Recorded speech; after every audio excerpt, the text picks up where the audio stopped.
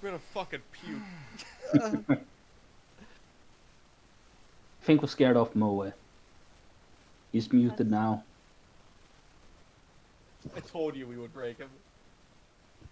That's not something to be proud of. I'm just getting some water. Oh, he missed it. No, I didn't. I went on my phone. Oh. Didn't miss it. It was beautiful. Something's me. I want to fall asleep because I miss you. I don't want to miss a thing. I showed you my dragon, no answer. I showed you my smudge stick. Should have used my smudge stick. Please respond.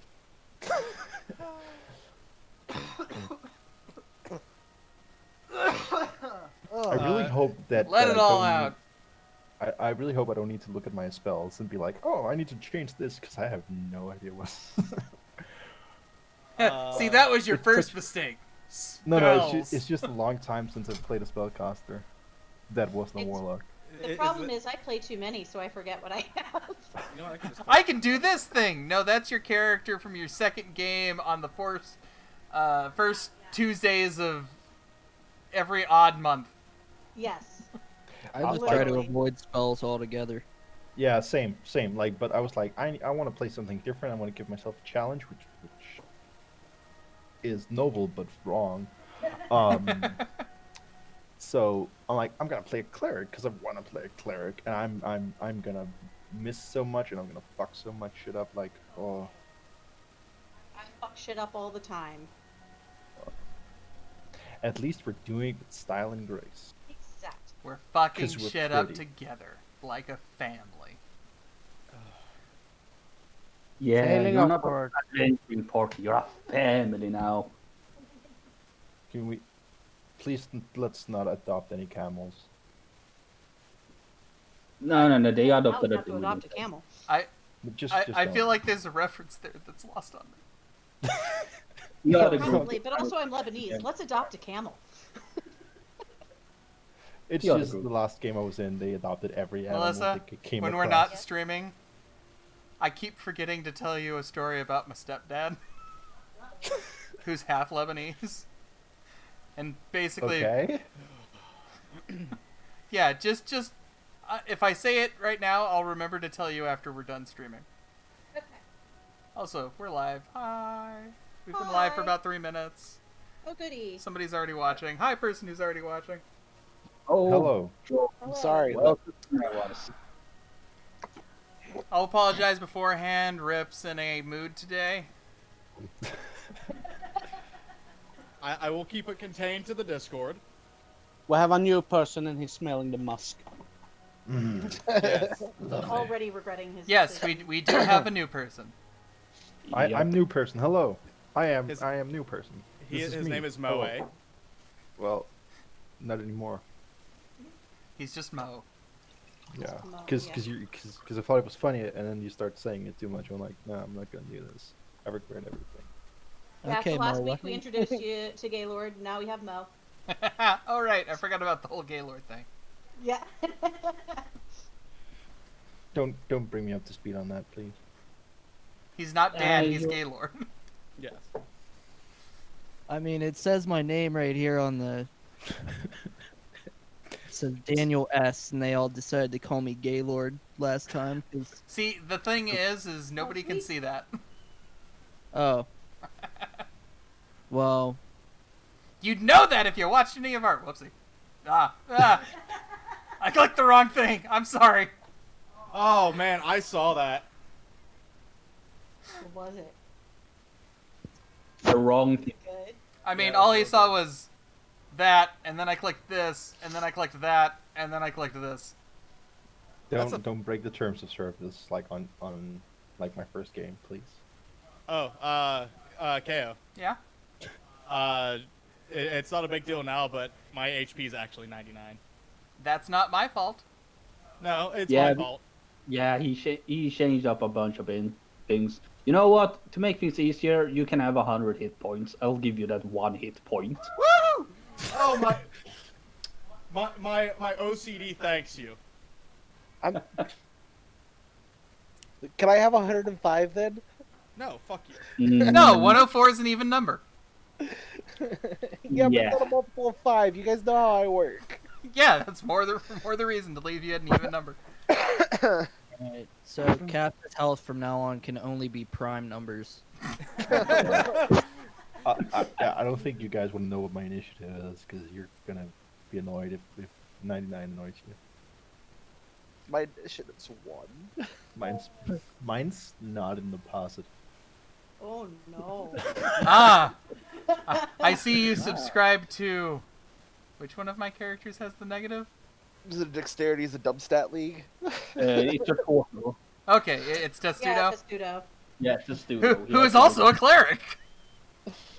Clerics So don't have the good dexterity initiative. is Large Clerics don't clerics. need dex. I need you. I need you all to like to die, and then I can heal you. So that's why. It works. That's exactly how you play cleric in D&D. Yeah, That's I let probably everyone else exactly do the what heavy can lifting, and then I just role play, and then like, haha, I'm helping. Speaking of role playing, I'm taking the stage and putting on my DM shoes because now our whole us. Wait, Waiting. do you get shoes? Yeah. Oh, okay. So wear shoes I'm in the the only one house? with the DM cod piece. Hey, everybody shut up. Dungeons and Dragons. Yeah. Fair. All right. So last week on Tales from the Ashes, our party found themselves upon the frozen waste Victorian lands, having transported themselves across these long forgotten lands. They stood at the foothills of the seat of the goddess, the most massive and unscalable of peaks found on the entire continent of Aldusia. Here, they had come to the aid of a character they had come to know on their previous adventures, a druid named Ronnie. Their mission was simple: find and speak with the head of the circle, or the head of the entire druid moot at the sky moot.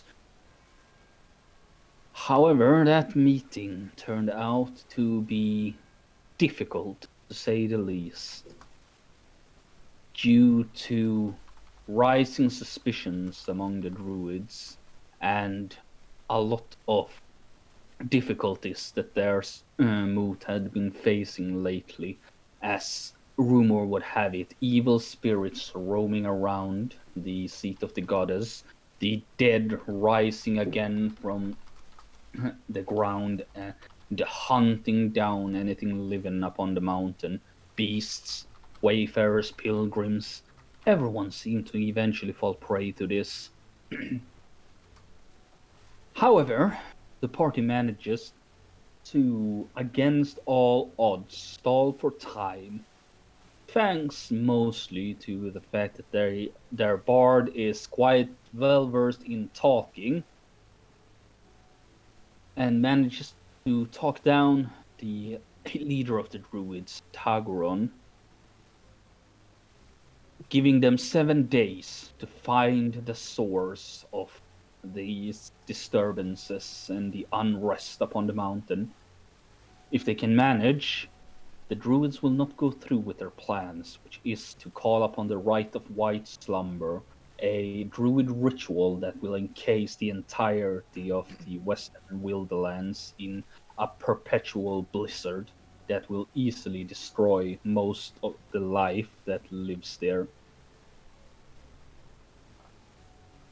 During their admittedly rather short and brief stay at the camp outside of the druid moot, the party also made friends with a couple of curious figures.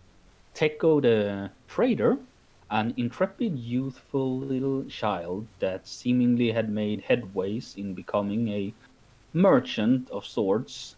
However, having come down with a strange and dangerous ailment that will not go away easily, he seemed to be facing the prospect of an early death, which was why his guardian, Lug, a half-giant, had taken him here in hopes that a druid would cure him, but neither of them had found what they were looking for. Supposedly, there grows a flower known as the goddess Tyr upon the mountain, but none who venture up to the seat of the goddess has returned as of late. The party agreed to help Teko, and Lug decided to accompany them for the travels as a result. They also met with a Goliath tribe that gave them some information about the situation.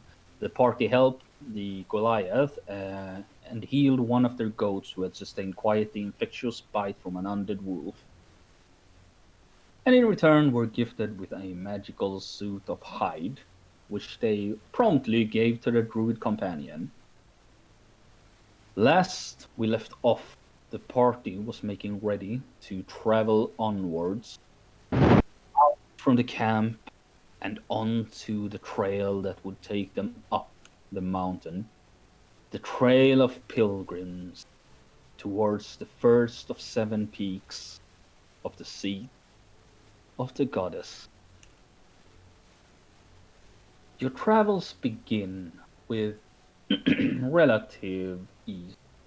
The earliest paths are well traveled, both by pilgrims and druids and other wayfarers that use the mountains to cross the wilderlands.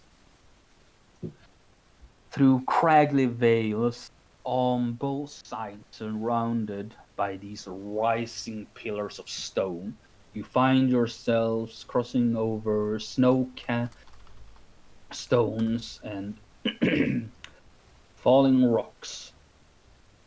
Guiding your path are these large stone arches in different shapes, sizes, and states of disrepair.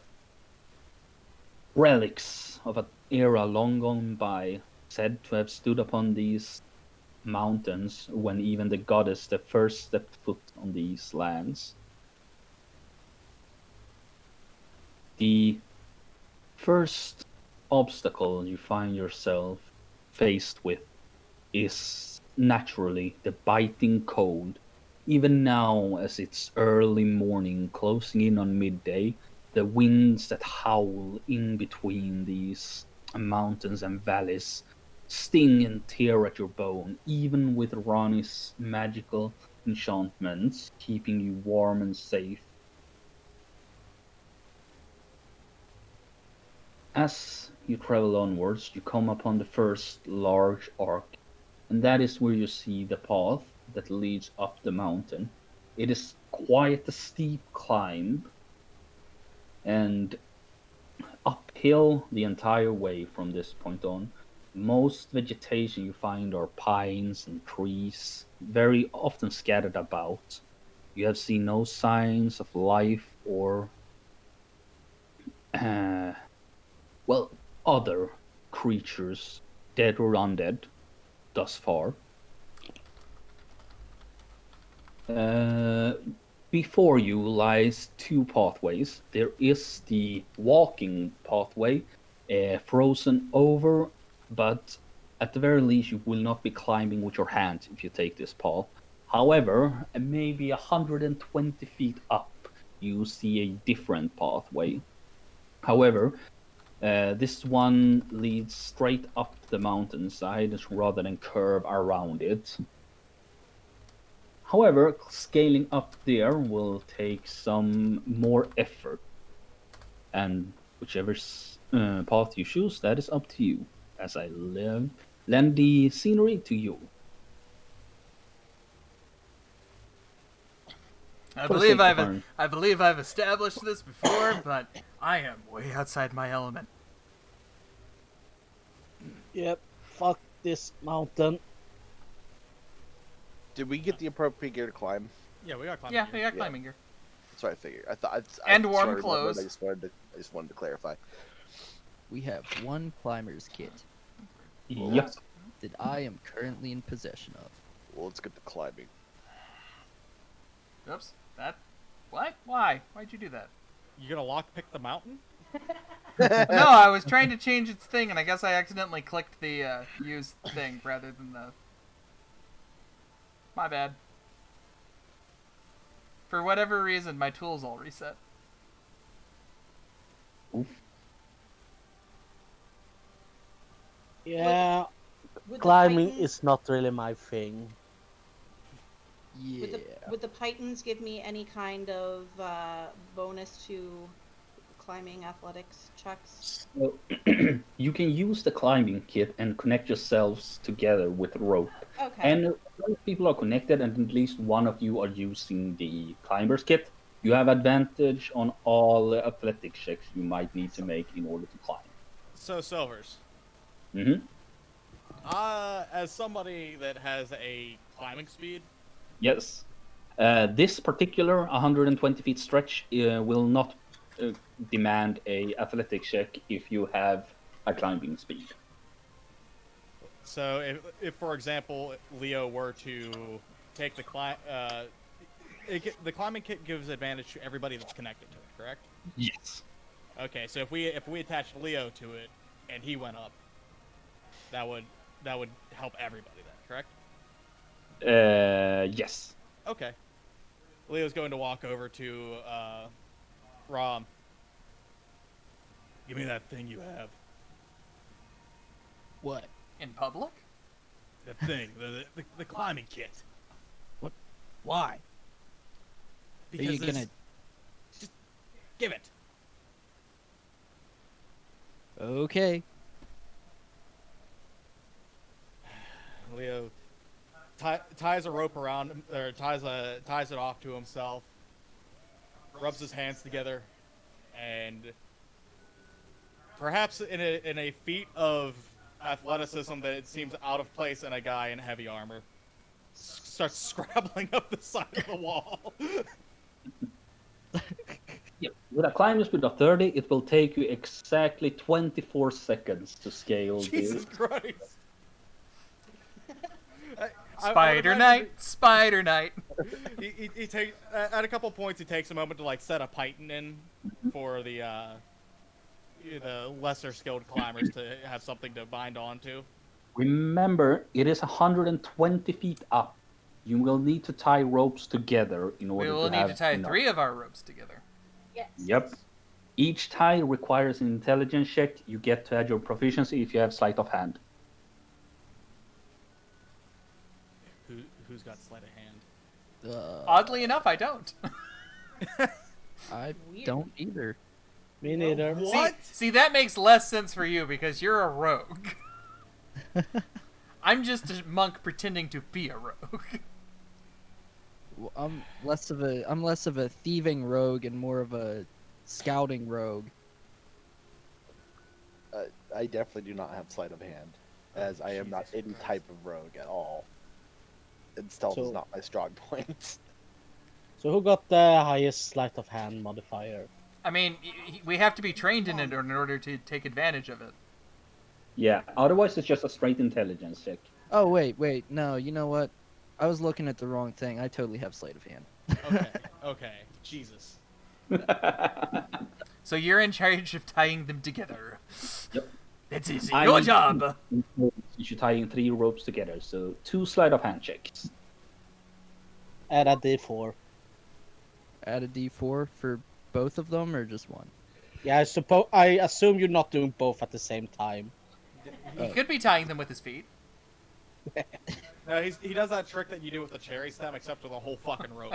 He just shoves rope into his mouth. Alright, that's the first one. 14, you managed to make a very... it's a good knot. Holds together. If you can't tie a knot, tie a lot. Yeah. Next one. Nice. Yeah, that one is secure enough. You're pretty certain you would be able to haul lug up with that one, which you just might because the half giant just stands there scratching his head, looking up the height. Okay, so I'm assuming this actually occurred before Leo started scrabbling. Probably, yeah. I'd imagine. No, that no, we Leo wanted would you to get probably- all the way to the Yeah, top, so we had to throw it to you. Yeah, run away with the climbing kit and then Run you're away! just standing down there. Gordon's considering how far he could throw Adalette. I mean, it So doesn't we really have- matter how far Get you to could the throw her because top. she could fly. Yeah, see if he can get her You to can only the do top. that and once a then day, throw. though. Yeah, just spread your wings though. You don't have the air draft carry. Technically, it's not flying. Yeah, it's gliding, not flying. Falling with style. Leo's going to Falling up with style. How many pythons did you have on I you, had by the two. way? I was Two. able to get 2. 2 of them, right? And I say the climber kit has Oh no, 4. 5. I'm sorry. I lied. 4. Okay, I say the climber's kit has 5 pythons. You have 4. You have a total of 9 pythons. You can effectively said each python acts as a sort of like safety rail. If you fall, you don't fall further than 25 feet from the python. Alright, so what would a good spacing be on the pythons, you guys think? Feet. Oh, 25 feet? Alright. So yeah, Leo takes the ropes, grabs one end and kind of like loops it around and then just starts scrabbling up the side of the mountain every 25 feet. Tang, tang, tang, sticking one of the pythons in. Yep. And then spider like scrabbling. It's honestly probably a little off-putting.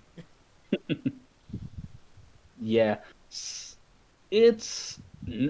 isn't the easiest climb of your life, but given that the weather is relatively mild and the snow hasn't completely caked or slicked across the stone here, you find plenty of perches and lureage to get yourself up comfortably. But by the time you have reached the top, you are a little bit winded. It's still a 120-foot climb. But the pythons struck in fine and secure, the rope tied together just perfectly by Ram. You now have a relatively easy pathway up the side of the mountain. So anyone who doesn't have a natural climbing speed can roll at advantage, and anyone with a climbing speed could just get up there anyways. So I say we go in order of weight so that we don't end up with log on top of our heads. Don't suggest. So, who weighs the least? Probably me. You? Skinny, anybody else is. Look, what's we your got there. You stand down here and catch if you fall. I weigh 140 plus my gear, which is about 100 pounds. You weigh I less didn't- than me. I didn't add weight, I think. Although I am the scrawny bard with a 6 in strength, so probably not much. What I'm hearing is you need all the help you can get. Yeah, Yes. so Scrawny Bard probably goes first. Wow. 'Cause I mean, if Sigurd's you're about strong enough, you could probably 66 carry. kilo. Gordon slaps him on the back and eat a sandwich. Make your waifu make you a sandwich. So if you don't want to climb, you can always cling to someone strong's back and just have them carry you up. They will just add your weight to their inventory.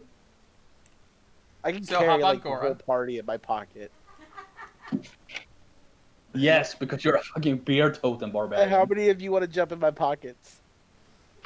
So I will say Don for is this no purpose- quitter. He's gonna at least attempt. Yeah, I'm gonna attempt to climb as well. All right. It's just a -1 with his expertise. With his jack of all trades. I'm gonna attempt to climb too. All right. Is anybody but- jumping in Goron's pocket? We'll see if Dawn fails. Ronnie will take up your offer and just clamber onto your back, Goran. Yes, jump in my pouch, little kangaroo. Ugh, Please don't talk like that. Ram disliked that. The party disliked that. Please don't say that again. Goran, you are up the rope in a flash that is almost as uncanny as, the knight scrambling up the raw mountainside without problems. And just He didn't Ronnie, even use the rope. He just buried his fingers into the solid stone. ooh, Nick, that rope would really help. All right, all right. That's most of you up without a problem. All of you, in fact. Let me shake for him. And Lug easily scales as well. When he sees all of you go, he just begins climbing the side, and he doesn't really want to hold on to the rope too much because Lug is a large creature and he weighs a lot. Yeah, Meanwhile, Goran, you hold the rope. Leo's just kind of hanging out. Yep. While you're hanging out on this shelf, so to speak, you look around. The pathway up the mountain here is a little less steep than the one that you could have taken the walking road for, giving you a relatively easy stride from here on. However, it is still an uphill path, so to speak. And looking out, you get this crisp winter mountain air in your face, wafting through your hair. It's refreshing, but also very cold. Well- Risk. Leo just kind of pulls his warm clothes a little bit tighter on him and does like the pulls his shoulders up and like snuggles his head down into it. Hmm. All right, well, let's get going. Right. Yep, no time to waste. Good. I believe you have stayed a couple of hours at the very least. You should be able to travel a little bit further before sundown, Rani mentions. Because we don't have much time.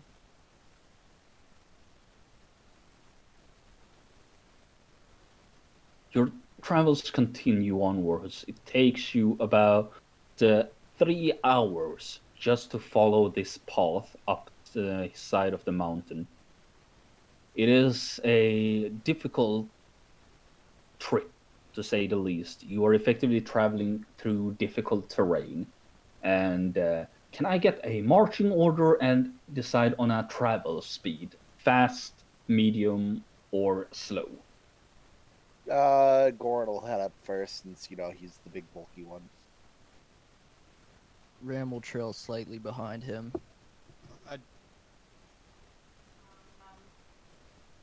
I feel like Leo should also be up towards the front because if we need any climbing gear, he's our man. Well, let's have As the person I'll- with the fastest speed, I'll go last. Goran Okay. and Leo can walk side by side to kind of cover a I path. think the squishy should probably be in the middle. Yeah, Just in that case way he something also happened. Don also covers most with his passive 20 perception. Unfortunately, Understand. all the ones in front will be using their perception for this. Ah, okay. Yeah, middle don't get to use the perception. Back will use it in case there is ambushes, but middle might get it for other reasons. My perception sucks, but I have HP, so Lug will take up a position in the back as well.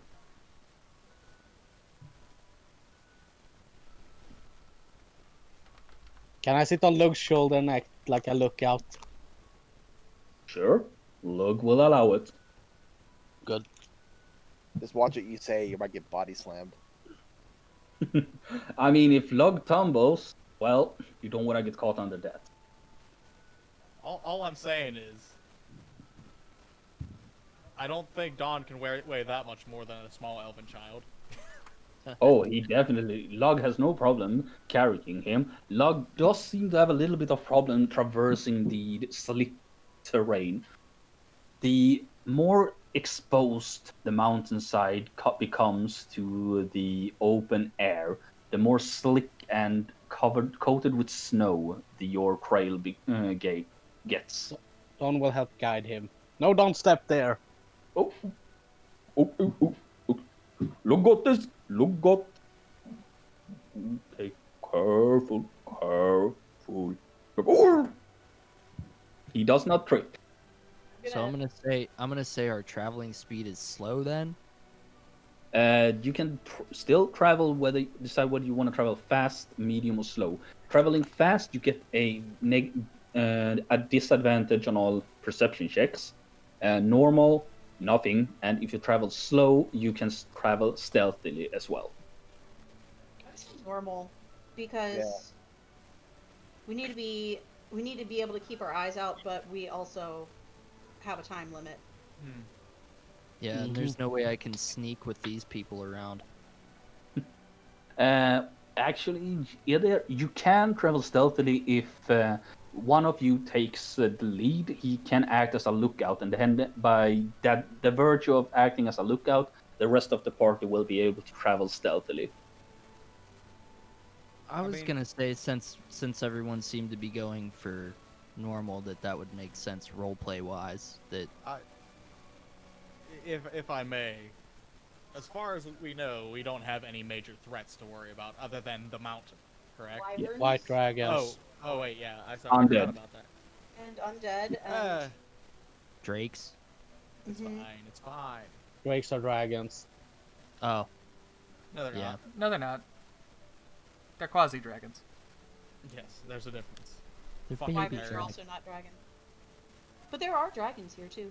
Yeah, we Here fought be one. dragons. Mhm. I broke its neck over a frickin' rock. If we want to do stealthy, that's fine. But Mind we do you- have a time limit. Mind you, as this is difficult terrain, you're already traveling at half speed. Going stealthy means you will be traveling at maybe almost a third speed. Yeah, let's just do normal. Yeah. Alright, you continue onwards at a normal pace, stomping through the snow. About 3 hours into the trip, you come upon the second major obstacle you faced thus far. This one is deep snow. The ones in front, you're the first one to recognize this as you take one step forward, and suddenly your boots sink into the snow itself, and it comes up to your waist, Or Goran's knee. or Goran's knee.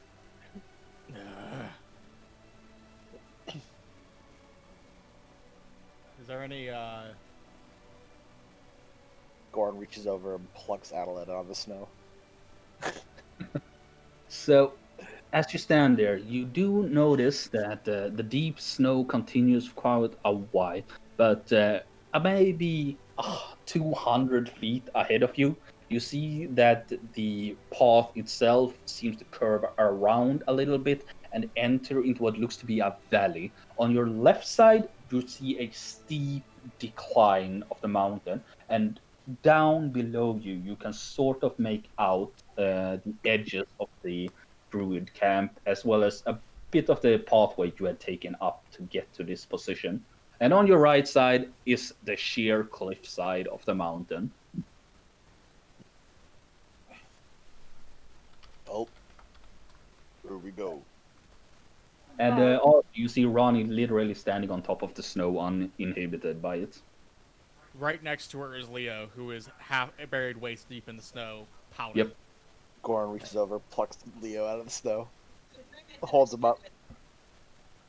How's she doing that? Thanks, Meatball. Druid magic. You're welcome. Can you help that I us? spoke with earlier said to avoid the edges if possible. You mean like the edges of the mountain? Yes, stick close to the caverns if we can find them. Can I do a survival check to see if we can find those? I can help you. Find caverns, you mean? Yeah. Well, no need to make a survival check. That would be perception, though. Okay. However, you already see quite clear in the midday sun. You have a thick, this 200 feet of deep snow that you don't know how deep it gets, and on the other side of it, you see these sort of like narrow valley that seem to lead deeper into the mountains.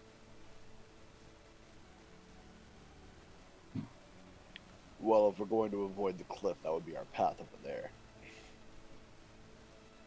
Gore points towards the narrow valley. Yes, let's move on. You said that. How high up is the next cliff face that I can see? Looking to your right and looking up, next cliff face that you can see is maybe a climb of at the very least 500 feet of sheer rock surface that even with your climbing speed, you would be making athletic checks.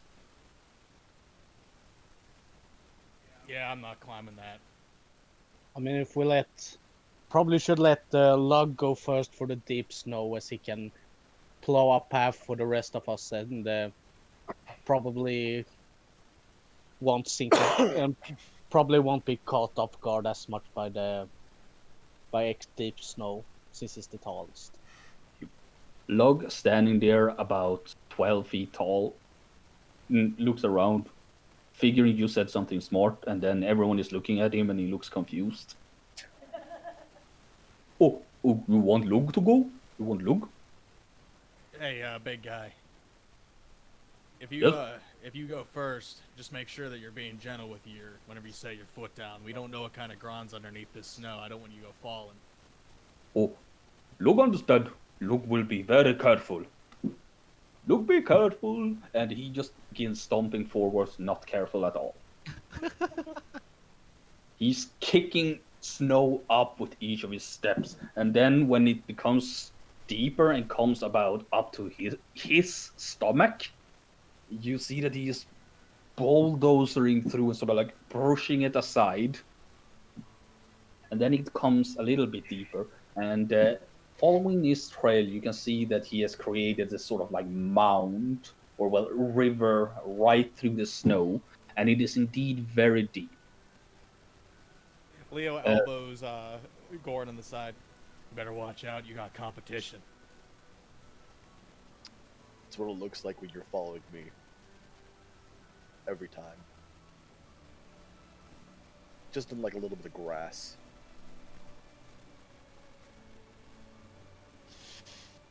Leo just looks at him like, "What are you?" You're tiny. Leo looks back at the group, and is smaller than him, and then back at Gordon like, "Are you on crack?" You're all tiny. Yes, you're a Goliath.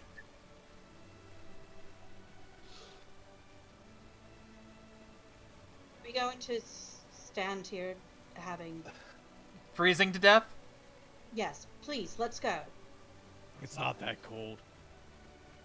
It is that cold. I'm fine. Yeah, if you get cold, just jump in Gordon's pouch. If I get cold, you're all dead. Alright, let's go. Are you coming? Lug is going ahead. Come Gordon's on, walking. Let's go. Lug is striding onwards without a lot of care, Don atop his shoulders as he's striding through a slightly shallower part of the snow, so to speak. You hear something that sounds a lot like a cracking.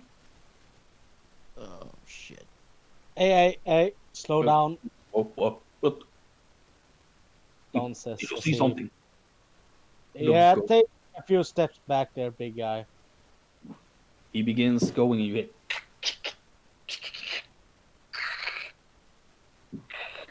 And looking down, you can see cracks in ice.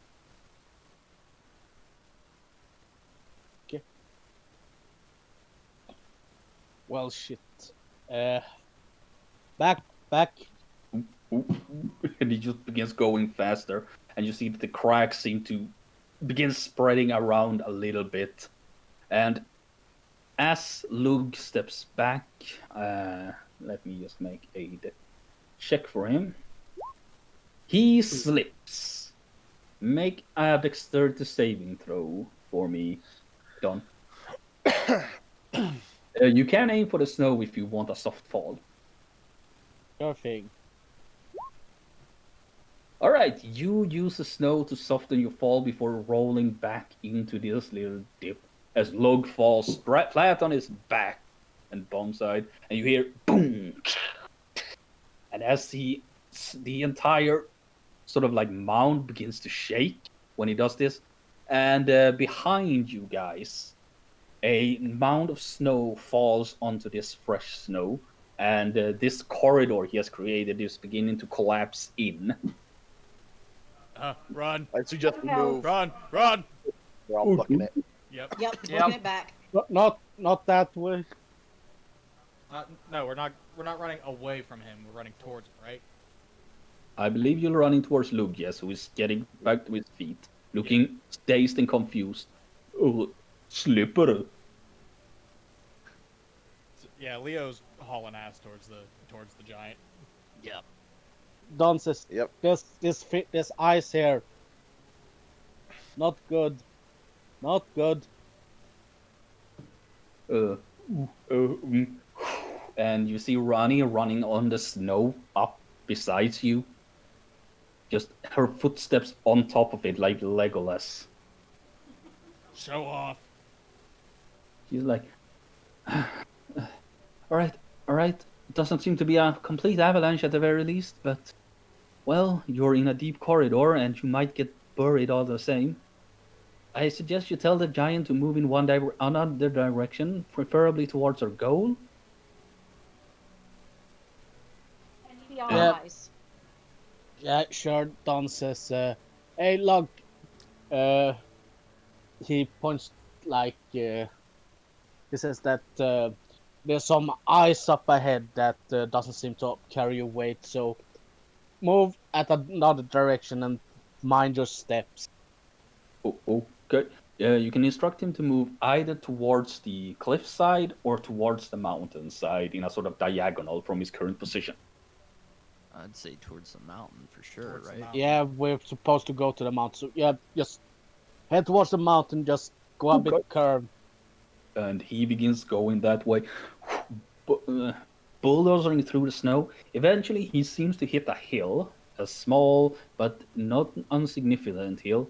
And by the time he gets up there, the snow no longer reaches above your shoulders and is more closely to your thigh or kneecaps. The This is better. The collapsing snow mounds behind you begin to finally settle after a while, and the path behind you is now disturbed, but at the very least, no longer collapsing on top of you.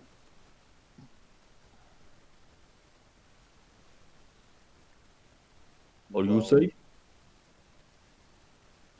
Luke did good. Yeah, buddy. Gives him a pat on the shoulder. Luke smiles in a stupid, simple tongue fashion and nods his head. We're not adopting this one. Yeah, he's already adopted somebody else. All right, let's take a moment to regain ourselves and then get moving. Standing there on top of this little mound, the mountain eventually falls silent for a moment, at the very least. But piercing this silence is a draconic cry that echoes across the mountain from no particular direction. For It- the love of the goddess. We should make towards one of those. We need to find one of those caverns. Agreed. Yeah, then we could be Yeah. buried in a cavern. I'd rather be buried in the cavern than risk being out here. Either way, we might get buried. Speak for yourself. If I'm about to die, I'm throwing myself off the mountain. Gonna have to jump a very long distance. Yeah, about 500 feet. Yeah, most likely you're going to hit the side of the mountain and roll down in an extremely painful fashion. Find yourself dying slowly to blood loss rather than the bludgeoning impact. I'll probably survive. Sounds like a plan. You have gotten about 150 feet across. There's only a 50 feet gap left before you can enter into this narrow valley that seems to be curving into the mountain itself. Let's say we pick up the pace and get out of here quick. Oh, you want Luke to lead again? I'll lead. Watch your steps. There might still be ice patches ahead. I understand. All right, Goran, you step forward. It's not long, maybe 20 feet, before you feel that the ground beneath your feet turns from rock to something slick and slippery. No, he's gonna shout out to the rest of the group. It's ice from this point. Hey, Luke, go last. Stepping across Leo this, will be behind. can I get acrobatics checks from everyone? No. Normal? Yeah, normal.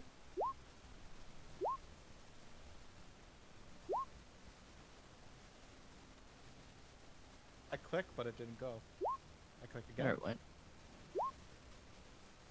There Wow. it went. And in 15 minutes, there'll be 20 more that show up for rip. Oh. Wait, Rani doesn't need to because she's not actually walking on the ice. Yeah, Phew, good for her. Good So- for Lug. Yeah, it's good luck. Yeah. So, being warned, all of you managed to skirt across the patch of ice with relative ease. No more falling. Even Lug manages to stand on his feet and sort of like slide across like a babe on the ice. And eventually you make it into the pass, which takes you deeper into the mountain.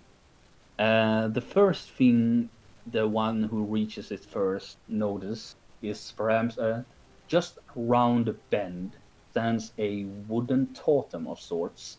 It is a pole struck into the ground from which a circular dream catcher hangs, spun with white and blue strings and tied with what seems to be scales and feathers, most of them white of some sort. And atop it is a skull of a avian creature. I'll be right back. I gotta pee. All right. Well, something lives here. All right. Who's gonna touch it? I can investigate it. I'm not saying we should touch it. I'm asking who's going to. Because one of you idiots is definitely going to touch it. I want to touch it. It's Well, I don't clear- want to touch it. I want to look at it. It's clearly some kind of warning.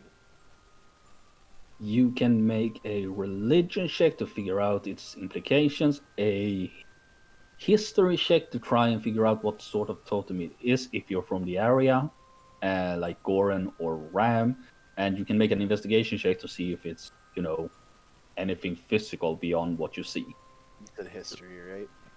Yes. Are you proficient? I am proficient, yes. Okay, you go ahead. Do you have, are you proficient? No. Okay. Ooh, nice.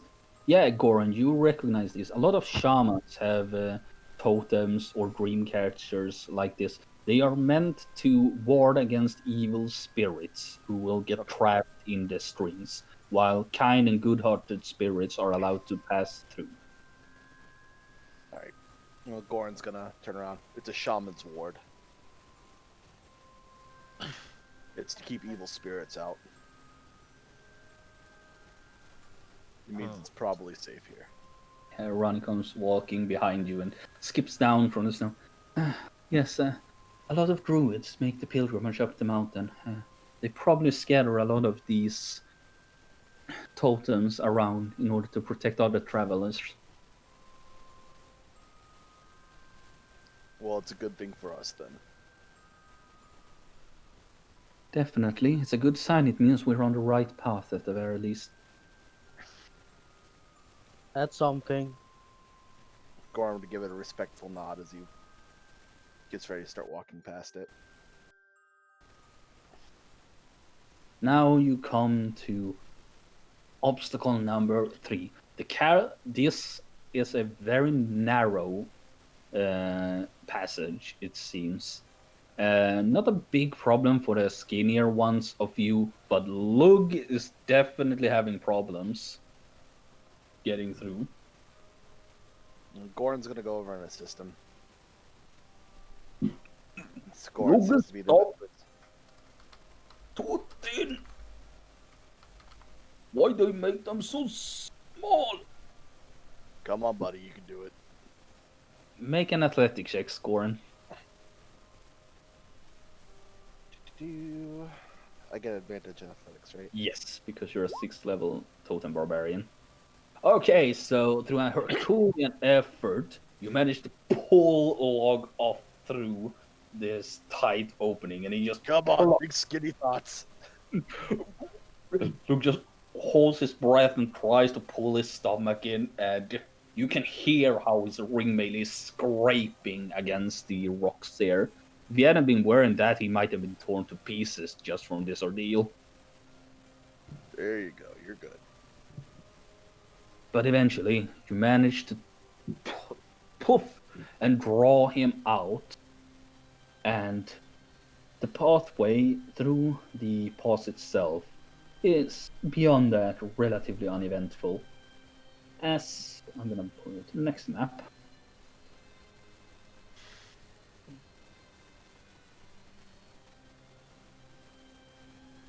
You find yourself coming into a larger open area. First sign of vegetation apparent for as you cross through a couple of trees, pines to be exact. Snow has begun to gently and slowly drift down from the sky above, and the mountain peaks themselves cast a long shadow over this vale. And the first thing you may notice is that to your left is a set of wooden stairs, clearly built by someone for the purpose of making an easier pathway across the valley itself. And you hear splashing ahead of you, alongside humming. Hello. Is someone there? Hello? Goran looks back at the rest of the group. Well, you Well, already you- blew our stealth now. Hey, Also who's tried- there? You tried to be sneaky. Are you pilgrims? You need to be careful. This mountain is not safe for you now. Is there any other time of the year when it's safe? Oh, these mountains used to be so much safer. So much. Oh, dear. It's been bad. It's been much bad. We're here to You try still to make don't it better. see the creature that is talking to you. Can we hear what direction it's coming from? Yeah, it's coming from this direction. Okay.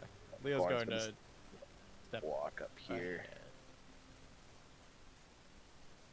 Stepping Hello. up side, you look down and you see this diminutive halfling old lady. Yes, wrinkles all over his face, white hair tied into a tight bun, dressed in thick furs and holding a small staff, seemingly washing clothes in the water. Oh, hello there, pilgrims. Hi, we're actually intent on going up to the seat of the goddess. Oh, but so are all pilgrims. My, you're not even the first I met. But today, this year, this is not a good time to be scaling the mountain, darlings. It's dangerous. Unfortunately, our time is a pressing matter for us, and it needs to be done today. Well, within 7 days. Oh, what is that, may I ask? 7 days to scale mountain, that is a very ambitious task. Yes, We're something of ambitious sorts. yeah. Leo kind of looks at the group, and under his breath, should we tell her? I don't see any harm in it. You with the druids? Don't ask. Oh, I do trade occasionally with the druids, yes. If she was evil, the warden kept her out. I mean, Then- we're beyond the ward. The leader of the druids is attempting to basically summon a apocalyptic blizzard that's going to wipe out everything in this area unless we can bring him. Ja, Tagorin is finally giving in and performing the rite, huh? Ah, well, I suppose it was only a matter of time. Well, we're attempting to make it so he doesn't need to. Yeah. Oh, then do not let this old lady keep you. No, no, no. You She wouldn't go- happen to have any advice for us, would you? Or any assistance you could lend. Oh, yes. Well, I do not travel far up this mountain. I just merely come here to collect herbs and plants and other little things. If you want someone who knows more of the mountain, oh, well, I would say the druids, or perhaps that strange fellow that scaled it recently. Oh, if he's still around. You mentioned herbs. Do you happen to have seen any Tears of the Goddess around? About to ask Oh. the same thing. Dude, and Luke just looks over curiously. Oh, the tears, yes, the tears. Ah, those little flowers. I have a little place, a little hidden garden for just those. It's not so far from here. If you continue on this path, you'll eventually come to a cavern, and then all you have to do is take a sharp left and continue leftwards. You will know that you're gotten close when you're just down past the caverns into what looks to be stone constructions. I don't know, some old dwarven creation that has been here since the dawn of time, or so the druids say. I heard you mention a strange fellow climb this place. Oh, yes, he's an outsider, much like the rest of you. When was Ah. this? Oh, he came here a couple of years ago, perhaps. Has been around for some time. Oh, but I haven't seen him in quite a while. I'm gonna nudge the nearest person and whisper, that might be our guy. I'm gonna do just a general insight check, see if she seems trustworthy. Alright. I was about to do the same thing, so it would. Oh, never mind. I was going to Alright. say if I could help, but I don't think he needs it. But number I go mean- up, maybe. Yeah, but number go up, roll it again. All right. Yep. Might go up. Let's see. Inside. It went up. Ah! Number go up! Well, you look down on her, and just from the fact that she's up here in the mountains alone, tell you that this old woman who made this scaling trip is definitely not just some elderly octogenarian on a outdoor stroll in the wilderness. That's for certain. That's a $5 word right there. It means person in their 80s. Yes, yes, it does. It means old as shit. Oh god, is it another Fae? Do we have another Fae? Nick's gonna get a complex, man. He's gonna owe his soul to so many things. You also get the feeling that she's it's not that she's withholding something, but she seems to be forgetting something. You said, do you know which way the strange fellow went? Oh, yeah. He wanted to scale the mountain as far as he could, but I don't know how far he got. Even Takirin himself couldn't get past the second peak. So, oh, where is that now? Oh, it's the same cabin, but there's another path there through the old ruins, and you can continue onwards, and that is the path to the second peak. Oh, but I feel I'm forgetting something. And that's when you hear the draconic roar once again. As Is it these that? creatures Is that what you're suddenly forgetting? begin swooping down. Oh no. Oh, right! The Wyverns! Oh, the Wyverns! Oh right, the death machine. Oh fucking death machine. Okay, this one doesn't need, but I need everyone to roll for initiative. Don't Ah. forget to click your dude. Yep, click the dude. Darn. All right. Woohoo! I'll see you guys in 3 turns. You just grab all the ones I have. What? Indeed. So, let's see how this goes. Okay, as per usual, my bad guy initiative is horrible. Damn, yeah it is. Damn. And And Lug But somehow manages to do worse. Yep. Ronnie does a little bit better, but yeah. So, swooping down, you see these large creatures, draconic in shape.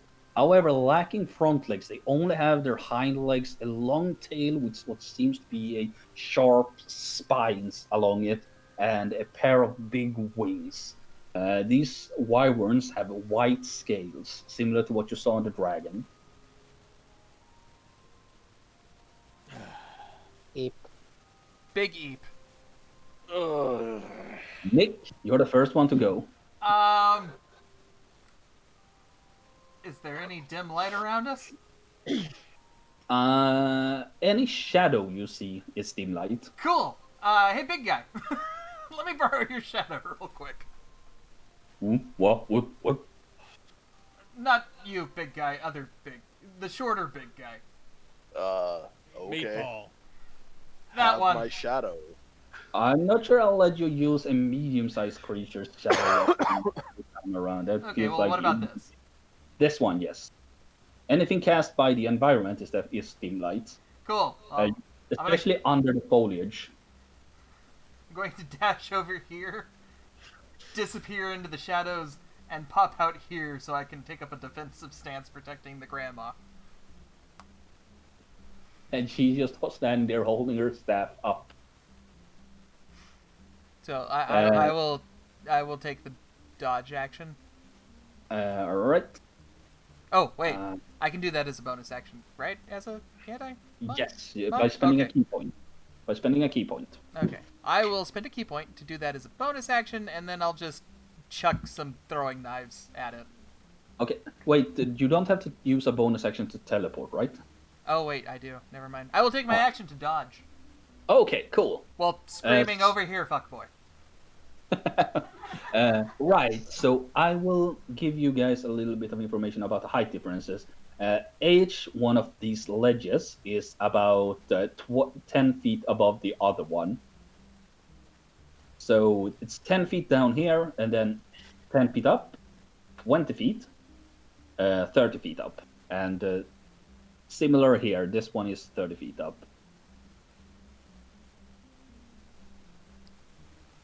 Just stay behind me, ma'am. I'll die first.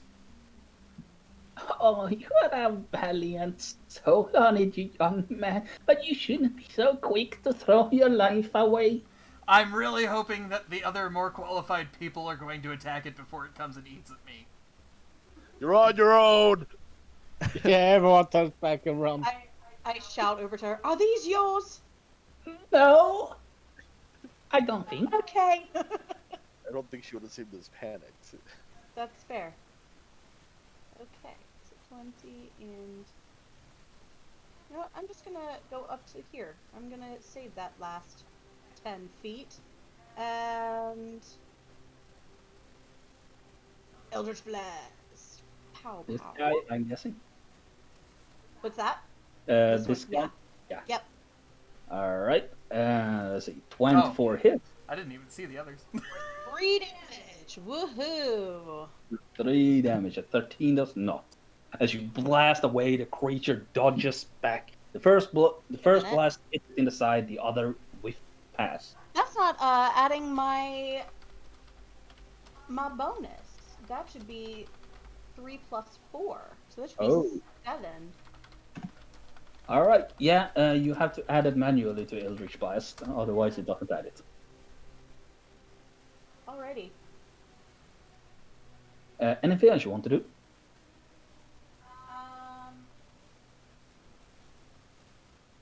Yes. I'm going to hex it. I didn't mean to click that. Where are you exiting to? I mean, if you had hexed it before you cast Eldritch Blast, you would have dealt extra damage. But now, Yeah, two. I wasn't thinking about that at first. Okay. Yes. All right. Now, how I'm going to play Ronnie now that she is a permanent member. She has some autonomy, but for the most part, she will do what you want her to do. So you can give her like a basic command like attack, control, stuff like that.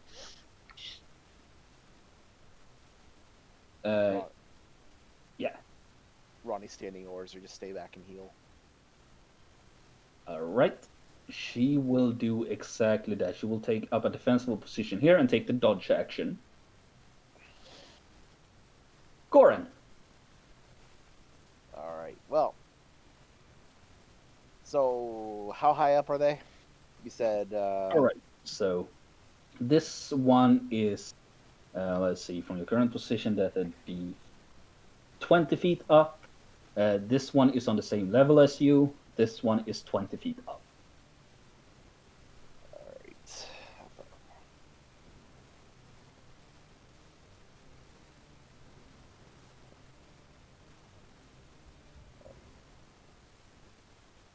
That doesn't put me close enough to attack, but Goran's gonna go up here, and I'm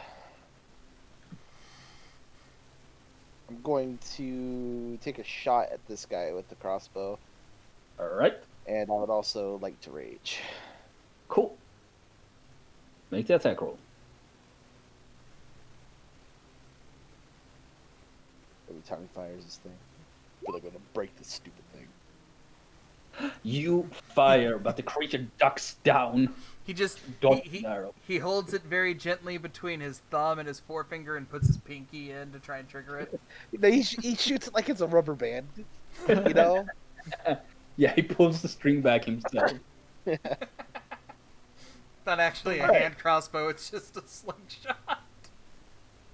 He just shoots it off of his finger. Just Yeah, he's got Right. he's got rubber bands attached to his index finger and pinky. Just pulls back an arrow, fires. You ram. Is over here like in cover? It's dim light. You can definitely use foliage to try and hide in. Okay.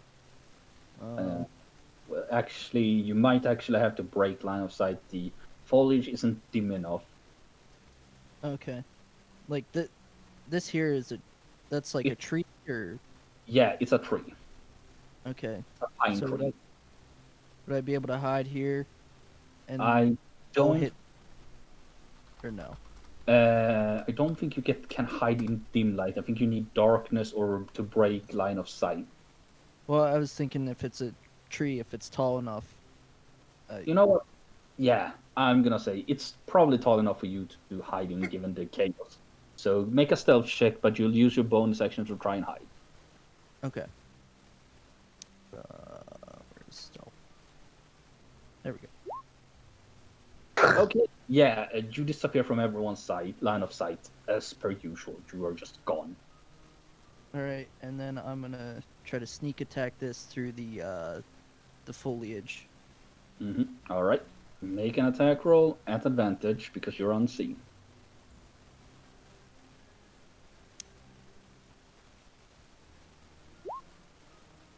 Yeah, that hits. You're not flanking right now, though. Oh, whoops. Yeah. 16 hits, and add sneak attack to that. 4d6.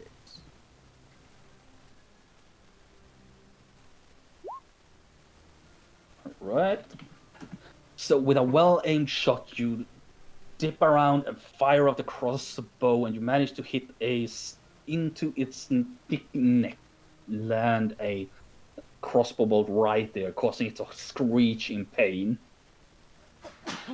Good. Alright, I think that's it for me.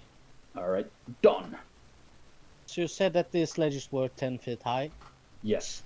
So if you were to jump down one, you take 1d6 damage. Yes, I believe so. Alright. You can climb down if you make a athletics check. You won't need to use an action to climb down, but you have to make an athletics check or you will lose your grip and fall. Yeah, no.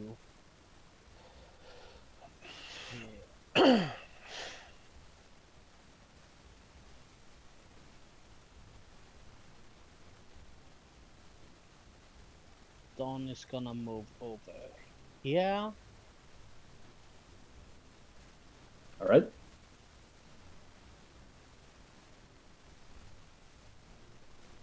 I'm gonna attempt to use my menacing ability on this one to keep it out of the fight for a little longer. Give us some Alright. more briefing room. So let's see here. It's contested by insight, right? Yep. Intimidation versus insight. Right. Yeah, bit that, you fuck. I don't think it can. I don't think it's physically possible for a wyvern to actually do that. Nope, its highest is 21. So, by some stretch of imagination, Don manages to just. This guy is so fucking good at working how the psyche just activates that he manages to just use a little bit of illusionary magic to become that one thing the wyvern becomes wary of, and it now looks at him as a threat rather than prey.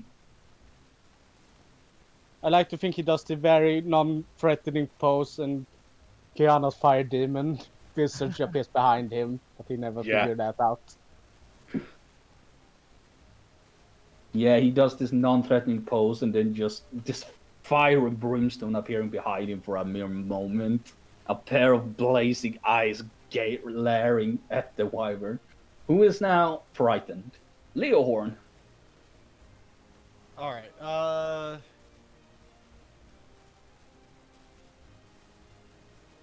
so this is the one that... oh. This one's frightened. Yes. Yep. What's the marking on this one again? Hex? Hicks. Okay. How high up off the ground is that one? It's at ground level. Oh, It is that ground landed level? and it started being annoying. Is it different terrain? Oh god, we're You went roboting. full over. We're roboting. No. Or at least Rip is, because I'm not having any problems streaming at the moment. No, it's just That's weird because my I've had my the ping little is fine. exclamation points on my screen for the longest time, but nothing bad happened. For him and well. Melissa. You were there now, so take your turn. We're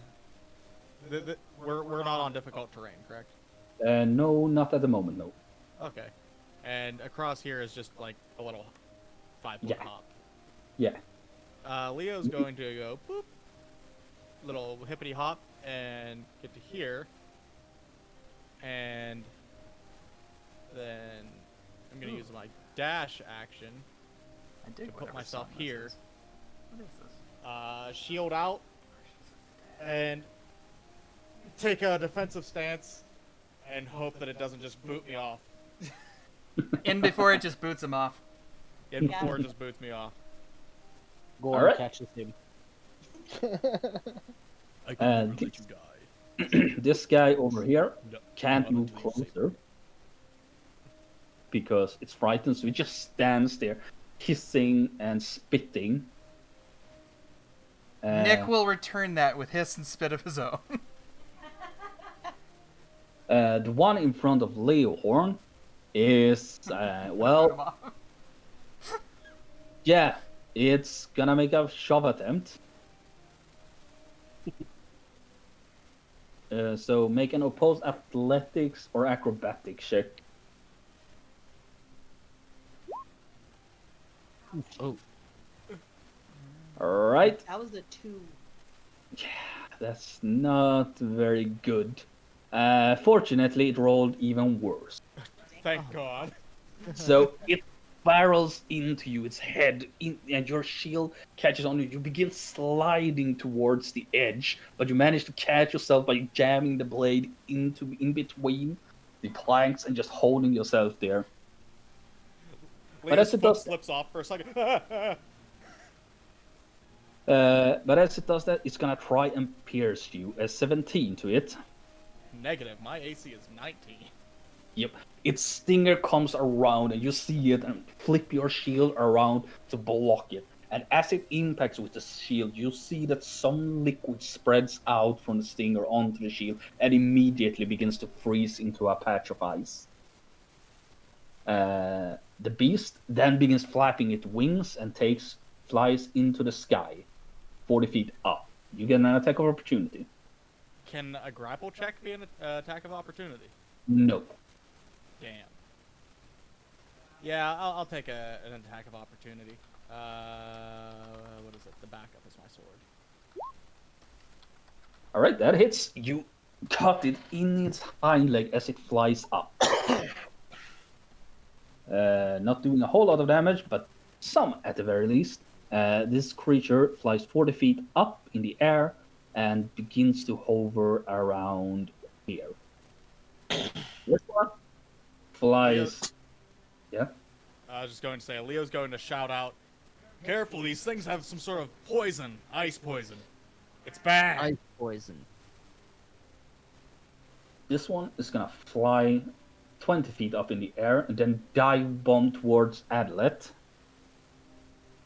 It's gonna make a claw attack against you. 20 to hit. Yeah, that hits. I'm gonna use my reaction for Celestial Rebuke. Alright. You take 20 points of slashing damage as its claws dig into your arm. Alright. Celestial Rebuke. Then, let's see. That's a, yeah, DC 15 con save as I roll my 3d10.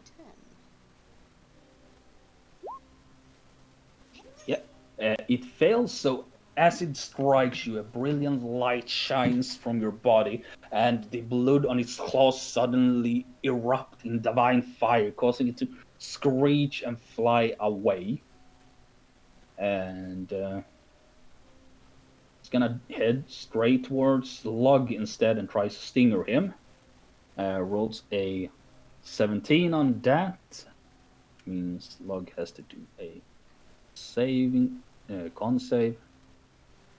He fails that one, so he takes the full damage of this, taking a total of 28 points of damage.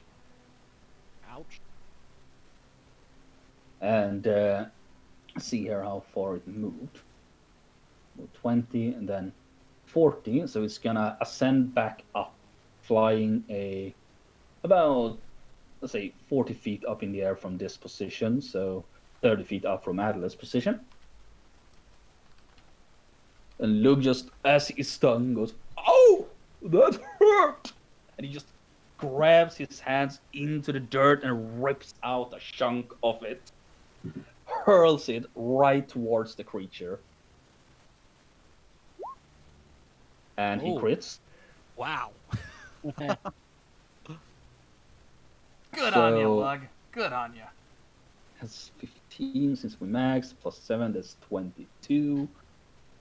And it failed its saving throw, so you see it screech and come barreling down towards the ground, where it takes an additional 17 points of bludgeoning damage and falls prone. Haha. And this lady, no, runs for cover in her little tent here.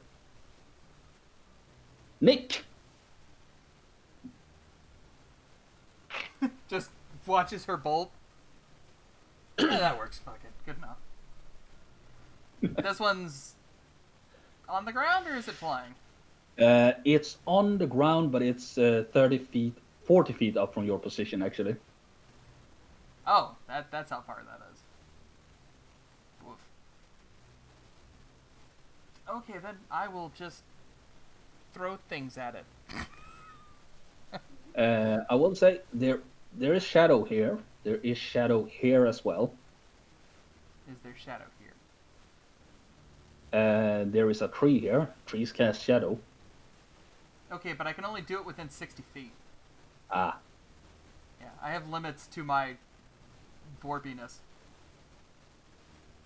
yeah. I think you have to see it too. But yeah. I mean, most likely, but I'll double check. Yeah, space you can see. Yep. All right. Well.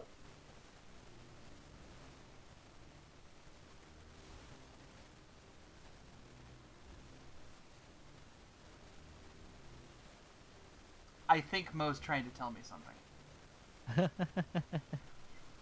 I feel like he's trying to tell me something. You could like it might take a few turns, but you could still like jump over up here, and then either use a turn running around and up the stairs Well, or ladder. let's see here. If I move to here and then, oh, that's there. If I move On today's here, episode, we're which doing is math. right, this I can teleport to the shade and here. I think there's shade. Yeah, there's some math going on about like it being 10 feet up, but I wouldn't. Yeah, sure. I'll say there's shade there. Well, it's 10 feet up, but I can teleport 60 feet. Yeah. And then I'll still have 10, 15, 20, 25, 30, 35, 40, 45. Assume a monk can get to where a monk wants to be at any point in time. I can get there. I'm gonna get there. All right. You step into the shadow and just sort of disappear, appearing from another one, and just quickly dart around up this mountain. Okay, let's. Creature doesn't even see you. It's too focused on Don at the moment. Does that mean I have advantage? I don't think you get advantage from it, but it hasn't turned against you yet. I'd attempt to shove it off, but it has wings. Yeah. Do I go You big? can grapple and shove it. It can't move if it's grappled since its speed becomes 0, so it can't fly. Yeah, you can power bomb it into the river. You have monk slow fall, so Granted, you have to beat a wyvern in a strength check, but Leohorn did. I was about to say, my strength is only a 13. I only have a +4 to athletics. Hypothermia is a later problem. So do I Glory now. do- Hypothermia later. do I go big and go for 2 power attacks? And Go big. And a normal unarmed strike? Or do I be better at hitting and do less damage? Well, I already damaged that one. Do you want me to roll the dice?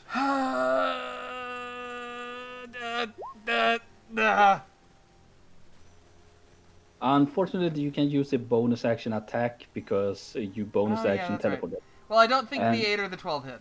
No, unfortunately not. You go and almost as if its instinct just kick in, being on high fight or flight mode, it turns around the moment your stick comes and hits sort of on the wing before you get to full strength, and the other one comes and it sort of leans back and You know, flaps its wing. it rarely ever works, yet I'm always doing my power attack. I just You don't keep learn. listening to me. Yeah, I do. And Just now because you have the an plus aggro 10 is so iron in your good. face. Sigrun. It's fine. Yeah, I'm gonna go back after this one here. Sure. It's on the ground. Excellent.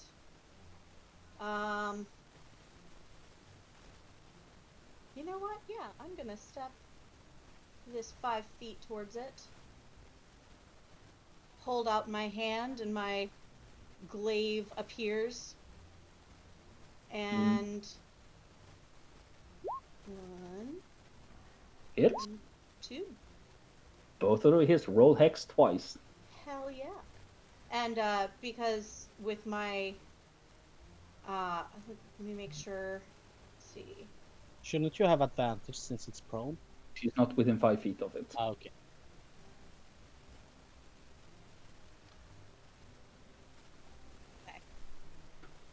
Cool. I just wanted to make sure it doesn't do any extra damage with it being upcast. Is that No, it's just increases in duration. Alrighty. Which means you can recast it for a long time as long as you concentrate. Fuck yeah.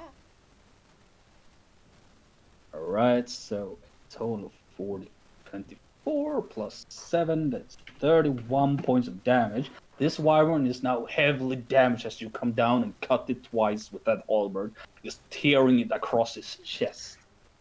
Deep gashes. Anything else?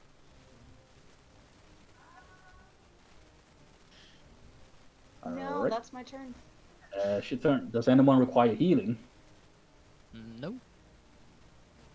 Not yet. Now. As soon as this thing goes, I might.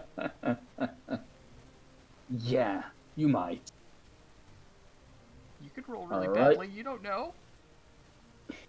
It could roll badly, that is true. Alright then. Well, if no one needs healing, Ronnie will remain passive.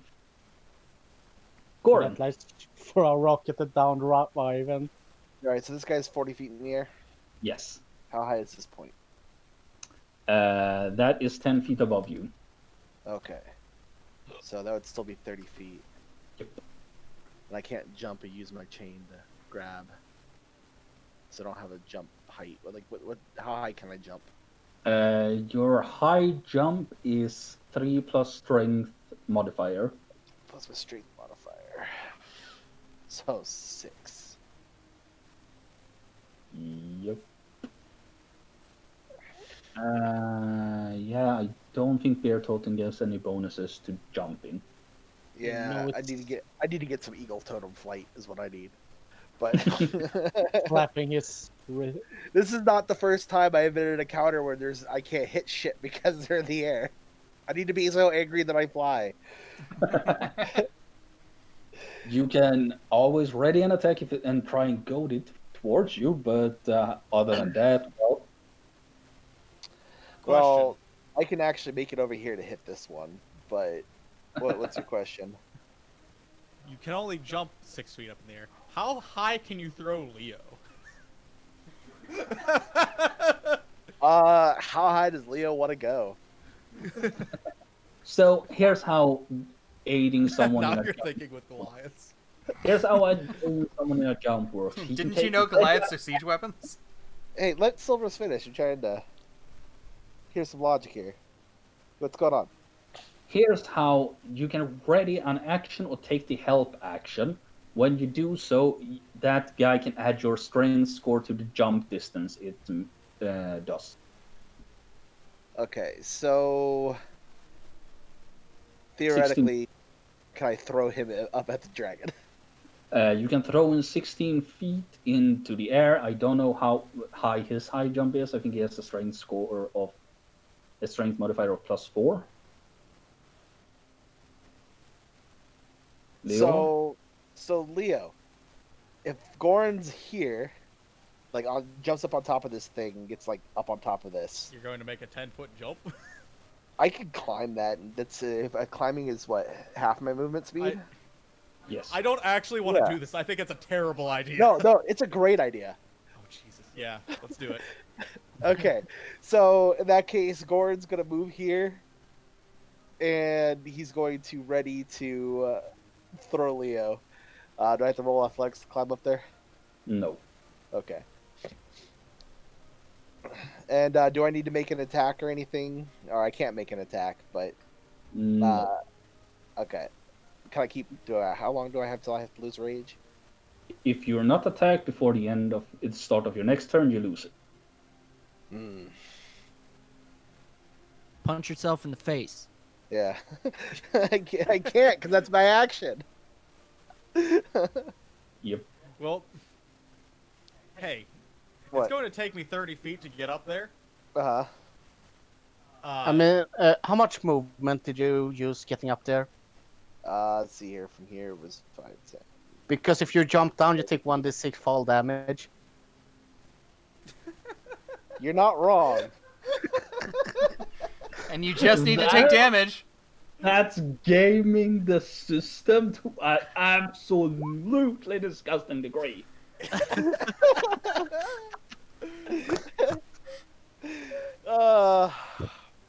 But I mean, God, if you sweet. throw something at it, it might definitely seek you as a target. Yeah. Okay. Then I'm gonna do that. I'm gonna The be problem is how Leohorn is going to handle the descent. he just asks.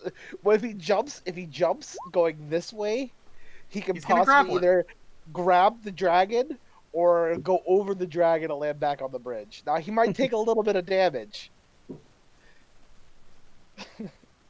This is But- the dumbest idea you guys have ever had, and you are not short for those, but I will go with it. I'm clapping my I hands wanna- listening to this. I want to go. I want to go out on a limb and say right now, before this goes through, Rip thinks this is a fucking stupid Oh yeah, idea. yeah. Caps That thinks that this is a is stupid idea that too. is It's rich just a really- coming from you, Rip. No, I know. I think this is a stupid idea too, but it's a cool idea. Everything you say is a shitpost, and this is what you get. But like I'm dedicated to this now because Caps is so happy about it that I don't have the heart to tell him no. You know what? I'm going to be a nice DM and say, if you manage to launch Leohorn and he hits with his attack, you get to keep your range. Okay. So he's also going to go the dragon too to try to keep his attention on him. All right. So he's gonna look up at it and it's like, "I'm here, you stupid scaly, whatever." Make an intimidation check as a bonus action. All right, intimidation. I'm not very intimidating. Like my Goliath barbarian, this huge fucking 8-foot tall monstrosity has got a -1 intimidation. Wyvern is not impressed. Yeah, you're not very leveraging your big bad persona. You're just a big bad teddy bear. We saw that everyone saw it with the dogs and the polar bear, and now you forever lost the ability to be scary in their eyes. Well, yeah, but the wyvern didn't see that. Maybe the We're wyvern not did. for that. Great eyesight. All right, Ram. I have to be within 5 feet of this thing to get advantage. Yes, since it's prone, you have to attack it with a melee attack within 5 feet. So I don't get advantage if I want to use my. So you get disadvantage if you try to shoot it with a ranged attack. Well, he doesn't because he has crossbow expert, and you Alright. know which bullshit that is. So just normal attacks. I don't know, doesn't that just ignore cover? I think it also ignores disadvantage on being in melee attack. No, hey, no, wait. It's for being prone, he got disadvantage. If you're prone, you have disadvantage on ranged attack. I don't think Oh. that. Wait, that- yeah, No. So. My God. Okay, no, actually, it's not. This is the They're most telling- complicated turn in the world. So no, Right? it's only attack rolls as a whole. So you have disadvantage if you're not within 5 feet, but you don't have but you have advantage if within 5 feet. So if you stand here, you would have advantage because you don't have disadvantage because of crossbow expert. So yes, if you So- walk up and execution style, So shoot this if I just stomp up to this thing, I can be like, just put the crossbow to its head and blast it at advantage, right? yeah, Okay. exactly, and with sneak attack. Yes. Oof. Okay, yeah, that hits. You step up, you plant the bow straight at its eye and just fire. The arrow digs into its skull and it is rendered dead. Sprawling a little bit, but gone. Great. All right. I guess I'm gonna try to take the pressure off of Nick then, and fire a pot shot at the wyvern he's next to. Alright, Or that was supposed to be normal. yeah. But we'll take the leftmost. It's a hit. As it turns around towards Nick, a bolt comes striking into its back, causing it to roar in pain. How long is it frightened? Is it to the start or end of your next turn, Don? End of my next turn. Alright, so it's your turn. Yep. Unless Ram wants to move somewhere. No, I'm good there. Alright. Yeah, I'm gonna try to keep this frightening thing going since Nick seems to be in a kind of bad position, and having disadvantage on attack would help that. So, and it also has disadvantage on its insight check. So, let's see, intimidation. Man, this ability is pretty powerful in that case, since you can effectively perma-negate someone's effect. Yeah, it's still frightened of you. Even if it's not looking straight at you, it just feels your presence. I know that creepy motherfucker's still nearby. H got shot with the crossbow. So they're like, who the fuck was? Oh shit, it's him again. Nope. Anything else, Don? Yeah, I'm gonna. Nah, I'm gonna stay here. After he sufficiently frightened this one, he's gonna look.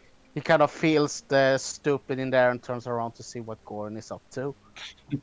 You want to give any of them bardic inspiration, or just let them have it? Come on, man. I can think of somebody that needs bardic inspiration right about now. Yeah, come on, man. Sure, I'm gonna give. You already have advantage, Goran, so you don't get it. But That's I'm fine. gonna give it to Leo because he's gonna have to stick the landing. You have bardic inspiration. Thank you. I need it. Meanwhile, Gordon's up there looking at Leo like, come on, buddy, let's do this. Do a Alright. flip. Leo is going to scrabble up here and then get hucked at the fucking drag. So- Yep. Now you're adding. Let's see here. Goran, make an athletic check. All right, Gordon's athletics, 17. All right, that is enough. You chuck this guy 16 feet up, combined with his high jump. What's your strength modifier? 4. All right. So that brings it to a total of 23, which rounds out to 25, which means you were within 5 feet of this creature now. For a few seconds. For a Yes. few seconds at the apex of this. Oh You're about here now, I say. shit! I meant to mention that I was going to unequip the shield Yeah, on my run. and use the Use greatsword. the scarred blade. Yeah, hang on. Right. There we go. So my AC is now 17.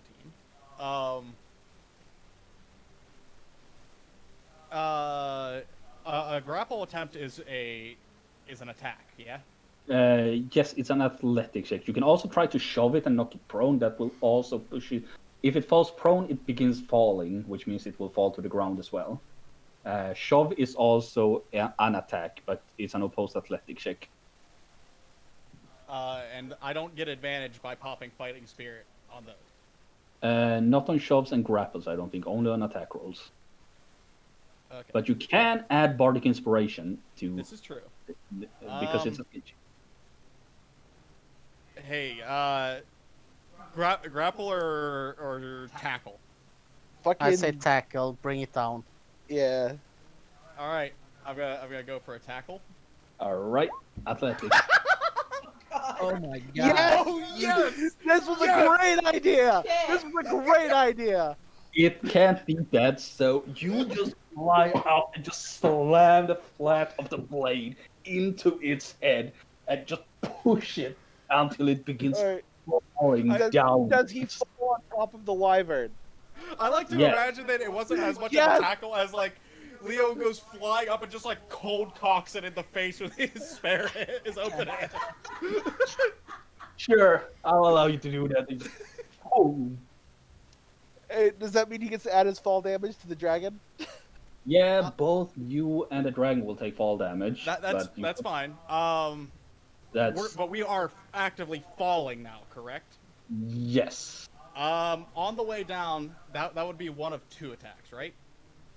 Yes, you have one more attack, which will have advantage because it's prone and you're within 5 feet of it. All right, I'm Prone. going to Quotation marks. I'm going to Headsman's Chop It. Jesus. That hits. Oh my god. Is it It wasn't damaged, so it's not dead yet. okay? Action Surge is short rest, correct? Yeah, Fuck it, I'm going to Action Surge and 13 does not hit. Damn. 13 You does can- hit. You can Bardic Inspiration yeah. attack. yeah. Let me do what's it, a D6 on? D8. Don't. Yeah, D8. Okay, that hits. You deal a total of 60 damage plus 12 falling damage for a total of 72 damage to this creature as you just fall down and stride the blade through it and land on top of it with that resounding crash. You take 12 bludgeoning damage as well from the fall. Told And- you it was a good idea! Excuse me, I think I take 9 fall damage. All right, yeah. Maybe more than that. But you're down on a 1D because you technically fall prone when you take falling damage. Yeah, is that thing still alive? Yeah, but it's Jesus Christ! not by a much. I just imagine like Leo flies up, bam, and then just all the way down you just see him just chopping frantically at it. You own this wyvern now.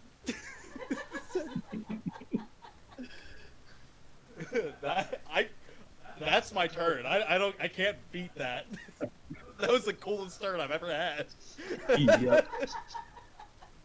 And at the end of it, the wyvern thrashes around until it gets away from you. It's gonna stand up and retaliate with extreme impunity. It has advantage because you're prone now. Uh-huh. 20 and 24 to hit. Both of those hit. Constitution saving throw. Alright. That does not succeed, I'm afraid. Alright, so its bite bites into your back as you're struggling with this, and it bites you in the arm and throws you to the side. You take 8 points of piercing damage from the bite, reduced to 5. Alright. It's And fine. You did then- something really cool before death. Aye, slow lows. And then as you get your bearings, you suddenly feel as something pierces through a chink in your armor, and the barbs from the stinger has found its way past. You take another 10 points of piercing damage, reduced to 7, Alright. and 23 points of cold damage as this your blood literally begins to freeze over before you pull yourself away.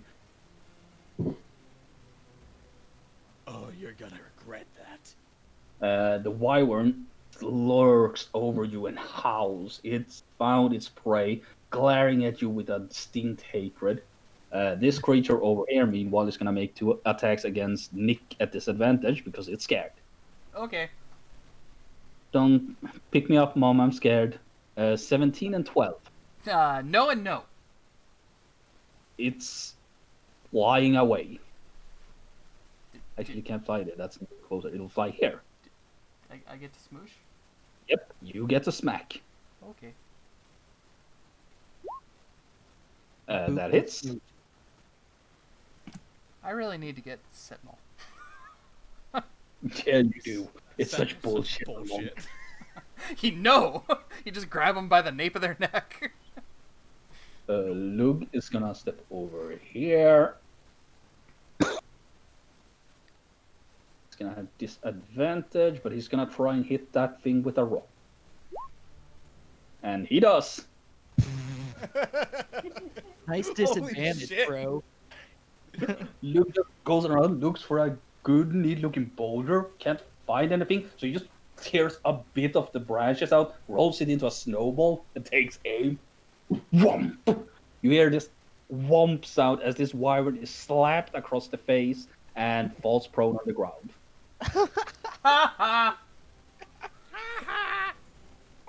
Crashing down pretty hard, taking an additional, it was about 30 feet up in the air, so it takes an additional 13 points of bludgeoning damage from the fall. Old lady continues to shudder under shelter in her little cot. Nick! Is it on the ground below or same shelf? I'll say it's on here on the level with you right now. Okay, cool.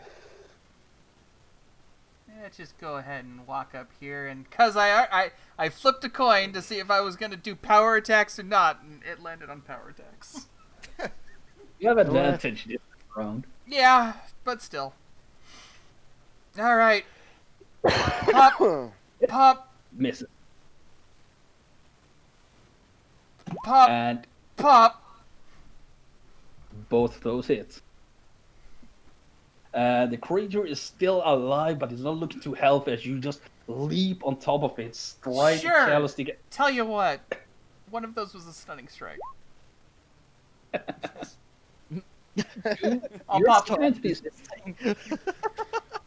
Okay, so in addition to everything else going wrong in this wyvern's life, it is now also stunned.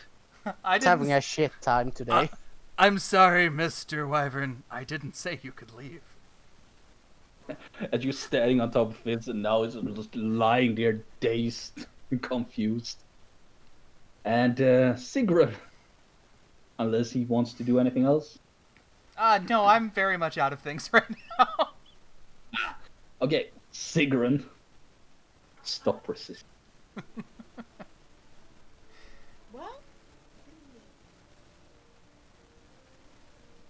I'm just being a meme lord in chat. Don't worry. That's fair. That is fair. I had a plan, but I think my plan is changing. I'm gonna use my bonus action to hex this one instead. Alright. Move that over. I'm not sure you can see it from your current position because it is like a bunch of feet down. It's down in a pit because of Leohorn and Gotcha. reminder that, well, so you're about on this level right now. This is 10 feet below you. This is 20 feet below you. So if I run or if I move up here, would I be able to see down into it from this point? You'd have to move over to near Goran's position. Oh, gotcha. Alrighty. Well, then you know what? I'm gonna stick with my original plan, and hex the thing that I can see, Alright. and it's It just is in now- range. It's now hexed. That is a lot of conditions on one creature. Yes, it is. If you get one more, you activate the item that makes it take 200% damage. If we activate one more thing on it, we're gonna summon Exodia.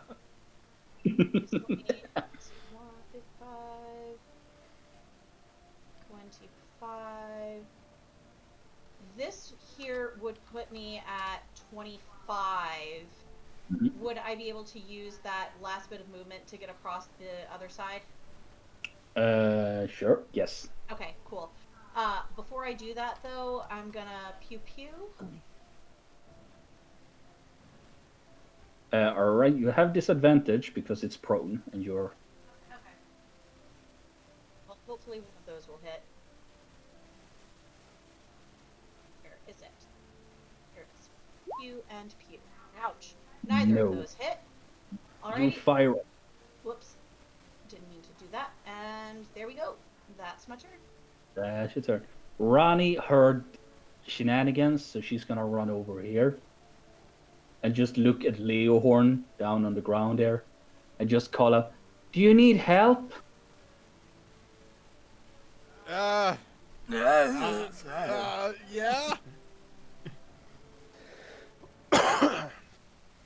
Try not to die, and you get 12 hit points. That was your help. She just yelled, "Try not to die." That's not bad help. And then she's gonna try and hit that creature with a frostbite, but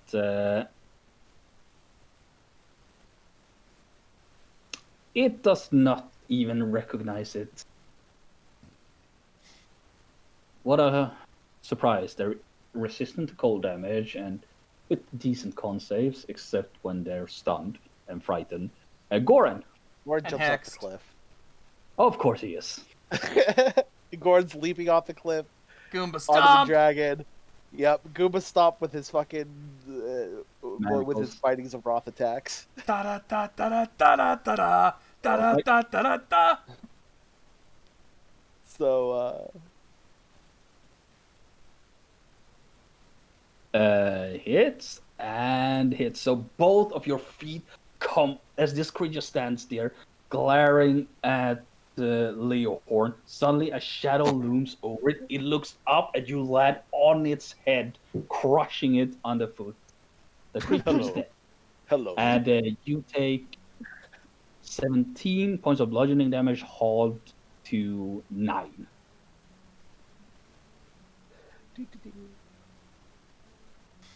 I like to imagine the head just kind of gets Gallaghered and Leo's in the splash zone. Just Hello. covered in wyvern giblets. Yeah. And then as a bonus action, I'll help Leo up. Taking the help action is an action, so Oh, okay. unfortunately. But you can offer aid when it's his turn. Right. Ram.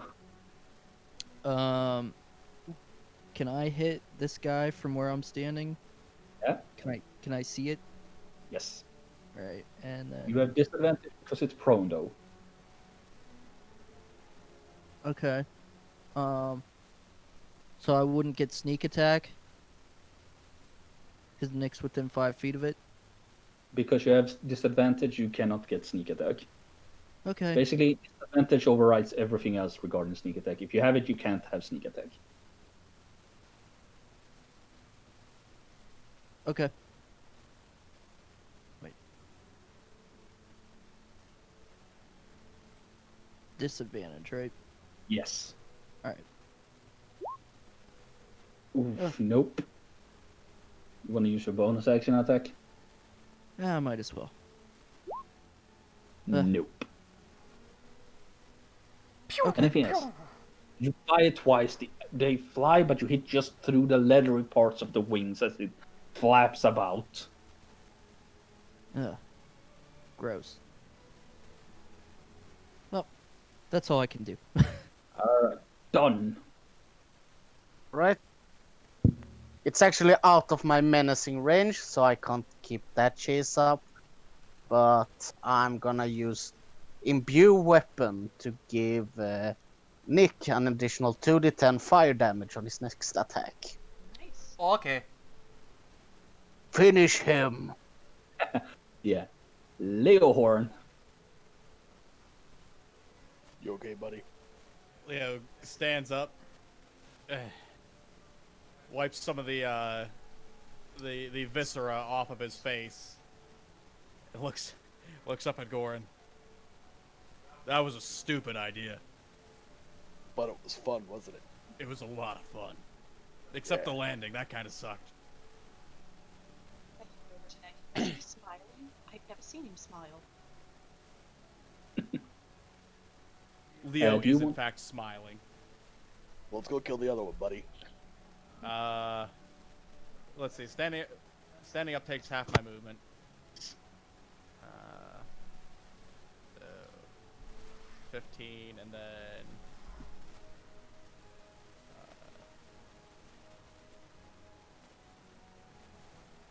dash to here for 45. Can I see this guy at all? Yes. Okay. It is on the edge, flailing about. All right. Leo's going to take out his crossbow, and next turn, if it's still kicking, Cool. It's stunned, so it doesn't do anything. Lug is gonna chuck another rock at it. He actually still hits. As it flails, Nick, you just see a shadow loom over you and duck as another rock splats into its face. It just causes its tongue to loll out. But it's still very much alive, though not very much conscious. That one looked like it hurt, buddy. Just concussed AF. Finish him. Alright. And it's your turn again. Do I still have advantage? Yeah. It's stunned and prone and unlucky. Yes, unlucky is a word for it. Hits. Alright, let me add the 2d10 to that. That's not what it is. That's what I wanted.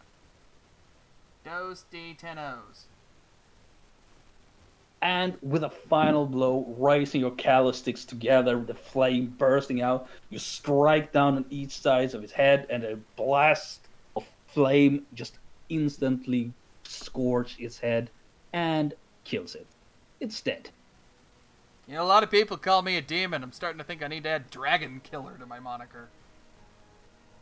Drakes aren't dragons. It's all about PR, dude.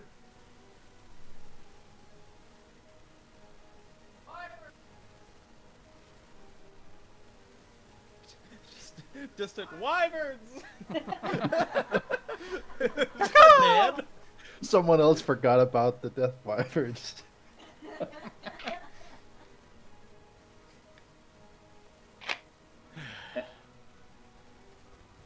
As the final wyvern collapses, silence once again falls over this craggy vale.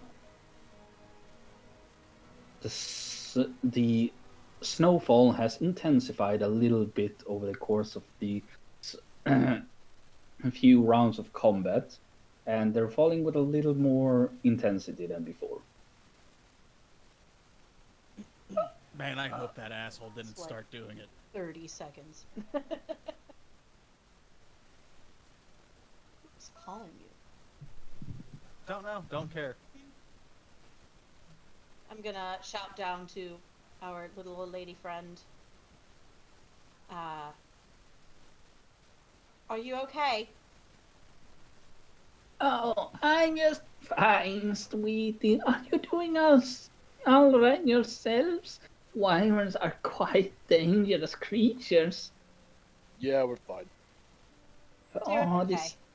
this A is little troubling. stretch, but This is troubling news. The wyverns should not be this far down the mountain. No, no, this is not the ruse. Anybody else noticing a pattern here? Yeah. Something stirring up the creatures on the mountain. At least Probably it's not a why. dra- At least it's not a dragon this time. You don't know that. yours. Wyverns. While they're conversing, I'm going to use second wind to try and bring my HP up a little bit. All You right. used it? Wait, no. No. You used Second your- wind, not actions. Yes. 1d10 plus 7. Great, 13. Not bad. Not bad. Leo stands there and you see him kind of like shake himself a little bit and adjust his armor. Ugh. And then the brief smile that he had after tackling a drake out of the sky immediately crustifies back into his usual scowl. He turns back to the group. Are we about done here? You hear it creak like metal, Yeah. like a rusty door. I don't know. Are you down? You down? You took quite a lot of damage, it seems. I'll be okay. All right then. Let's get those flowers and keep moving. Say, Grandma, you going to be okay? Oh, I'll be fine. I know these mountains like the back of my own hand. Leo looks at... Yeah, you know what? Actually, hang on. Leo looks at her skeptically.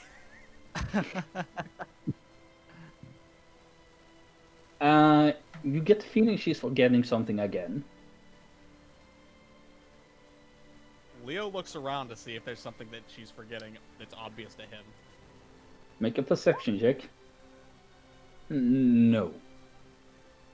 You don't seem to find anything noteworthy. Wasn't she washing her clothes whenever we... Yes, they're still here. So, Oh well, they are wet now, kinda stiff. Laundry's frozen.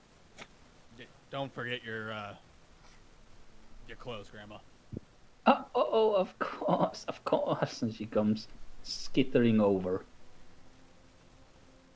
Nick vorps back over right next to Leo.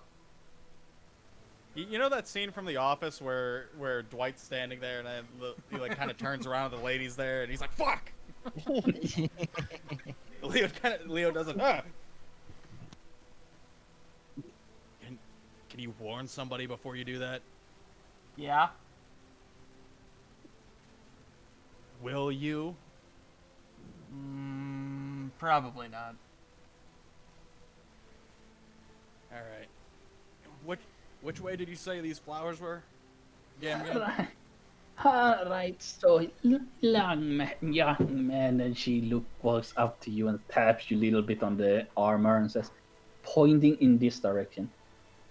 You continue onwards on the path up the mountain. Eventually, you'll find a networks of caves. After about it's a long climb. I'm afraid. I remember it. I usually do not travel it that far myself, except when I'm going back to my old abode.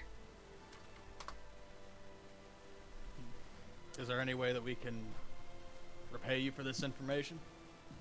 Oh, you do not owe me anything, young man. You saved my life from those wyverns. Little information is the least I can do. Well, thank you. And you said she was pointing north? I didn't. Yes. Okay. She's pointing in this direction. Okay, I see. Okay. I was gonna say I missed where you clicked whenever you said that. Me too, but I'm like, that kind of looks like a pathway over here, so I'm just gonna go with that. Yeah, I realize I have gray color for some reason, which is a horrible color because you can't see that. Yeah, it's a terrible color. Yeah, no, I'm really, really light blue. It's almost as if it's a gradient and not a color.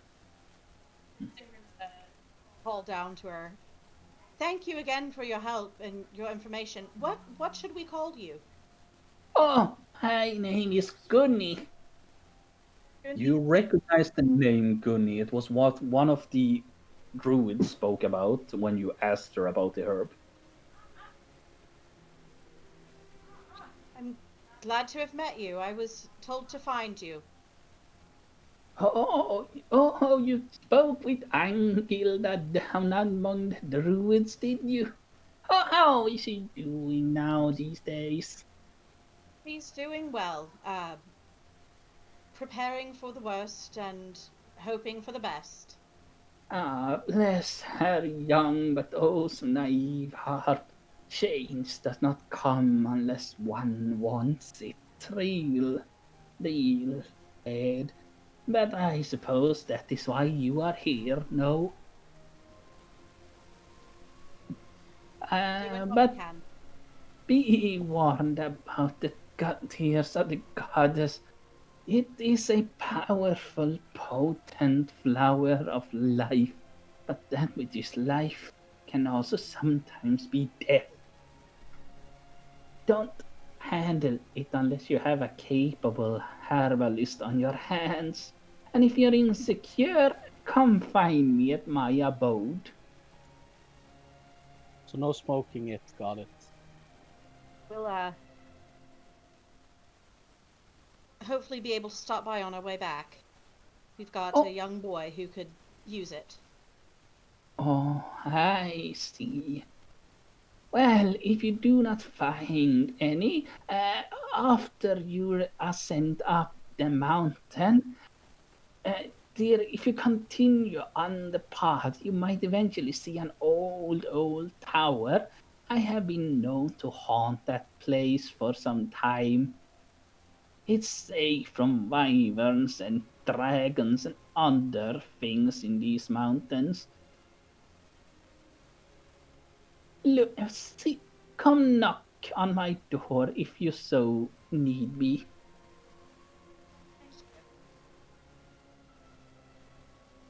Will do. So, onward. Onward.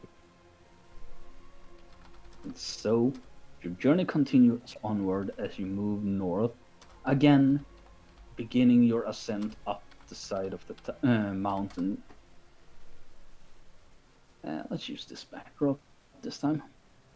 The moment you turn around out from this vale, the snow has begun to fall a little bit heavier. Dark gray clouds have now rolled in over the sky ahead, and you find yourself traveling through the afternoon and most of daylight time across craggy but ultimately safe and uneventful rock slides until again you find one of these giant arches just before the mountain begins to ascend into a steeper climb once more. This time it is maybe 45-degree hill that you're climbing right up. Snow has capped most of this ascent.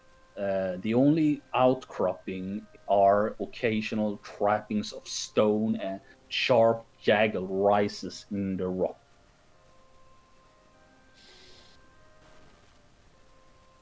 It is about, we'll say, 6 p.m. when you get to this point in your travels. I hope we can reach the caves before nightfall. Don't really look forward to spending the night out here. Well, thinking about you guys spending the night out here. Leo, Dude, you're Leo like just my looks you are my over. best friend from childhood. We really need to work on your wife liking me. I think you should be a little bit more concerned about keeping the rest of us alive there, Don. Unless you would like to fight the wyverns by yourself. Then maybe Meatball. I don't think Meatball's gonna die anytime soon. No, I'm comfortable here. I believe at the end that's not really his decision, Ronnie says, still walking completely unimpeded by the snow. Elementals are said to be capricious creatures. I'm still surprised you managed to woo one of them. Especially one of fire. They are said to be, well, more rage than passion. Oh, there's plenty of both. Is that what the whip cracks were about? Were you I- listening to them? Do you Quark see the says size that. of my fucking ears? No comment. Forget that I asked. Can we just keep moving, please? I never stopped walking. So looking at this climb, this is hours of climbing, and unless you travel fast and make the extra effort, you are definitely not gonna make it to the ascent, past the ascent before nightfall.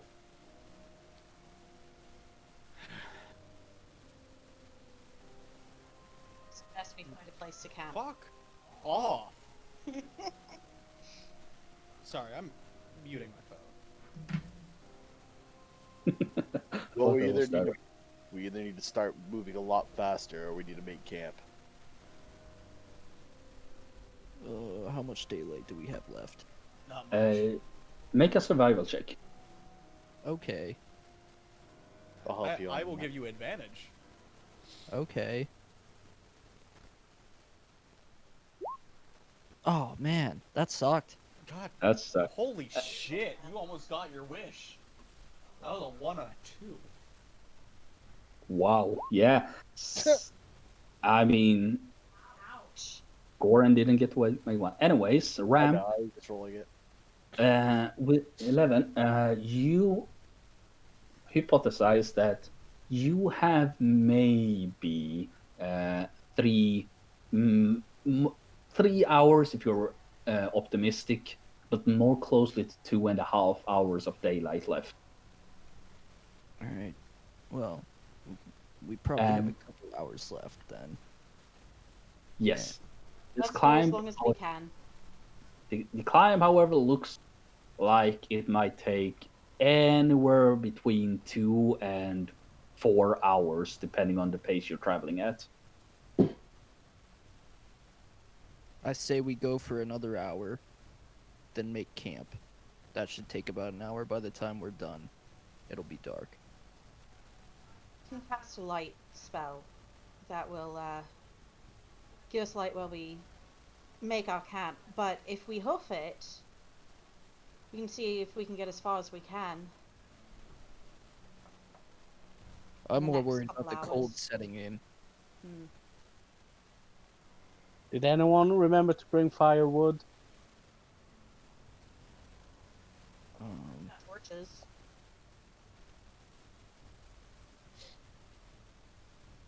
Are there any trees? That's a worrisome. That's a worrisome silence. There were trees where I'm- you were before. There are none here. I'm relying on you guys because I work in You're city. a city boy. We got it. We know. Don't look at me for things like this. Can I make a suggestion? Instead of just powering through for another hour, we should see if we can find a cave or something to hide in for the evening if dark's right around the corner. I mean, that's where we're heading towards the caves. Well then, maybe we should haul ass there.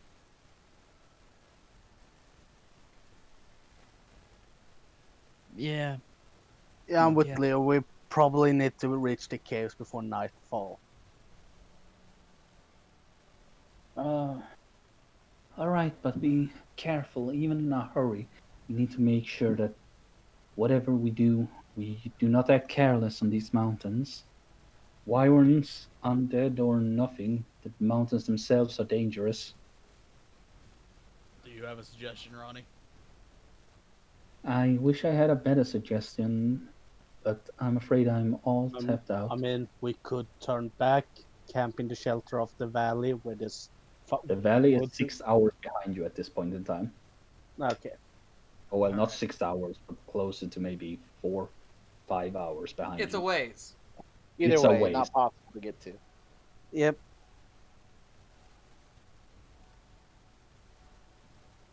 All right, steady on ahead. Alright, let's haul ass. Yep. All right, you begin traveling at a fast pace. I'm taking it. Yep. All right. Yep. The marching order once again. I'm guessing same as before, or do you want Lug on the front line, clearing a pathway through the snow as before? I'd say Lug, Leo. Actually, who has the highest survival? I Ram. think I have a Ran plus by 4. I have a 9. I say we put Ram on top of Lug's shoulder. That way he can guide him through the snow. That he could. Okay. Ronnie that's also. a good search for shooting. That it is. Ronnie also walks on top of the snow rather than through the snow. So she can walk alongside. Yep. Yeah, then Leo and I'll continue to take up the rear. I'll stick in the middle. I'm a snowplow. All right. So you begin bulldozering through the snow, and it's not as deep as before, but this time the distance is what's really making it. 1 hour passes without really an issue, but after the hour, your footsteps become heavy. Your breath begins to be feeling ragged, especially Lug and Goren, and Leohorn on the front. You guys are beginning to feel the fatigue biting into your bodies. Can I get a Constitution saving throw from the ones of you plowing a pathway through snow? Doing well. Doing well. Oh, you should not disadvantage on that, but 11. And Goran, all right. So Leohorn and Lug both gain a stack of exhaustion from this excursion.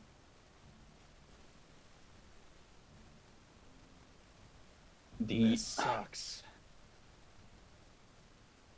To make matters worse, the weather has gotten worse in the hours you have been traveling, and now the storm, not quite a storm, but snow are falling heavy.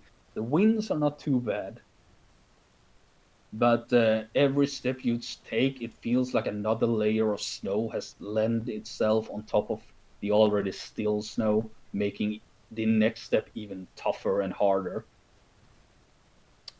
Fatigue and exhaustion begins to build into your very bones, and you're only halfway up the mountain at this point in time.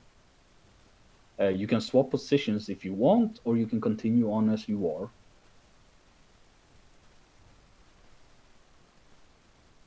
Well, Gordon's staying up front. Leo will trail back a little bit to give himself a little bit of a break. All right. You Lug. need to- Yeah. Do you need me to swap with you, Leo? Yeah, go ahead a little bit. All right.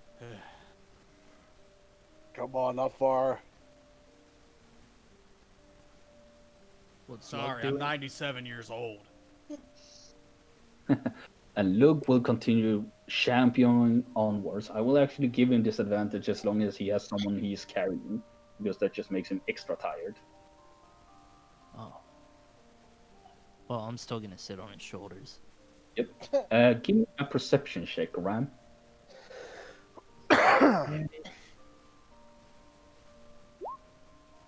All right. In the snow, a bit ahead of you and still off track, you notice something sticking out of the snow itself, and it's darker in color, doesn't move, but it's not a rock of any kind. Through the snowfall, it's hard for you to make out exactly what it is. It's about 35 feet to your left. I see something over to the left there. Um, Do we want to check it out? I don't think we have time for sightseeing right now. I've been Night flying is over. falling and the weather is getting worse. See, like any kind of shape on the ground, in the ground? Like what are you looking at? Well, it's not a rock. Could it be Looks absence of darker rock? than. Huh?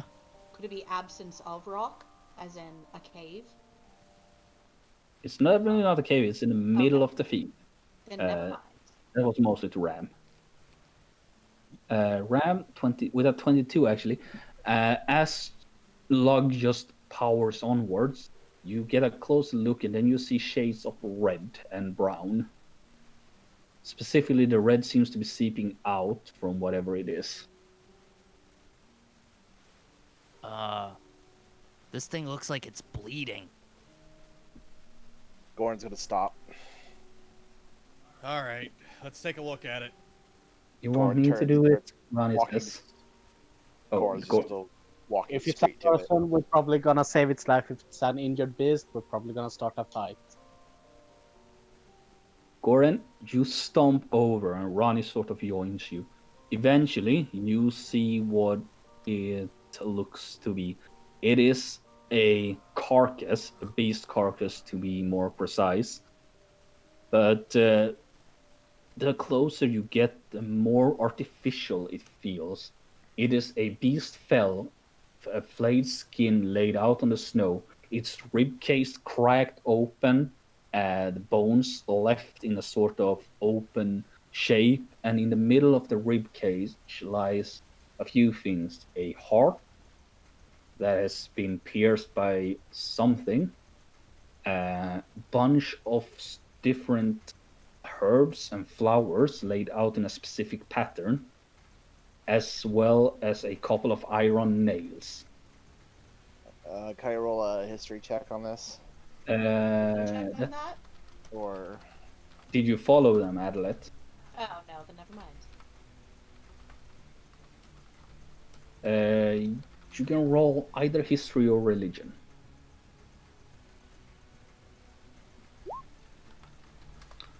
You do not recognize this, though you can recognize that it is obviously some sort of tribute.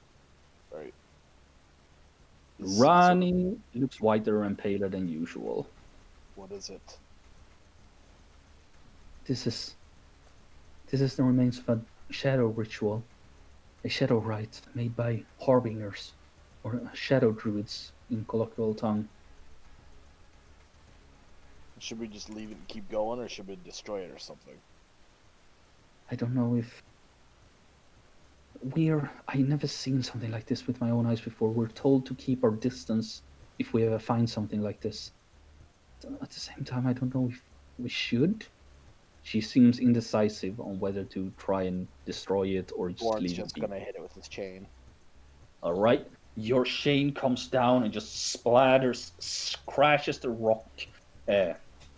Crashes the rock. What the fuck am I saying? It Into the scatters carcass. the bone and breaks apart the offerings laid in between. The heart is smashed into a bloody pulp, and the sort of skin fell is drawn into the snow itself. You have definitely disrupted whatever it was meant to iconography. All right, let's get going. Wait, Yeah. Let's stick around and see what happens. who all got to look at that? All of you can see that whatever it was Goran came up to find, he decided to smash. So only him and Ronnie got a close look at it. Yes. Okay. Did you pet the puppy? There was no puppy. I think Well, he don't was only icy. say him going up to something furry and smacking it, and blood. I hit it with a chain though. Yeah, It's heavy petting. Let's keep going. what's Stop, the I bad can only dog? get so erect. Let's keep going. It was a bad omen, Rani responds. And No, it's best to leave the bad omen and keep going. Well, what was it? It looked like an offering made by a harbinger. Black magic. Let's just keep going. Dark magic indeed.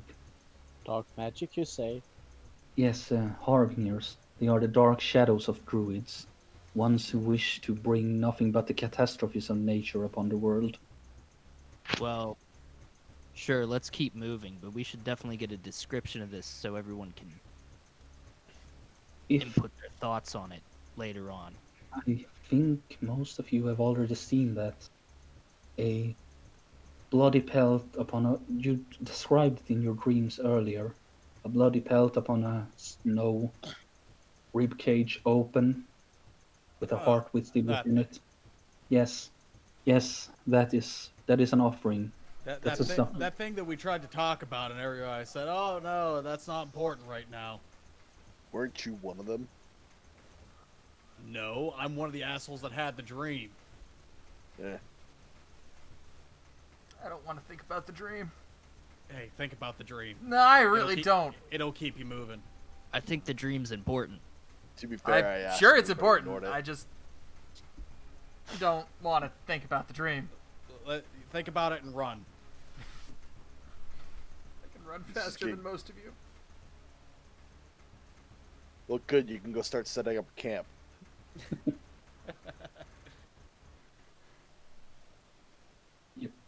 And all right, you continue onwards for another hour. I need another Constitution saving throw from the ones blazing the path. I'm gonna give Bardic Inspiration to Lug. All right, he's going to need it. Probably. No, he does not. That You was do not have. supposed to be normal, right? All of you managed to power on without exhaustion this time. And eventually, you come to the crest of this smaller little rise and find yourself once again coming around a large hilltop. And as you do, climbing atop, you see another hill. And then another hill. And then another hill. Obviously, And they all have eyes. Oh no. Wop wop. Not a bad movie. There is a hill, but you also see that this one has these jagged rock outcroppings scattered about. Not proper caves, but they could provide some wind-breaking shelter at the very least. Right, well, that looks like as good a place of it as any to make camp. I think it might be the best we got. Yeah, I'm not gonna argue there.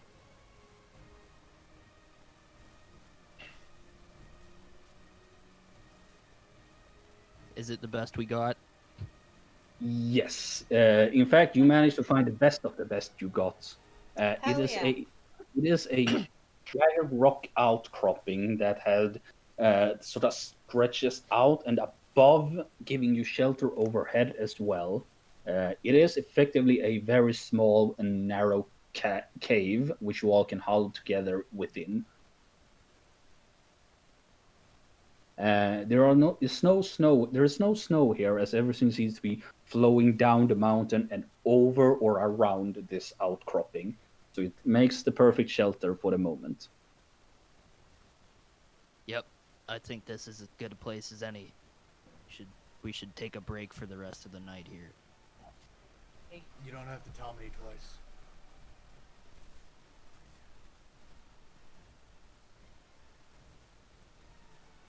All right, you guys set up camp. Yep. Yep. Right. Can I get a description of what exactly you are doing as you're setting up camp? There room for a tent on that outcropping. There is indeed room to set up the tent underneath the outcropping. So we could do that for extra shelter, maybe clear some snow out for Mm-hmm. I could help clear some snow. yeah, just to kind of build up like not like an igloo, but like build ourselves like a snow wall kind of as we push Yeah. it out. All right. Yeah, make a survival check. Me? You can do it, probably at advantage if anyone is helping you. And Yeah, I think I'll Nick's help you. I'm. I'll help. I was volunteering, but yeah. All right, Ram. This is easy peasy for you. You have made plenty of shelters like this before. Cool. You managed to put up a very effective snow, sort of low snow wall. In case anything would build up, it would build up towards the snow wall instead of blowing into your tent, while the others are setting that up.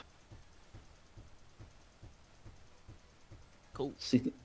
Seating yourself, you have the tent up. Are you going to start a fire and have yourself something to eat? I have Right. rations. I mean, Roddy, I don't suppose you can make fire with your druidic magic. We Uh. might not want to start a fire. We don't want anything to know we're here. Well, the rest of us are kind of cold. Leo looks at Goran and then over at Lug and then back at Goran. Yeah, all right. Ryan says, "Well, I can start a small bonfire if we have enough material to, create one to begin with." Well, I this. mean, if you can find something for me to cook, I can cook it. Leo looks back at Lug. Log No. looks back at you, not sure what you're thinking about. His stomach does growl pretty loud, though. I imagine. Hey, big man, did you bring rations for yourself? Should have brought some wyvern with us. Ooh, Log is a little bit hungry.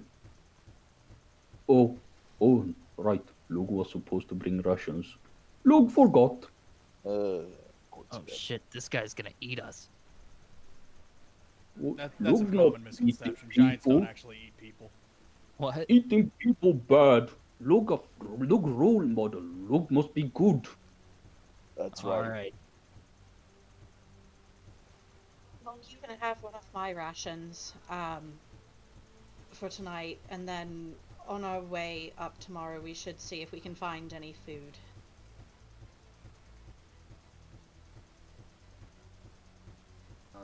As far as the fire goes, what are we gonna do there? Well, I don't think we should go to sleep without any sort of watch, so if we do start a fire, that will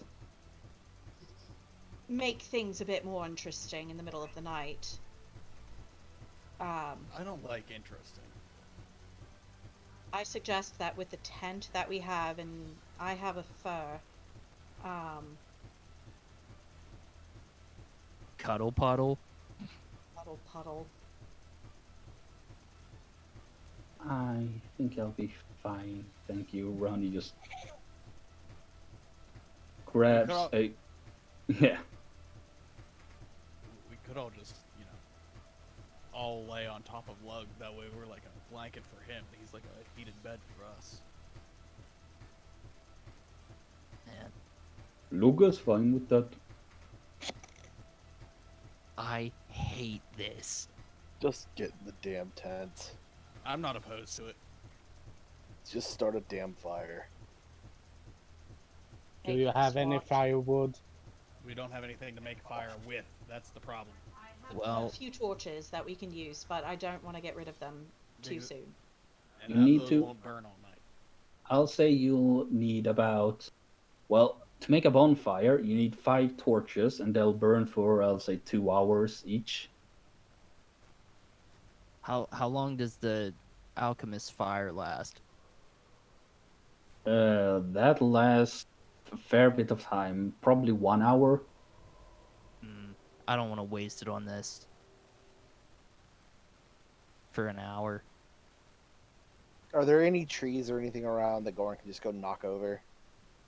In the general vicinity, no.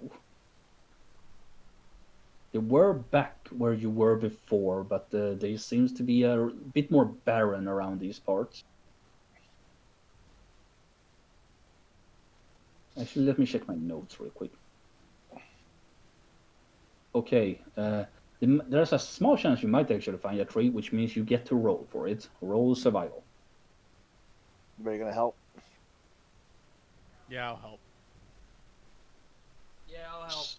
All right, anyone who is helping need to also make a Constitution saving throw against the cold and the exhaustion. Oh, All right, Ram, you gain a stack of exhaustion from this endeavor. But with a 22, Goran, you do find a dead small sapling. It is not that big, but it's a plenty for firewood for a night. All right, go. He's gonna grab it. Take it back. Just grab the entire sapling, pull Yep, it out with just the throw roots it and right over everything. his shoulder and keep going. Cause barbarian. Yep. All right, you now have firewood. So you can create a small bonfire. Once you have created that, you see Ronnie step over, bring out some powder from a pouch, and throw it over. A spark lights and a bonfire appears, bringing with it the warming orange light that illuminates the insides of the tent. Or Oh. unless I'm not sure if you want it inside the tent or outside. I mean, is it a big enough tent for an inside fire that's not going to cause trouble? I mean, Effective. Yeah, it's got appropriate insulation or ventilation and everything.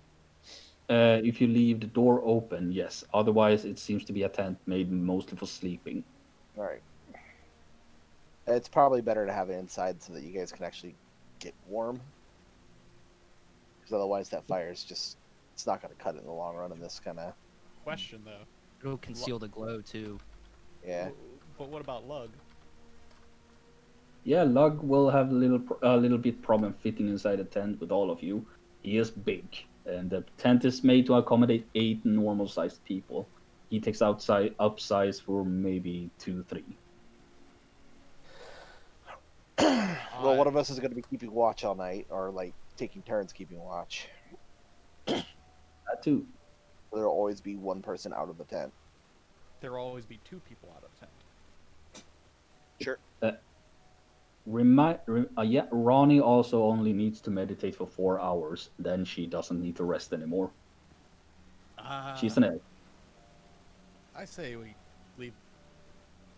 If we put the entrance of the tent towards the, like, away from the entrance of the cavern, or outcropping that we're in, rather, we can have the fire on that side. That way, Lug can take advantage of it and not freeze to death. And we'll still get heat from the fire inside the tent. Me. Sounds like a plan. Lug picks his nose. Well, agree. I guess I take first watch. I'll make sure to wake one of who of you wanna take seconds. I know who to wake up. I'll take the last shift. I'll probably take one of the first or the last ones so I can make sure I have enough energy for my spells. I can see pretty good in the dark, so I'll take a mid shift. You see Ronnie Racer. Well, as long as I have 4 hours, which is, say, 2 shifts, I suppose. After that, I can take the rest of the watch. I only need those 4 hours, and I am good to go. All right. Well, looks like we're squared away. Alright. Thank you. Well, I'll only be able to keep watch for 2 hours before I need to recover my spells too. So I guess who takes second? I guess I will. I'll wake you up when it's your turn. Don says as he goes to sit as he exits the tent to take watch. All right. So it was. I think just Dawn and Rom, and then the rest of the watch is going to be taken by. Wait, hold on a second. What gets rid of the exhaustion stack? A long rest. Long rest. You still So- get a long rest even if you take 2 hours watch. Yeah. Okay. Of course, he will be taking the watch with disadvantage still because the exhaustion doesn't go away until he finishes the long rest. Maybe he Oh, yeah, shouldn't that watch is then. true. I can Yeah. take his spot. I'll take his spot. All right. Yep. All right. Okay, that makes sense. Yeah. So the most of you, or the ones of you that have stacked exhaustion, you guys are you are entirely pooped. Your bodies are aching. Your breath is ragged, and your mind is clouded with just pure fatigue. And you Leo's settle going to in. cuddle with Lug. Lug is on his back, sleeping soundly, hands on his stomach. He is big and fat and plenty of warmth, actually. He just kind of like nestles up in the crook of his arm and pulls a blanket up and just... Yep. And Don, you sit down for the first watch. The first hour passes by without any form of, well, strangeness. However, about an hour into your watch, you begin seeing strange things upon the hills. It begins as distant lights of blue and white, and these small flickering lights seem to almost move on their own accord, and eventually you see that they seem to be climbing up the hills. They are not moving directly towards you, but rather they seem to be moving parallel, as if they are scaling the trail themselves. Them spooky ghosts. You can make an Arcana check if you wish. Yeah, I'm gonna.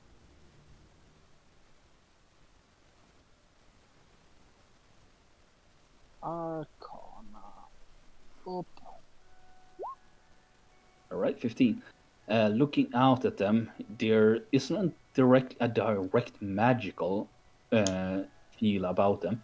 Instead, however, you do feel that there is a spiritual energy coming from them. They seem to indeed be disembodied spirits, or at the very least, a form of remnant of such spirits. Fucking hell, that weird cook was right. Spirits on the mountain. Spirits on the mountain. Spirits on the mountain go round and round. They are- Night on Bald Mountain. On that note, I gotta go pee. I'll be back. Yep. Alright. All right. What does Don have to roll to see if he's spooked or not? Well, most of you will only see them if Dawn wakes you up. Well, considering we're like half the team is exhausted and they don't seem to, like, they don't move towards us. They kind of seem doing their own thing. Don is gonna keep watch. No need waking the whole entire party up, unless it's immediate danger. Right? Yeah. These small wisps of spiritual energy continue to dance and weave across the snow throughout the entirety of your watch. And as the 2 hours have passed, they are still there. Perhaps not the same as before, but the lights are still dancing across the hillside. Right, Don is gonna go into the tent and kind of gently shake Nick's shoulder. Hey, Nick. Yes. Any nightmares today?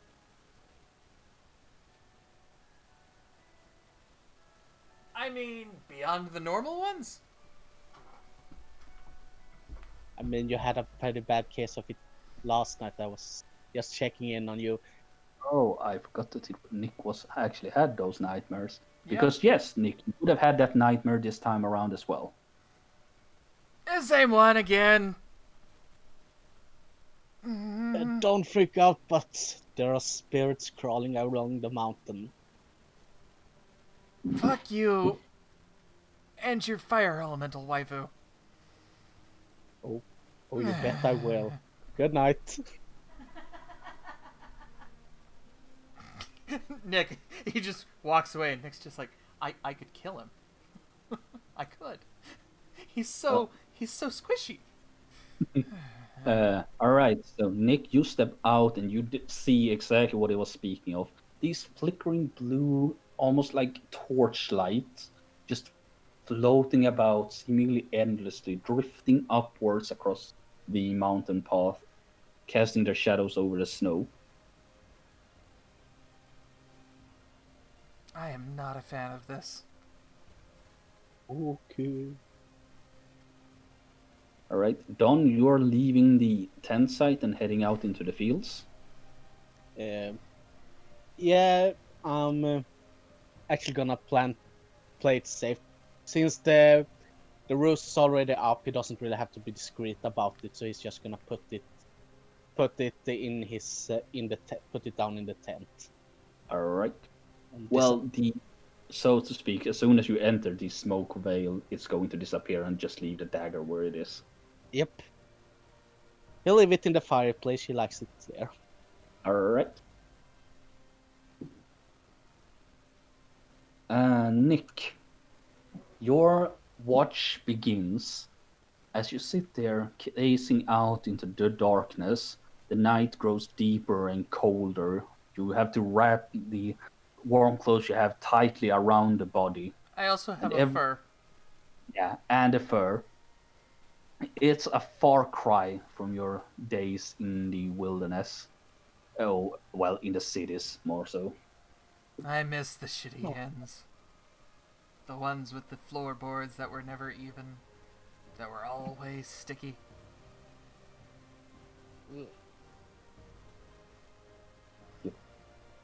And as you sit there, it's uncharacteristically, feels a little bit as if you're beginning to drift off into slumber again. Because every so often, when you blink, you see that sight in behind your eyes, the sight of this gory ritual that you saw in your nightmares. And as much as you try to keep your mind of other things, it's always like a labyrinth seems to find nestle its way back into your mind. And every time you blink, it feels like it's closer and closer and closer. And then one time, you blink and you don't feel your eyes open. Instead, you see the sight before you. And this time, the skin begins to move and close in around the open rib cage, and a deer skull rises from the snow itself, the figure taking on a vaguely humanoid shape. And as the skull rises to sit upright, it turns towards you, these long, baleful antlers, and a light, not blue, but rather sinister and red, flashes in its eyes for a moment as it reaches out a undead hand towards you. And then you snap back to reality. There goes gravity. I hate this mountain. And looking around you, you see now there are several of these lights around you, the camp site, and they begin to slowly drift towards it. Guys! Uh, uh, Floaty magic bullshit! They're like skittish beasts begin to almost approach slowly, and then when you screech, it sort of begins to rear back. And one of those who react the most violent is Lug, who looks up and looks around and says, "Spirits!" good spirits. Zoinks! And as he screams, the rest of you begin to slowly wake up, but something changes around these seemingly previously harmless spirits as Luke calls out. One of them suddenly flashes with a red light, and then others do as well. And with an otherworldly screech, several of these red spirits begin to rush towards the camp, specifically rushing towards Lug and beginning to enter into him as he screams and begins to flail, stomping about, tearing at the tent as he does. Given that I was sleeping on Lug, I would imagine that I would have the best chance at reacting to this. Yeah? I would like to try and cleave one of the offending spirits as it flies towards Lug. Yep.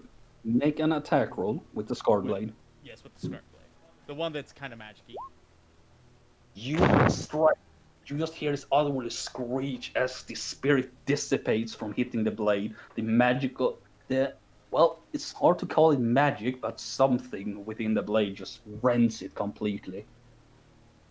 But that was one, and there was many. And Lug just begins to howl and scream, grabbing at his head as something seems to be pulling itself into his soul, possessing him.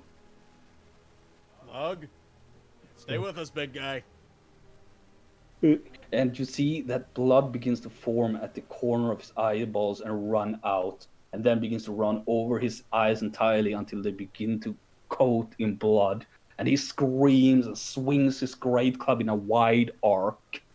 And 12 does not hit. You block it with your great sword, but the sheer force of it sends you pushed back. We've all been woken up, right? Yeah. Okay, cool. Yeah, I'm gonna rush at Lug and hit him for 5 points of lay on hands.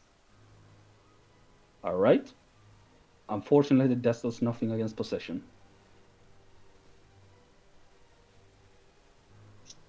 That usually works. Run back into the tent, grab my holy water. And as you do this, Yakety sax is going off. Lug begins to howl and step away out from the cavern itself. Just sort of, get away, Lug! Get away from Lug! Something wrong! Something wrong! And the spirits, waiting in anticipation, stand there when suddenly you hear a voice in the distance speaking a strange prayer. The words spoken are divine, as it's spoken in celestial. A burning blaze appears for a moment as runes of fire form on a shape you can see in the distance. A figure walking forwards, holding a flamberge sword, upside down, speaking a prayer as a golden light begins to emanate around Lug, exorcising the spirit in a blast of fire and radiance. And Mo, you can introduce your character now. After 4 hours. It's only been 2 hours and 2 minutes. Well, actually, really only 2.5 since we've started playing. So. But the figure walks closer to you with this giant two-handed sword in his hands, that almost makes him look small, and yet he's a tall man. While he's chanting these words, the fire of the sword engulf around the steel, and seems to have a frightening effect on the apparitions.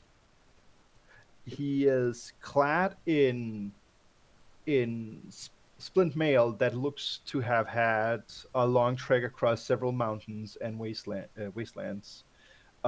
He seems singular in motive at this point, but he doesn't speak to you. No. But I recognize what he's saying. What did he say?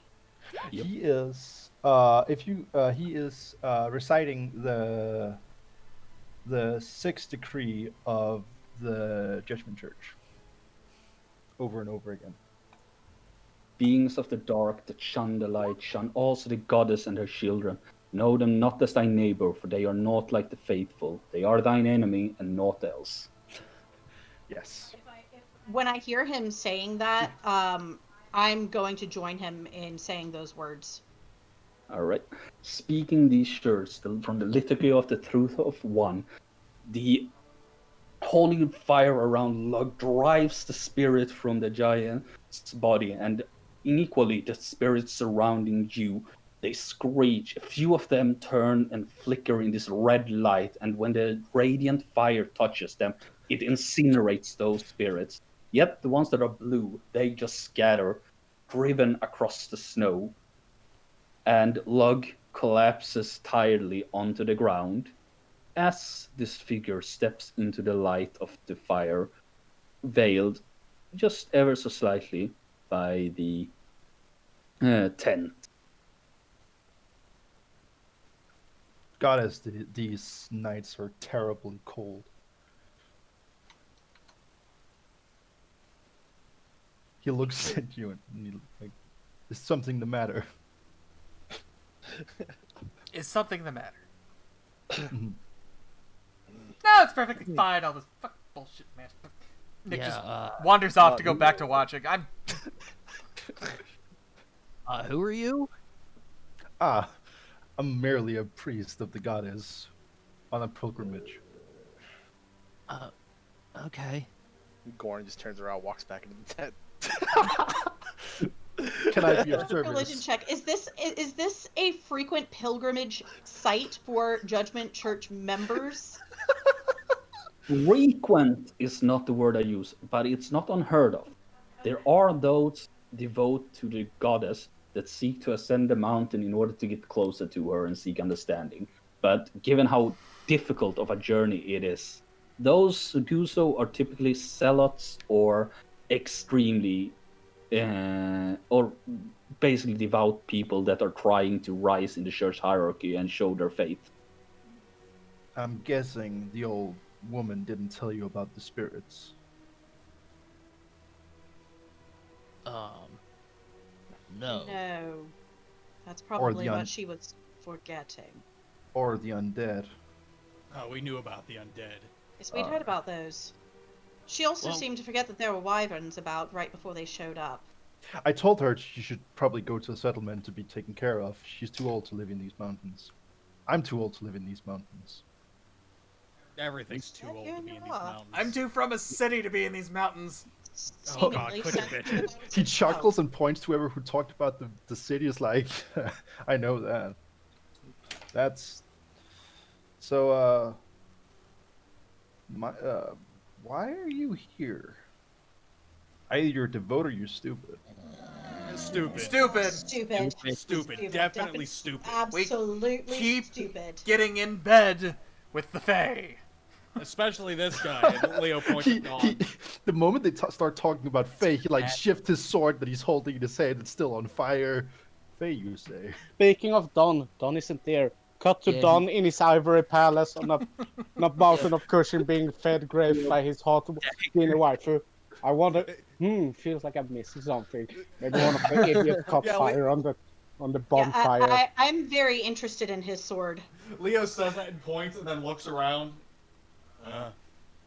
Man, fuck that guy. Do I recognize his sword being of eldritch magic as well? His blade is entirely alight with divine magic. There is Fine, nothing else interesting. about it. In fact, it has this writ upon it in Celestial, the runes now blazing. So it's quite easy to read if you can read Celestial. So, what's your plan up here? Get flowers. Go to the seat of the goddess. You had a city boy here. Couldn't you just go to market? They don't have them there. I'm very particular about what I get for flowers. We didn't have a choice. Again, You see, keep getting in bed with the Fae. Have you tried killing them instead? No, we would surely die then.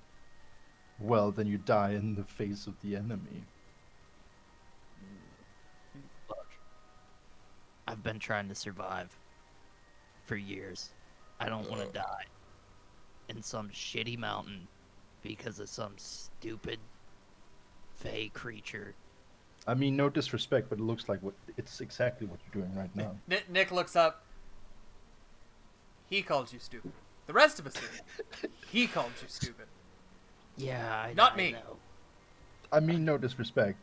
Can I be of any service since I am thoroughly. What's the word? experienced. No, it's more about I have no idea when my revelation will come to me. See, I'm on a spiritual pilgrimage. And I've not had it yet. So, I might as well tag along and help you out with whatever Fae-related thing. Oh, you Yeah, know, go on. we're just helping the Fae bring about the end of all existence. You know, usual.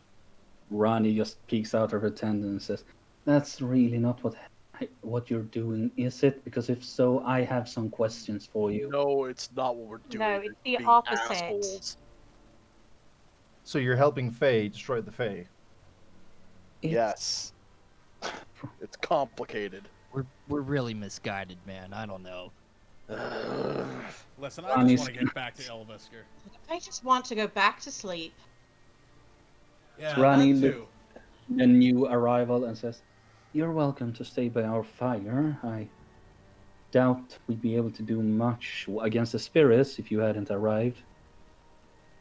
Well, But Thank you for your help. no Okay. problem. How you doing, Lug? Lug is out cold. Um, Uh, shouldn't he get closer to the fire? Yeah. So Yes, Dragon we should bird. probably move. Yeah, him. we'll just... Emphasis on the cold part. Sigrun, you speak Celestial, right? I didn't hear that. Yes. She do. Yes, I do. Right, so the runes of the Flamberge, what you read upon it, it's not a official prayer. You recognize it a little bit from the research you did. But at the moment, it's hard to place exactly where you remember it from. But it's not a holy text. At least not a holy text of the church. Right. So, should I plant this thing here in your fire and make sure it's burning for a while? that would be great. Would be welcome. But he puts it down and stops burning. He's like, I need to be around. Now, I'll say that if you strike it into the ground, I will allow you to do it because that Dark will be Soul cooler. spun fire. Here I go. Yeah, because you really want a Dark Soul bonfire. Striking the blade deliberately into the ground, you can keep the flame going. Yeah. He does that, and then he sits down, and he just sits. You All right, didn't give us a name, Ronnie says. You gave us no name to call you by. Seraphos. Some people have a habit of calling me Syrah, but I prefer my full name. It's only proper. Oh, well, Sure. if we're going proper in that case, I am Sir Leohorn Venmanorn, Knight of Ilvasker. The horny one. I'd like to. Do I have any? Can I do a history check on that? Sure. Yeah, you know this. The knife-eared knight of Ilvasker. He is a bit of a celebrity in the worst sense of the word, in that he is the only half-elf knight.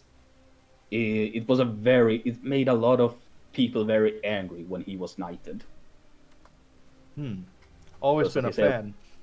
He nuts him. Always been a fan. Here, as you say. Leo just kind of grumbles and goes over and starts helping drag Lug back over.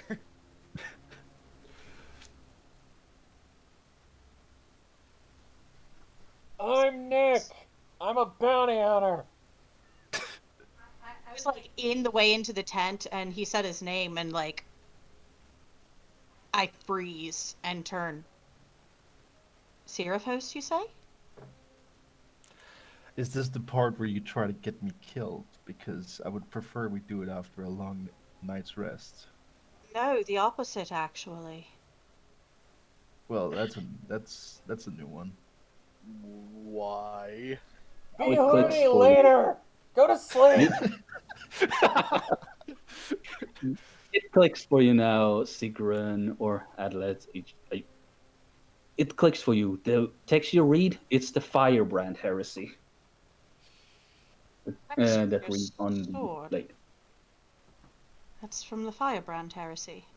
Well, I was there when they were made. It's You know given why by I'm me. here? Why?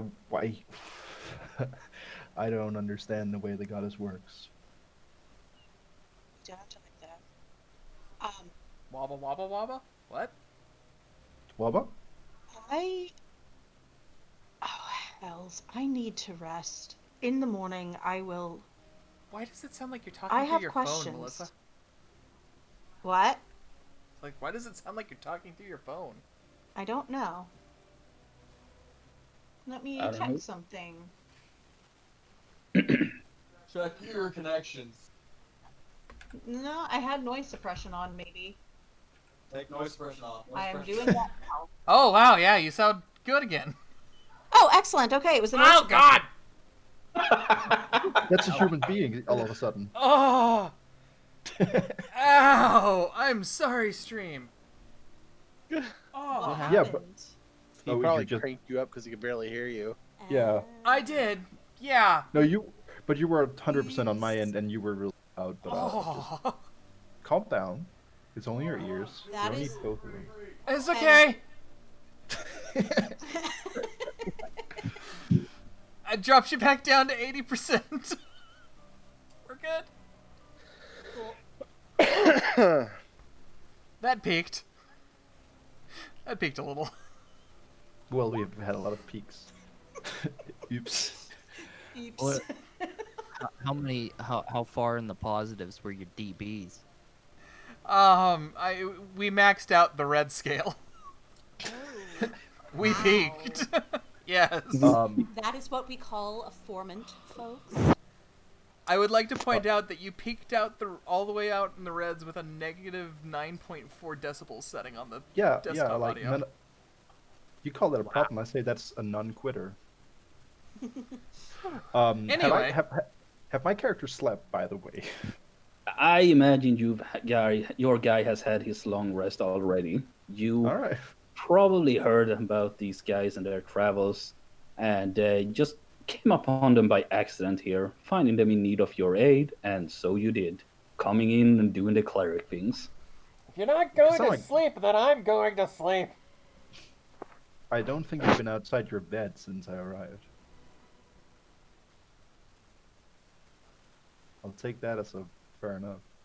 You'll have to Like, excuse him. He's a bit of a whiner baby. well, Hey, Meeple! Fuck you! if you have such, you could take a duel in the morning and stop whinging both of you. Okay, I'm going to as I bed. was saying before, I desperately need a night's sleep. I'm not stopping you.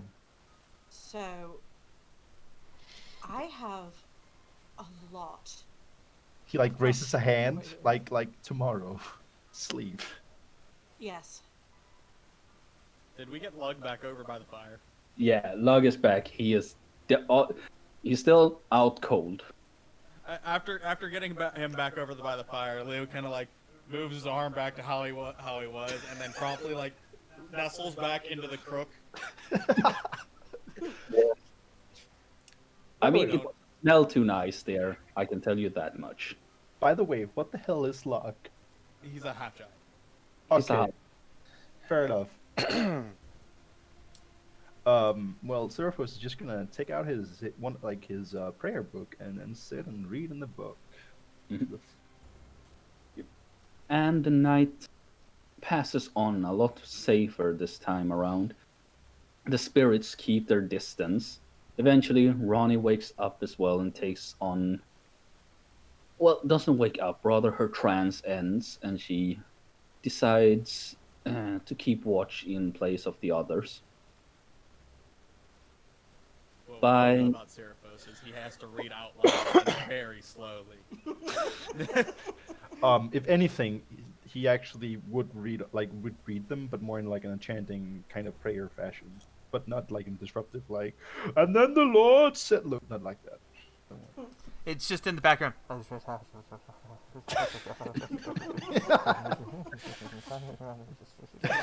At one point during the night, Leo wakes up, glowers at him, and then like pulls his fur down over his head. Nestles even further into the Lug. You can have one thing, but not both. Fire sword that warms you at night, or silent deadly knives. Pick one. Yeah. Well, eventually the night passes, and dawn's first light comes in on you after you had a long, restful sleep, perhaps a little more than you needed, but you were quite tired, and the night's events did nothing to stem your worries or your exhaustion. But the ones of you who had a stack of exhaustion, you can remove that now. Great. Begin to rise from your slumber. Wise from your grave.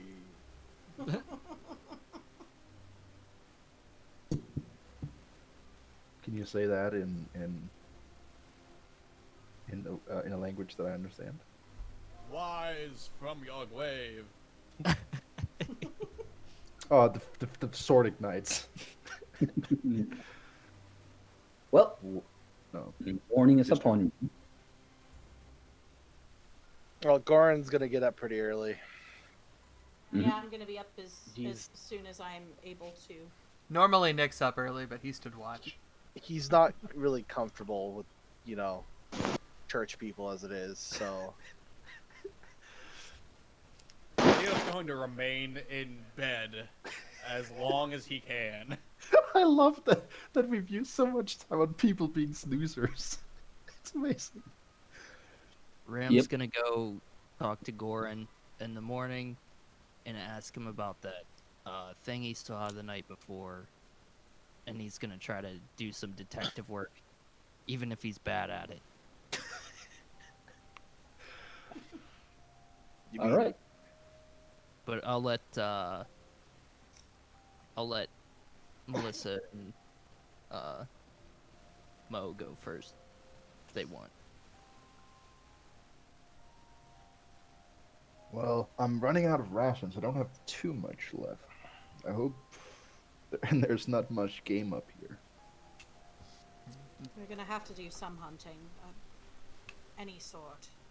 He looks Weird. at the sword and like, I'm a bit at a disadvantage hunting any game. Hmm. I can throw my mace at any deer, but I doubt I'll hit it. Thankfully, That's we quitter have a talk. few people around here who are much better at that than I would be. I'm also a city folk myself. Well, is there anyone here who isn't? Goran, Ram, Me, Ronnie raises her hand. Ronnie. Yes, Ronnie's very good at Alright. this thing. For a moment, it seemed like all of us were people who got lost. No, we're a very strange group of people. Well, to be honest, if we're here, we're probably lost in some capacity. Not all those who wander are lost. I seem to remember reading that somewhere. He Yeah, like Okay, say yes, you we're guys- very lost. Yeah, but you guys sure as hell are. Yeah. And Ronnie throws herself out and begins with her daily ritual of keeping you all from freezing to death. Yes. I need to plug my headset in. Just deep down. Hockey night. As you can see, this is what Ronnie casts on the party every 8 hours, effectively. Nice. Well, so you're here because of Faye? Yes. Well, actually, we're here right now trying to save the world because a bunch of asshole druids, no offense, Ronnie, They're not Are try- assholes. he is totally he wants to destroy the world just because things are a little bad at the moment. That's a pretty Well, asshole what- maneuver. Trust me, he wants to I'm an destroy the asshole. forest. He wants to destroy the forest. Can we please have an orderly conversation here instead of this yelling? No, that's not possible for this group, unfortunately. It seems like there's only one person Rep, right now. Rep, yeah. you're muted. Damn it. I thought I hit the unmute button, and it turns out I muted myself. Good job. I was eating chips. A Rip muffled hurts. pile of furs crooked in Lug's arm just yells, It's not the world. It's just the mountain area. There's a difference. He's still an asshole for wanting to do that. Agreed. So, Okay, who is this so- asshole? And what does he want? John Q. Druid. I didn't actually meet him, so. You see that Ronnie sighs a bit. So I'll give you the short version. Tagorin, the leader of the Sky Moot, has decided to initiate the rite of white slumber to veil the area in a blizzard for untold years, because there is unrest in these mountains. Yes. And? Well, we're here to hopefully stop him from going through with the ritual by finding the source of the unrest, the source of this vile evil that raises the dead. Well, I'm all in for slaying this apparent, whatever it is, but why not allow him to do the ritual? Did you miss the part where we covered this entire area in a blizzard that would last several years and killed just about everything that lives here? Probably millennia. Centuries at the very least. It's a last resort, a desperate act from a desperate man. It will definitely disrupt balance. And as Well, it doesn't sound like celestial magic. it's not. It is old magic, druid magic. All right, like I am not a fan of the guy. Call me old timey, but You don't have to be. The reason we're trying to stop him is because I believe he's gone too far. But we only have a few days before he will go through with the rite, whether we are there or not. all right. Seems like I have no choice but to help you. And in the meantime, I believe I might have been taken along on this quest to meet you. So you are here to kill me, he says with a smile. No. All right. Then why the hell are you looking for some has-been heretic? I didn't know I was looking for you. I think I was supposed to have met you. I am also one of those heretics. How much have you heard from anything around Ilvaska? Nick elbows Goran. Isn't it such a cute, or such a good meet cute? We met on a deadly mountain trying to save the region. Well, we can walk and talk. Shut up. Well, I haven't heard anything from Ilvasker since they killed her.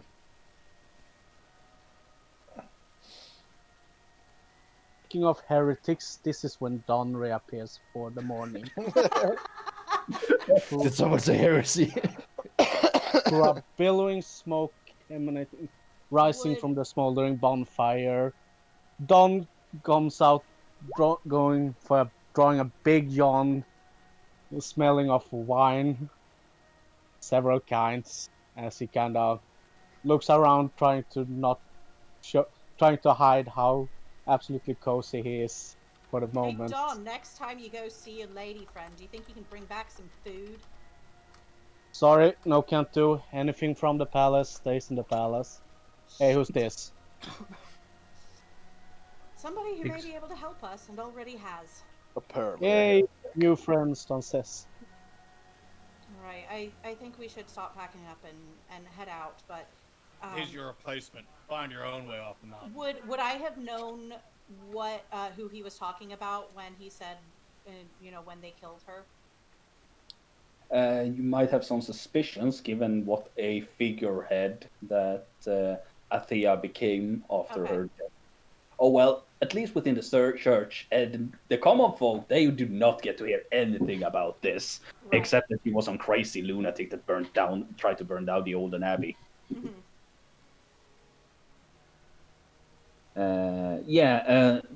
Well, Don, you get a pebble hitting your head.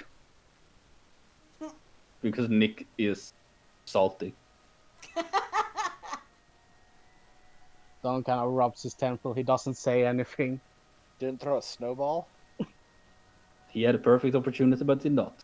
Nope. Also, Leo, you are now a giant teddy bear to Lug, who has decided to just wrap his arm around you and squeeze as he begins still lies there slumbering.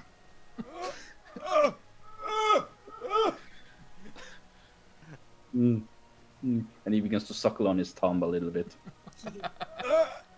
Look, Look, buddy. Well, looks like someone else is got some action tonight.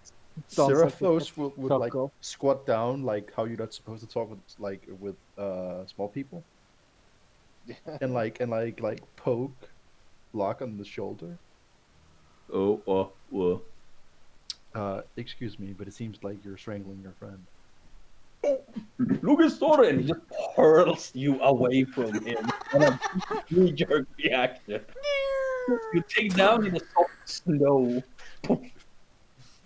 Leo is ejected from his nice little fur like sleeping bags that I imagine he like had burritoed himself up and just kind of tucked himself into his arm, and then just like you see Leo go going tumbling ass over tea kettle into a pile of snow right out of his thing. All right, Leo's awake. We're burning daylight. Morning, sunshine.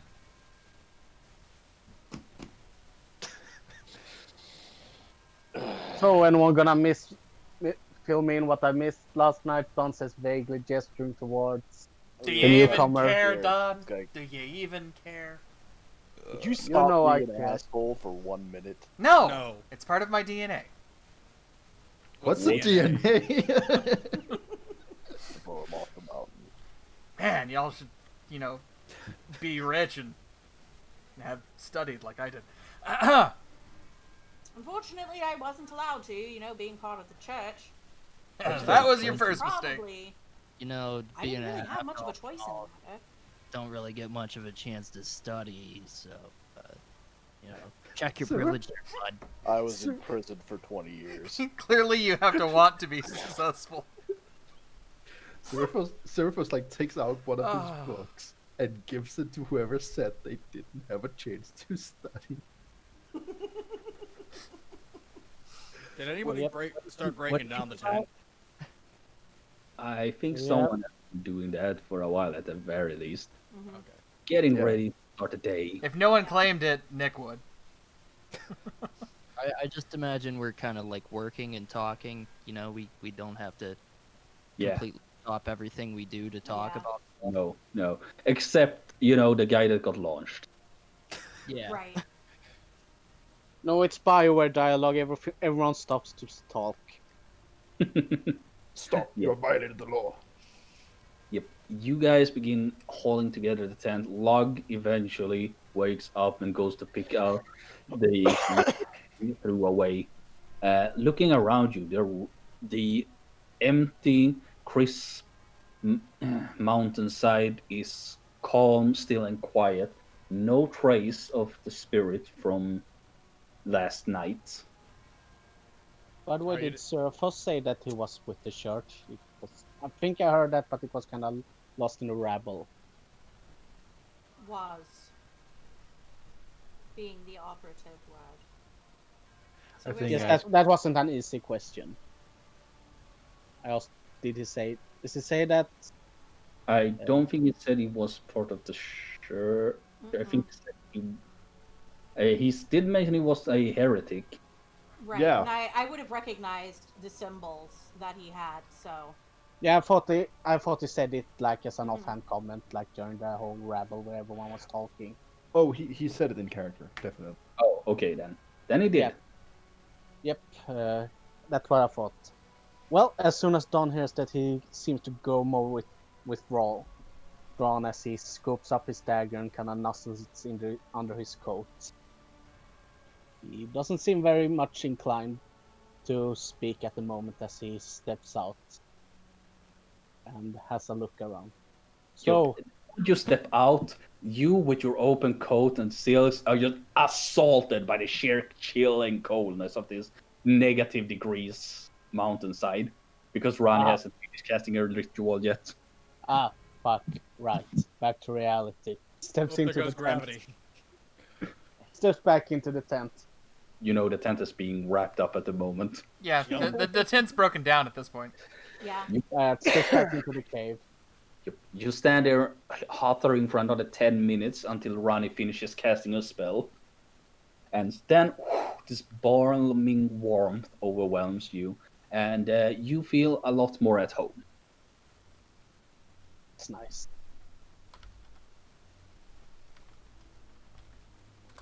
So where are Mine- you? Sorry, go on. Mind you, this spell will only work against the milder coldness. If it goes into supernatural levels of coldness, we're gonna be in trouble. Right. So in other words, expect to get into proper trouble. Well, don't you have torches? Well, we do. I'm Torch trying and to save them. yeah, they won't last too long in the cold, unless you're made of iron or something. Well, he lifted sword, turns it on, turns it off. Well, this torch is made of iron. hopefully we'll make it to the caves before nightfall, so we can That's make the most hope. of the day. Do I know when they're talking about going to caves? Do I know Yes, what it's caves? right up this hill, All right. past a frozen river that flows up the hill. The entrance to the caves lies. Mm. You know this. Yeah. So everyone good to go, or Oh yeah. I think so. Yep. Yep. All right then. Let us begin traveling. And so your rise from your seated position, now with a new ally among you, as Seraphos joins the party. Woo! Well, as we're walking, Goran's gonna finally introduce himself. I'm Goran. That's all he Greetings. says. Yeah, Goran, by the way, is absolutely fucking massive. is he a unit? Even for he's an absolute unit. Even Oh, for jeez. a Goliath, he's huge.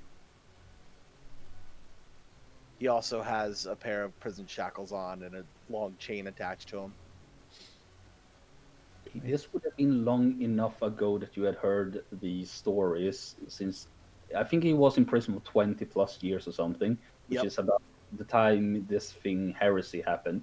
You remember hearing about it, the thing, it got a certain inquisitor promoted when they captured the vicious Goliath that had slaughtered an entire village. It always was always something that stunk about that story to you. About the Goliath. Yes, Yes, it was. Goliath are stinky. Yeah. I don't stink, man. To you. He's not a stinky Goliath. Why It's too not? cold to be that stinky. His monikers. That's something I know. Uh, I can well, roll you for know it. it's not a Goliath, and this case were in prison shackles, but it's a far ways from Ilvesker, where he was supposedly caught. Okay, I'm not gonna make that logic jump then. Yeah. Uh, greetings, Gorn. Was it? Yes. Good to meet you. Seem like a capable man. Don't be fooled by that. They would have all died several times over if not for me.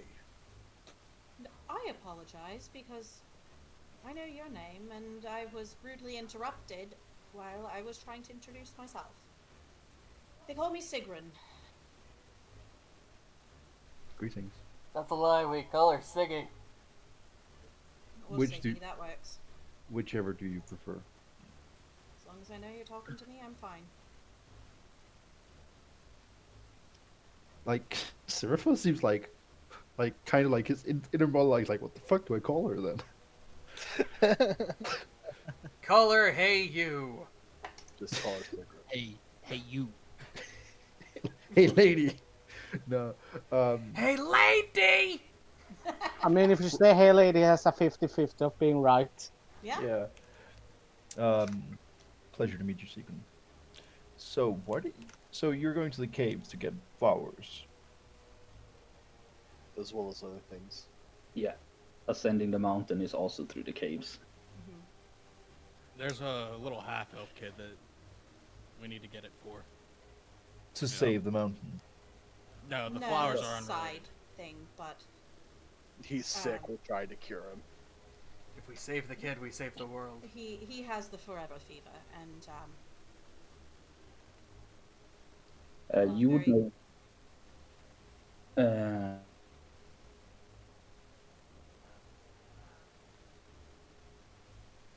Oh, Sorry. Continue. I was. Ooh, Forever fever, boy. So- So I'm just trying to Yeah, help. it's a perpetual sickness that gets harder to cure. So like you can cure sickness or heal sickness, and it'll come back and be worse, and it'll eventually kill the host.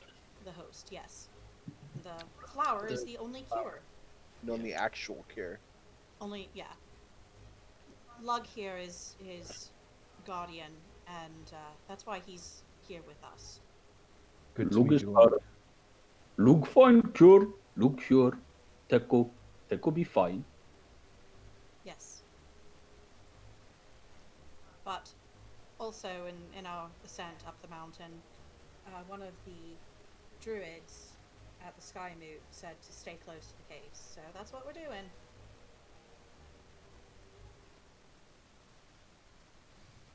At least you're wandering somewhere. I was more or less just wandering around trying to find these, undead and killing them. Well, I Well, imagine we have you to thank for seeing fewer of them. I prefer the thanks go to the goddess and not me. I'm but a humble servant. I just feel everyone go like, ugh! Everyone disliked that. Yeah, like, he says that, and you can just hear the sound of Leo's eyes So rolling. what I'm hearing is I should just keep it. Gotcha.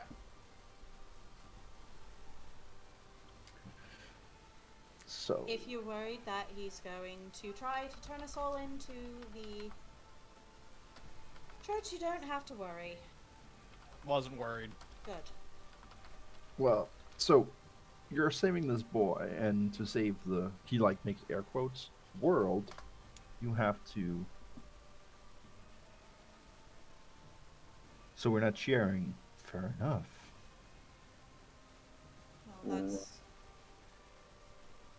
that goes to a lot of things that we are not quite sure of ourselves.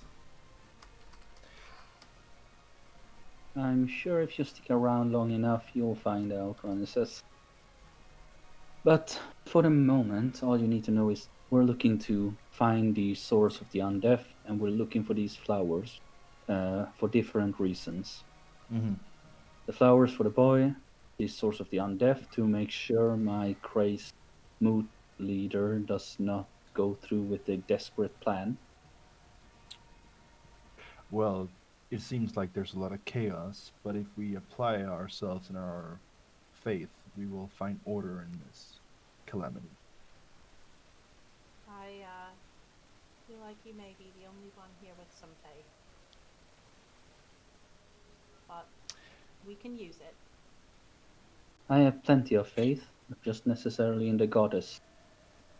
That's fair. We can use yours as well. I lost mine a long time ago. Those who denounce the goddess in ignorance have lost themselves to darkness or deception. Show them the path to the light. All right, so they let's may be go. saved. I believe I in will me. I think I see adventure this way. Like Seraph was like nods and like, I love this. Like, I will show you the path, even if you might not see it now. Oh, don't worry, I found a better goddess. Yeah, he bangs his. Buddy, That's sacrilegious even to me. Run. Sorry, I couldn't hear you over all the people laughing. my name's Ram, by the way, and that's fine. You got your faith, but most of us really, just we're not too interested in it. I don't care if you're interested in it or not. So you're just gonna kind of, keep kind Do of it preaching anyways, to us. yes. Okay. I'm gonna continue being a priest of my faith. I'm not gonna stop being it just because you're non-believers. So, Seraphos, what I was going to talk to you about. Hard derail. Go on. We may have different reasons behind it, but I believe that we have a similar purpose. If you know my purpose, then please state it, because I don't know why he like makes like mouse a curse for it. Like I have no idea why I'm here. The Firebrand heresy, at the root of it, was about restructuring the church. Well, I don't know if you noticed, but we're in the middle of nowhere, and I don't think any restructuring will be done anytime soon. Not immediately, no. So It's love on to our talk- to-do list. I'd love to talk about restructuring the faith, overthrowing the establishment, Sigrun. Seizing but the means of production. Stop. But I think that we have more pressing things at hand than daydreaming about lost glory. What's gonna happen? Which, I guess both. They have to. I've not lost my faith and my dedication, but I'm far over the naive belief that anything soon will happen. It may take my entire lifetime, but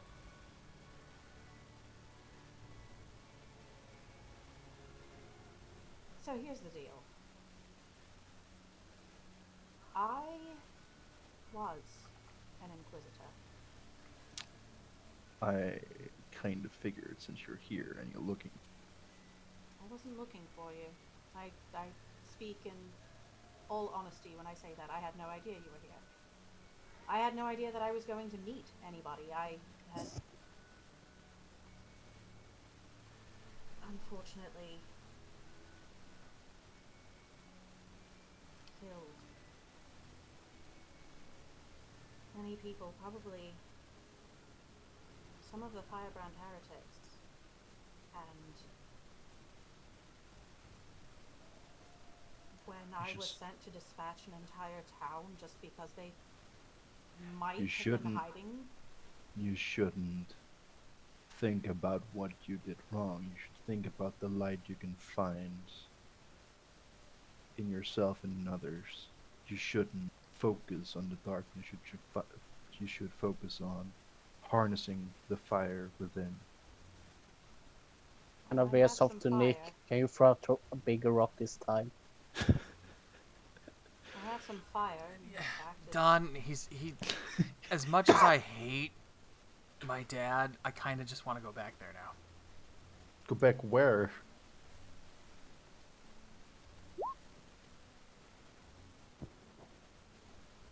Yes, and Home. I already know this, and I was also sent by the church to destroy an entire town because there might have been somebody hiding there. and for all the good the church does with the orphanages and helping those who are poor, I can't stand to watch innocent people get killed, and I wouldn't be a part of it anymore. I broke my vows. Did you though? I was a paladin, and I broke my vows Why did you break your vows? because Were your vows not to the goddess? Was it them? Were they to the church? I think they were to the church. Sure, the church claimed to own the goddess, or at least speak on her behalf. They don't seem very keen on others mooching in on their franchise. If the goddess exists, I believe that she would be for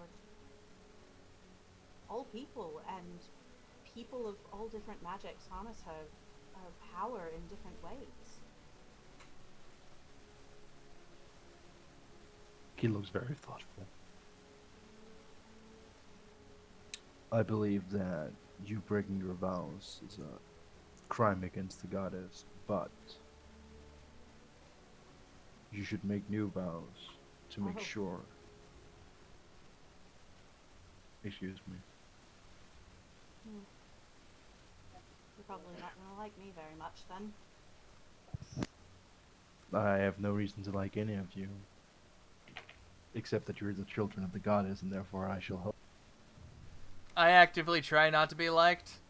It's a defensive measure. It's how I deal with the bad shit And from that's my why past. that's why I'm gonna love you the most, because you hate it. Cat drawn to the one who doesn't chase it. I gotta say, Don, or not Don, Nick, you're pretty successful at that. Being an asshole because it's a Being reflex. unlikable. Because I use it as a defensive measure to keep people away because I have a deep-seated psychological issue. Yeah, with your father. Well, He did try to kill me. It's a pretty justified deep-seated psychological issue.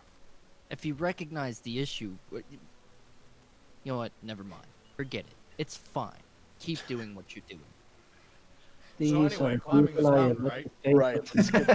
In the meantime, I did make new vows. Are we climbing the montagne? Yes. Yes.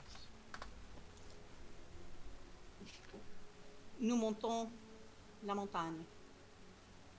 And eventually, as you travel upwards, you find yourself coming close to the frozen river. My loading screen said hatching dragons, and this does not spark joy. No, if they're dragon hatchlings, they're easy to kill. Yeah, it's the There are- mother you have to worry about. Stop giving him ideas. Oh, they've already. Nah. It'd be a favorite in rerun. Am I supposed to see anything but a black screen? If I'm supposed to see a black screen, I'm cool, but No, you're supposed to have a map. Yeah, Envision. there's a map. hot. I you have see- maps. Yes. I forgot to give you a token vision because I am dumb. You're just bad. How dare you? Gosh. How dare? How? No, You forgot a thing? Worst You're DM dead ever. to me. Unsubscribed. Unsubscribe. All right. Indeed, you find yourself uphill. Now, this is deep snow and uphill all the way. You can see a broken arc in the distance, as well as an entrance to a cave. There are these structures, old, what seems to be some sort of buildings and walls around here. The snow and the ice naturally is difficult terrain.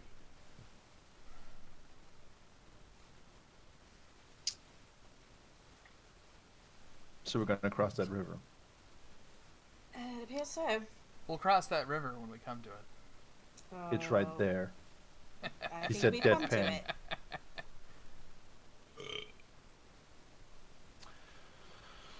Good push, Leo. Good push. Hey, Goran, how far can you throw us again? I don't know the upper limits of my strength. Well, I mean, it's frozen, so, I Leo's don't good. want to fall through. well, if it's spread out real far, it should be fine. How does the snow ahead of us look? Uh, Is it powdery? it's Is it white? Does it's it turn to how- water when it warms up? Mm, Can you check it? that's usually how snow works, you know. Yeah. But it's fairly deep snow, thick. It's going to definitely give a good crunch, would make good snowballs. Are there any Uh, tracks? What? Are there any tracks? No tracks that you can see, no. You guys seem to be the first ones to walk here in a long time. So we need to go get across. I'm gonna move closer to the river. He's gonna use his sword and try and see if at any point he goes from, I don't know how deep the snow is. Snow only seems to go up to about almost away to your knee. Yeah. Okay. So he's gonna try and see if he can find out when it's like rock and goes to being from rock to ice, and using his flaming sword, who can melt snow. You find out. Fortunately, it seems as you're clearing the snow, the river begins where you see the river begin. Fortunate.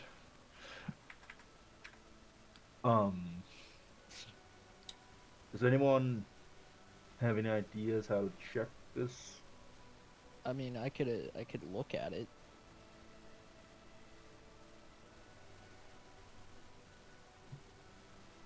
Well, I Do could. use investigation, survival, perception. Check how the ice works. That's Yeah. gonna be a nature check. Nature. All right, I got a 0 in nature. Let's find out. I will not be I able have a to help 7 you. in nature. I'm fine with nature. Let's try it. Hey, this water stopped.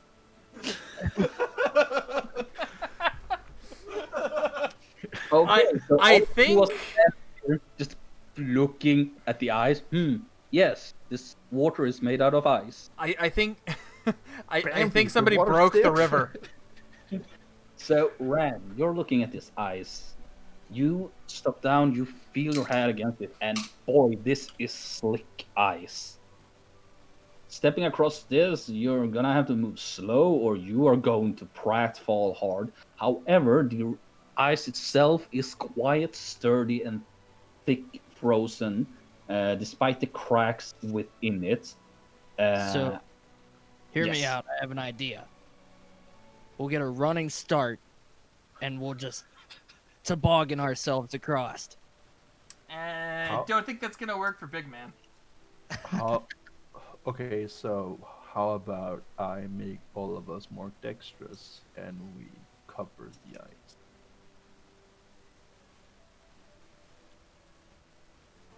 That could You work. guys are standing there. Look, you're standing there. Ram really wants No to like see ice. ice. How tall are these trees? The trees, maybe, I don't know how tall the trees grow. Was it 20 feet? Does anyone have a rope? All of us. Nope, I don't have rope anymore. I handed it over for the. Goran's tying his thing of rope to this tree right here already. All right. So we can help each other over. Do I need to enhance anyone's footwork? I would not say no. Well, Hey, we mug need one- boy, What? come here. What did you call him? Let's say I'm not a monk. That would require me being religious. I'm a shit, not a monk. I would like to. Can I roll insight on that to see if he's lying about being a monk and religious? Sure, but I don't Yeah. think he's not being deceptive right now. I don't think. Alright, You're okay. more than welcome to. It seemed like you were. Alright. I'm gonna You're throw more you than welcome across. to You roll. ready? What he's Goran's, saying is, Goran's gonna sus. step right here. Roll. And yeah, Hey, Okay. Don, help this guy out. Just saying, you were offered to get in hand like spells slinged on oh, you. Goran does not need it. Okay, what fair you need. enough. Famous last words. Make sure this guy can get across. I don't know. Use your magic and shit. You seem to be good at that. What are we doing? What are you trying So- to do? I'm going to throw you. Oh, you really don't need to do that. So Yeah, so but I should- really want to. should I don't- make Don't fall. You'll be fine. should I make you more dexterous or stronger? Make him more stronger. I'm plenty dexterous. I don't think you can actually make him more stronger, actually. Unless you can increase past 20. I double his carry capacity. He already has He that. already passed Yeah, double. I'm already a bear totem. You basically get enhanced strength for free. Can I just You can do it on acrobatics across here? Because Yeah, I'm Uh, just should gonna look walk stuff? across. Okay, so I'm going to give you the out of character how this is working. To get across the ice, you either have to move at 1/4 your normal speed, so like double difficult terrain, or you have to make an acrobatics check to get across without slipping and falling prone on the spot. Because I was thinking go this way, and then over here because I'm acrobatic and stuff, and I could land on whatever those thicker pieces of Yep. stuff are. So the thing is, making an acrobatics check. If you move with full speed across, you have to make a higher DC. If you move at half speed, you make a relatively easy DC. And if you move at 1/4 of your normal speed, you don't have to make an acrobatic check. Hey guys, if we cut down one of them 20-foot trees, we can make a bridge here. 20 feet across. Leo, want to smash a tree? That's like a building, but made of wood. Would it be wise to disrupt Leo just the looks. area? Muted. Why don't we just walk slowly across it? I think that's fine. I'm telling you, something's gonna catch us midstream. Ran, walk out, you careful. Then you slip and pratfall on the ice.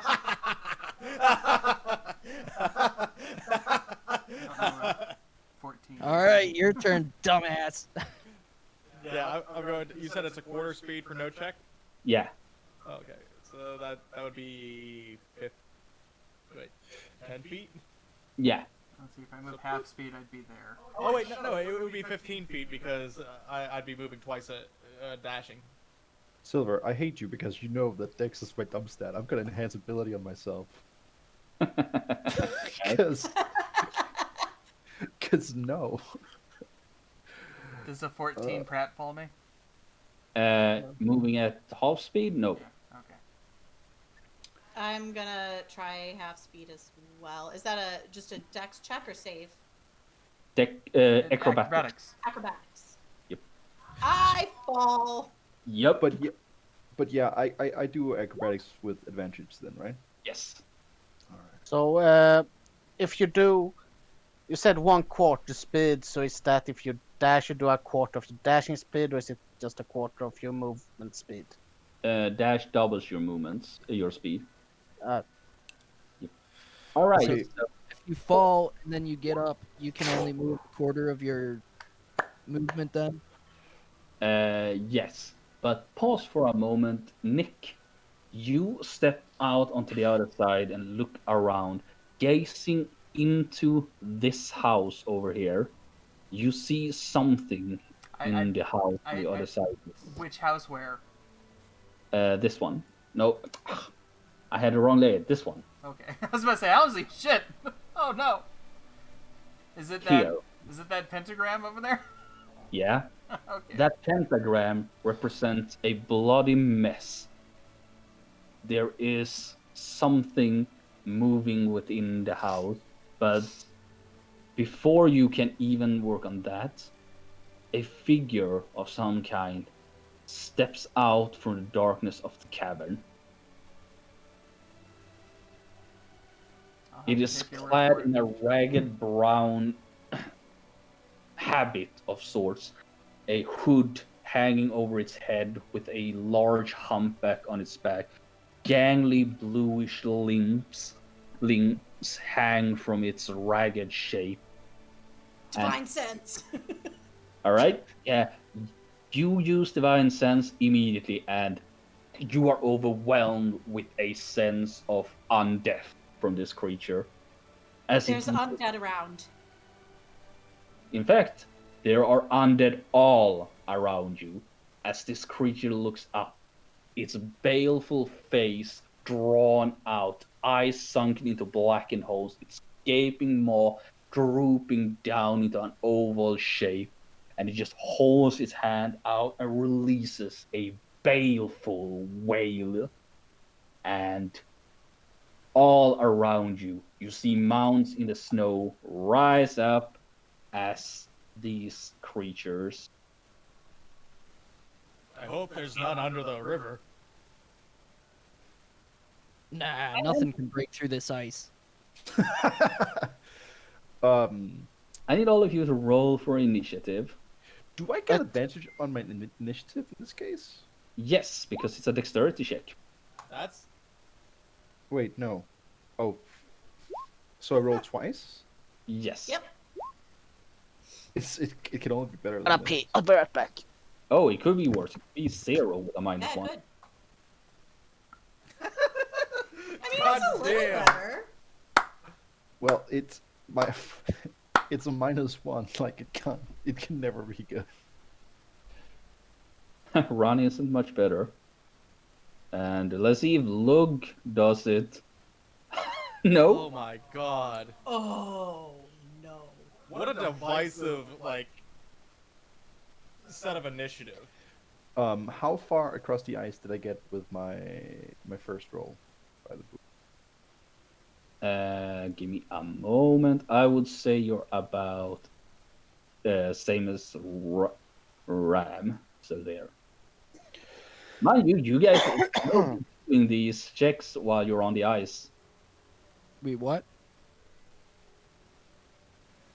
Yeah, you're still gonna be doing. Jesus Christ, what are my? What is happening? What's going on? Everybody's rolling garbage initiative.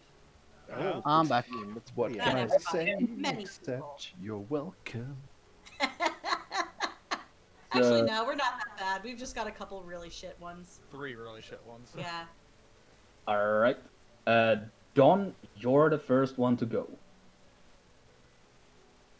One of these undead are right next to you, rising from the ground. You see them, they look like they don't have the wounds or the decay of a zombie. Instead, they have this bluish tinted skin, perfectly preserved by the coldness, with long claws and wide open mouths with long tongues sticking out. Oh fuck, that was a misclick. I mean, would be helpful though. Yeah, Dawn does not like. I have a dead. Fuck. I almost could hit all 3 of them, but I'm only gonna be able to hit 2. But I'm gonna cast Hypnotic Pattern, so I hit these 2, and I'm gonna use Unsettling Word on the one close to me because I really don't want to move. Wisdom save, right? Yep, Wisdom save. And let's see, 1d8. Fuck. Yeah, it rolled a 9. Yep. So Woohoo. immediately as this creature appear, you weave your hands together, and this.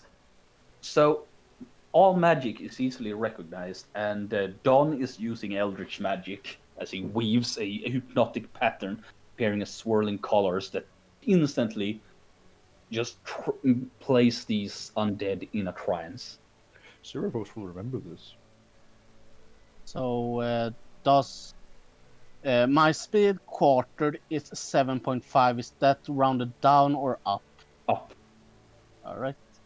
And Don is gonna step forward into the river, trying to create some distance. All right. Cool.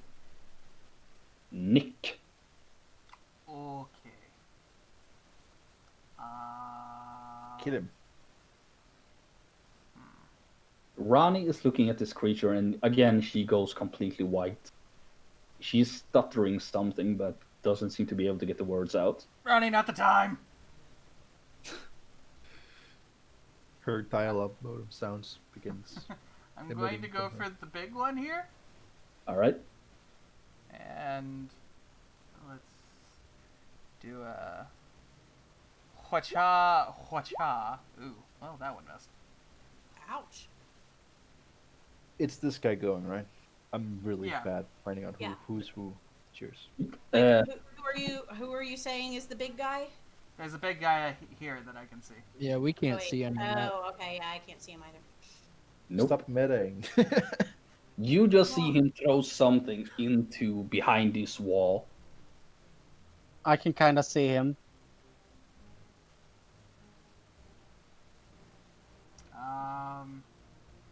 Then we'll bonus action dodge. All right. Maybe I'll actually. I think I'll move here to give myself cover. All right. Sigrun. All right. As I can't see what he's throwing things at, I'm going to pay attention to the ones that are closer by that I can see. Okay, fine. There's more up here too. Got it. We gotta help Ronnie. I am going to make my way towards Downtown. that one. Remember, the snow is difficult terrain. Right. Okay, well, that slightly changes things, but not much. I am first going to hex it Okay. and Eldritch Blast it a couple times. Blast away. Sorry to be a nitpicky asshole, but is the Eldritch Blast Eldritch magic? Oh, yeah. Yes, it is. Very It's much in the so. name. Yeah. No, I'm just making sure because Mhm. there could be some homebrew. Yeah. So yeah, you what you would see then is first me like saying something very eldritch like and some kind of curse on this thing and a couple like darts, not really darts, but like missile type things coming out of my hands, definitely of eldritch sort, with autumn leaves surrounding it, heading towards this guy, and you see a couple of those. Both of those hit. Excellent. Roll hex twice. Not bad at all. It's 24, 29 points of damage. Immediately, you strike your hands together, and this creature, a sigil, sears into its flesh, four-pronged, and you just blast it both hitting right into it, sending surges of magic through the creature, and it is almost... It looks withered and weak now. Excellent. I'm going to make my move back this way then. All right. Sure. Yep. That's my Well, turn. Right. Alright, I'm gonna use half my movement speed to stand up, unless I was not prone, which I think I was, right? You were. Yeah. So half my movement speed, and then I'm never gonna use any of my movement speed again, because this is the best spot for me. Oh. I would be just barely here. And I'm going to attack the one she just blasted. All right. That, I believe that hits. Yep. Okay. And again. And both crossbows out, quick shot, and the creature falls dead to the ground again, slumping into the snow. Falls re-dead to the ground. Undead. And then I'm gonna say, because I can see one over here on the other side, I'm gonna say, somebody should go help him. Already on it.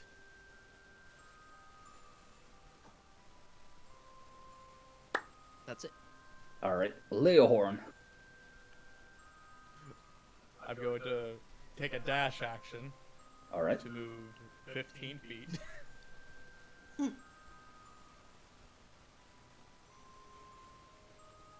And well, actually, hang on. You know what? I was here, right? Yeah. I'm feeling froggy. Y'all were all nice and perfectly lined up. I know. It's a shame that Silvers didn't have some sort of bullshit enemy that was going to hit us with lightning bolt, like this guy over here, And then blame us on it for and it. then blame us on it. Yeah. I'm actually going to move. You said it's if I move half my speed, it's a lower DC. Yes. That a 14 at least was okay with. So if I run to here at normal speed, Yep. You have to make the acrobatic check. Ouch! Okay. You make it 5 feet and you fall. Ram laughs uncontrollably. Ram, not now. What? He deserved it. Leo hits the ground, and then like, do I lose the movement? Yes, your speed is 0 now. Oh shit. What if I dash?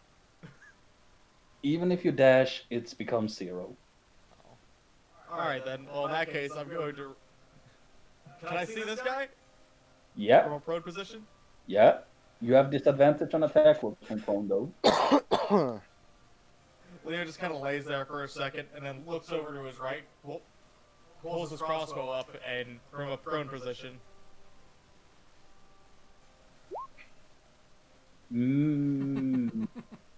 Yeah, that misses. The creature dodges to the side, screaming at you with this hungry, toothy maw. Yeah, come on running across here, you asshole.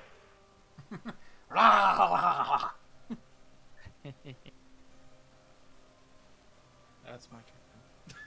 That's your turn. Goran! Alright, so the ice counts as difficult terrain? Yep. Okay. Or, well, no, the ice is not difficult terrain, it's just that, you know, the rules I set out. Right. And So explains them. if I walk across it, I have to roll in acrobatics.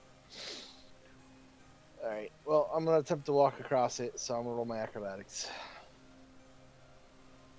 Yep. Dice, don't fail me now. Come on, one. Damn it. You make it across. Alright. Now, this is difficult terrain. Yes. Alright.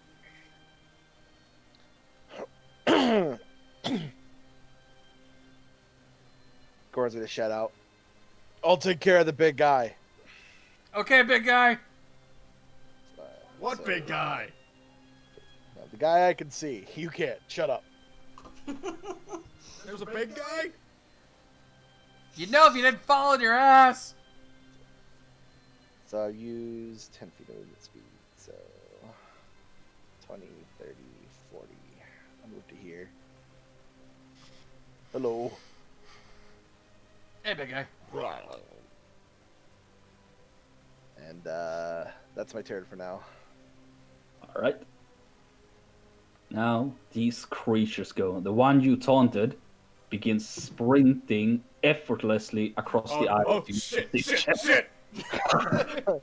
taking the dash action to do so, fortunately, so it cannot attack you. These guys, however, lug without problems, and this one is gonna take the dash action at Ronnie, who just gazes upon it in absolute horror. I would like to use my reaction Polearm Master.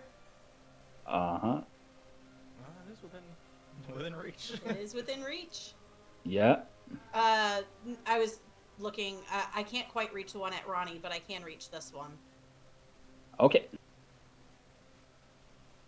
Okay. So yeah, my hex weapon or my packed glaive comes out, like appears in my hand, swirling in fire this time. As I reach over and smack. All on the floor. You just tear into this creature as it leaps towards Lug, who goes to block, but you sort of push it away as its attack misses him. It claws towards him, but cannot get precision in its attacks. Cool. With the attack of opportunity, it's just the one. Mm-hmm. The one Yeah. hit. Okay. Cool. More of them arrive. One comes dashing out from the house, followed quickly by another one. And another one.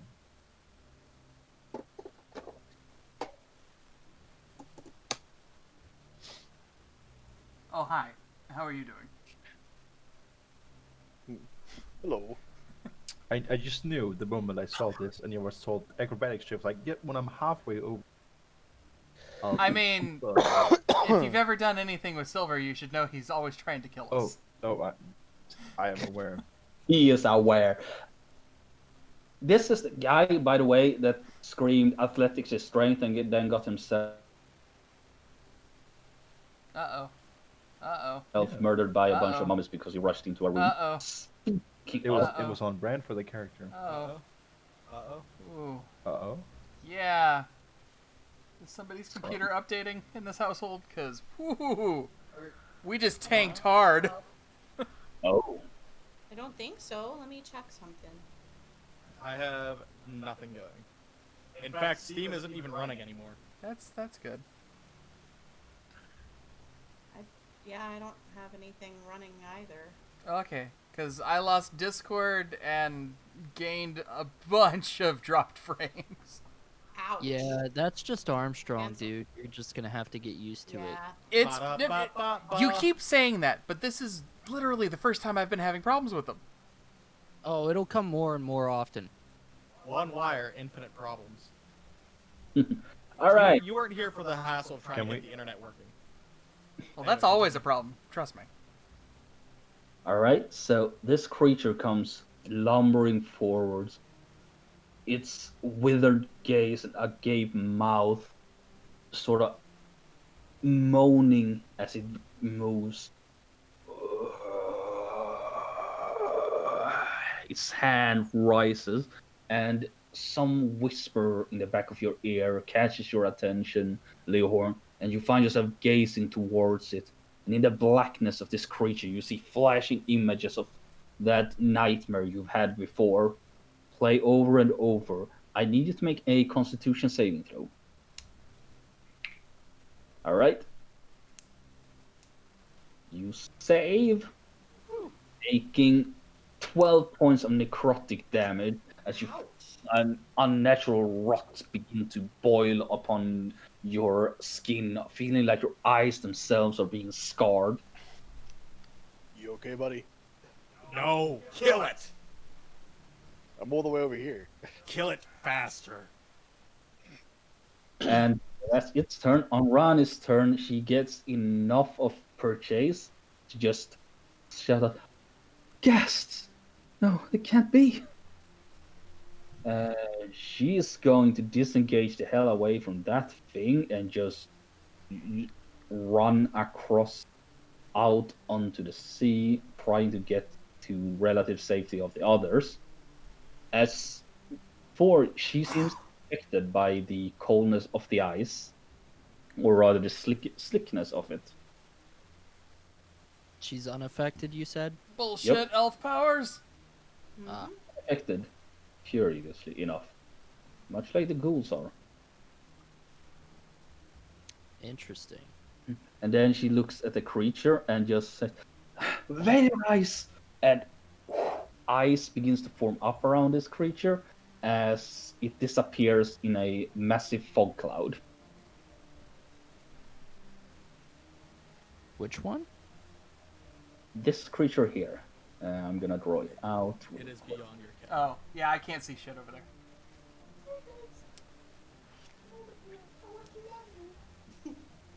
Oh, that's the wrong one.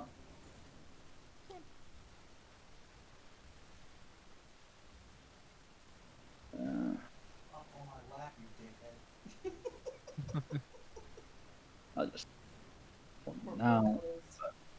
This here is now covered in a thick fog that you can't see through. That's okay. Couldn't see it to begin with. I can see through it. Goddamn elves and their bullshit. Oh wait, no. If it's not, never mind. It's not darkness, so no, I wouldn't be able to see through No, it. it's not darkness. It is indeed Frog. mist. I'm not really sure why though. Might have to ask her. Oh, it's I played a warlock, good sir. You know this.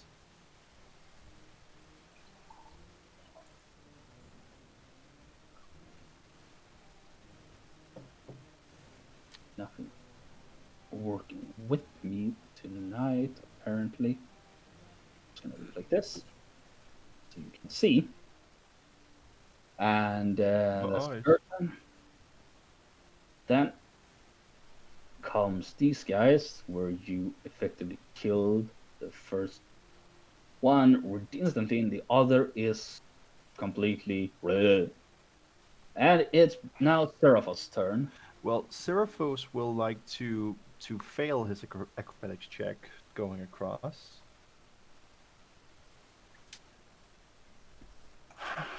Kitty.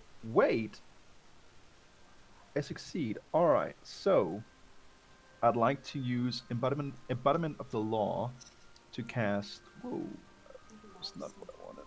To cast bless on 3 people as a bonus action. Okay. Where the hell is it? Look what Snickers did. And I'm gonna guess I'll cast it on the 2 fellows over here. And who else is in range? And the crossbow fellow. All right. You And hold out your sword, speak a prayer, and divine fire begins to burn around your weapons, Goran, Nick, and Ram. You are now blessed.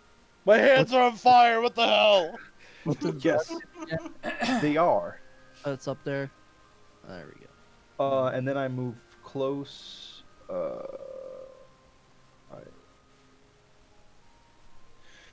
To these. Wait, why stop that? And then I would like to turn undead.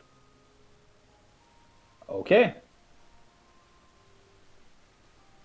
What's the range on turn undead? 30 feet. All right, so it's only these 2, I think. Does full cover protect from? Can you link? Yeah. Well, I thought I clicked. I don't. It doesn't. Each undead can see or hear you. Okay, they can hear you. Whoops.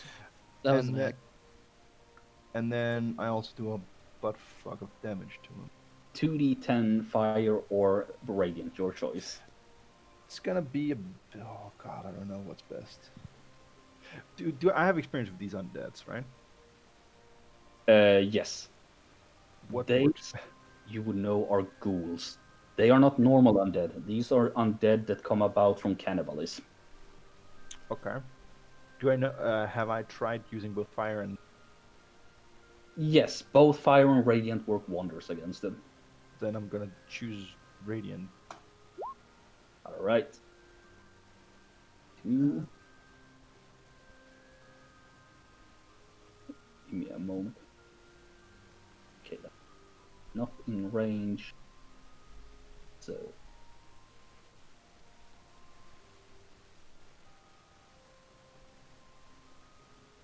Alright, so you step forward, holding up your blade, and divine fire again bursts out, incinerating the 2 nearest to you, as divine fire just engulfs them, and they are turned. Nice. So they still run even though they took damage, right? Yes. All right. The damage happens before they are turned. It doesn't run immediately, it's just gonna spend its turn on its next turn to do that. Yep. I think that's all I can do. You also sense a presence from behind cover that is also turned as a pillar of fire crashes down upon and in the fog cloud, another pillar of fire strikes down, but that creature seems a little bit more powerful than the others. Oh, interesting. Yep. I think that's my turn. Oh. Yep, that's all you can do. Luke is gonna try and smash the thing next to him. because that's literally what he does. Look, smash. Lug obliterates that guy. Just raise the club and strike down, and all that's left is paste on the ground. He's then gonna move up towards the next one and look intimidating. Do not hurt, look fun. And I don't know if you guys are gonna see this, but this creature begins running off. This creature steps out here, wielding holding a massive boulder in its hand that it raises up and hurls towards center here. Oh no. God damn it.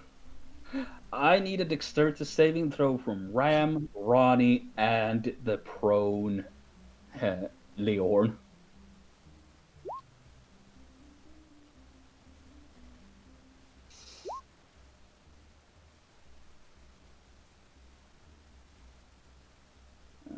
Well, as we all know, Ram, both of you can add a d4 to that actually, because you are blessed. Oh yeah. Yeah, let me roll.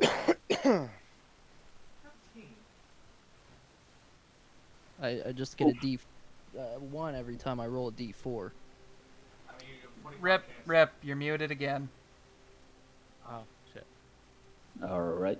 So that's a success from Leohorn and from Ronnie, and a fail from Ram, but Ram takes half damage anyway because he has evasion. All of you take 10 points of bludgeoning damage as the stone crashes in and cracks the ice. There's now a big hole in the ice about here. Since all of you save, none of you are falling into the river right about yet. Owie. What Is is this? that knock us prone or anything like that? Nope, because you saved. Yeah, better. And we're back on Dawn. All right. Dawn is gonna try to move closer to his companions, hiding behind log, and I'm gonna cast Imbue Element on Sigrun, so your next attack deals an additional 2d10 fire damage. Heck yeah. You want to give someone bardic inspiration so they can cross the river? No, I'm saving those. Yeah. Okay. Nick. Okay, well, I'll take my newfound blessing and punch the shit out of that guy. All right. He is turned. The turning will disappear, but you can just kill him, possibly. He is looking ragged. The divine fire really works against undead. Who would have thought? Crazy! It's almost like it's what they do. You know what? I've got the +4, so let's throw a +4. All right. Roll the d4. That hits, and that absolutely demolishes the guy. He is gone as you swing around and strike it. Its head flying right off. Now get the other one. Zhwa? Bless is on every attack roll, right? Yes. Okay. Zhwa? Well, if I roll super duper high, I don't think I can actually.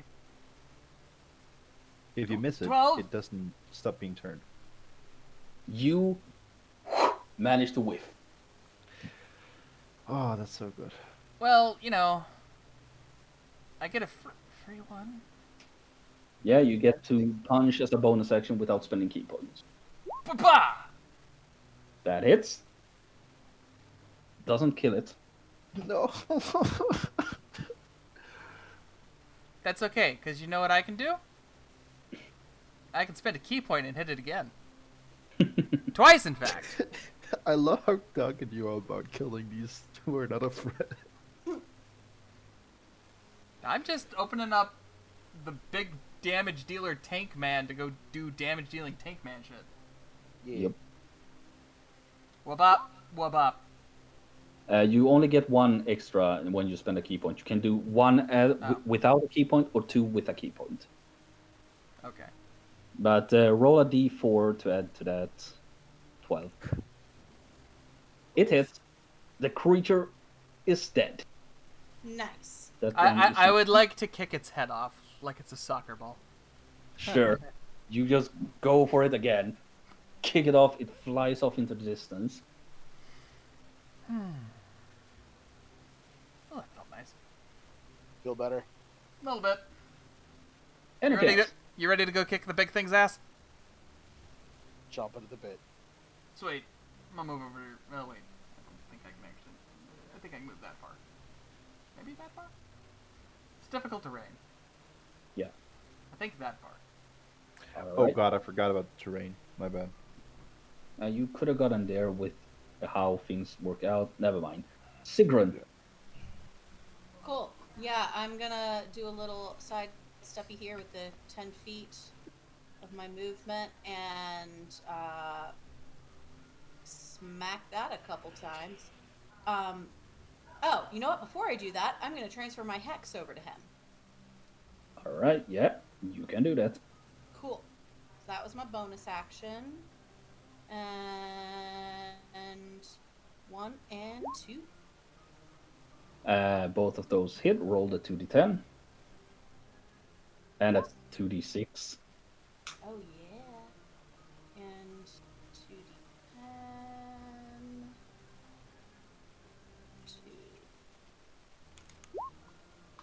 2. Yay. Nice. Okay, it dies after the first blow. You strike down with the halberd, cuts right through it, and then the wound just bursts into flame, incinerating the creature. Nice. You have one attack left. Fuck yeah. In that case, I'm going to Eldritch Blast this one. You can't Eldritch Blast. You have taken the attack action. You can only Right, attack. I have. Well, I can't because I'm not quite close enough. You can move and then attack. You can break up attacks. I thought this is all difficult terrain over here.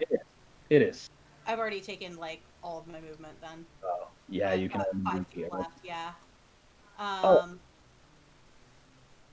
Well, Also, these two are dazed, so leave them to last. Yeah, exactly. Yeah, I'm not going to worry about them for right now. So I'm going to take 5 feet more of movement, actually, in this direction, okay. to get closer to this side. So that's my turn. Ram.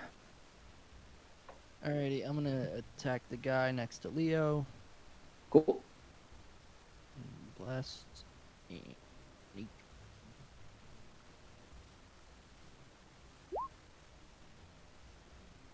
Hits. Cool. And once more. Remember to plus it. Yeah, he does. You can see the yes there. Fair enough. Fair enough. And with that, 2 shots once again right through the eyes. The creature falls dead to the ground. Hell yeah. And now I'm gonna try to get to ground that doesn't look as bad, I guess. Because I totally didn't imagine that these things could just easily run across this ice. So if I moved here, that would be what, acrobatics? No acrobatics. That's close enough that you can just move there. And that's safe here where I won't fall. Yes. Okay, and that's gonna be it. Right. Leo Horn. I'm going to stand up. Actually, would I be able to crawl across? Yes. But you move at half speed while crawling. I can't fall prone twice. No, not really, no. And this is when the Hello? stream gets demonetized. Not like we were getting any money anyway. Yeah, someone's going down there right now. Yeah. Okay. What are you doing from there? I'm going to crawl there. They can't find the place. The lights are all off outside. But also, I like that ringtone. Fuck yeah. I mean, it's good. I just don't want Paramount coming to sue my ass. That's fair. That is fair. It's not that we don't get money. I'm afraid that the big corporation will sue me. Yeah, because right now Twitch is on a warpath about that. Yeah. Ew. Let's see. That's all my movement. Literally all of it. Pew pew. Yeah, I'll shoot this guy. All right. Disadvantage. Yep. You hit.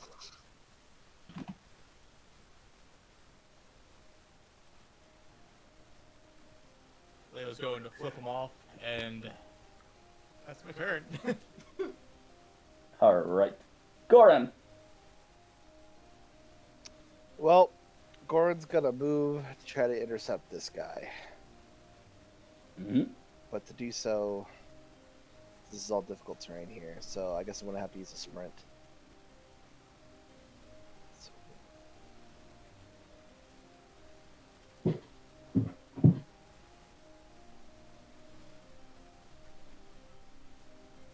Alright, he's still behind that wall, right? Mm-hmm. Well, that's all I can do, except for now I'm going to also get angry. Mm-hmm. Okay. End of your turn. This guy is a beeline straight for Leon, and this one makes a beeline for you. Oh, it's a good thing I'm angry. It's a good thing you're angry. It was a good day to be angry. Right. 17 on Leohorn and Matches. 19 on Goran. That hits. Alright, Goran, you suffer 10 points of slashing damage, half to 5, and I need you to make a DC 10 Constitution saving throw. Constitution saving throw. Yeah, no. I'm You- immune to whatever this is. Yeah, it's striking. You feel that your limb is sort of tensing up for a bit, and your body is going stiff, but you manage to just shake it off. The one that goes for Leohorn just manages to find nothing, slamming against his plate effortlessly and fruitlessly. Dude, can you not?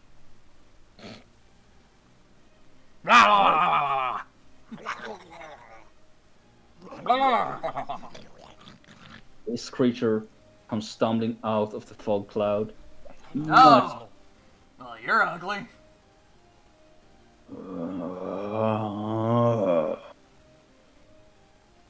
And What do you do?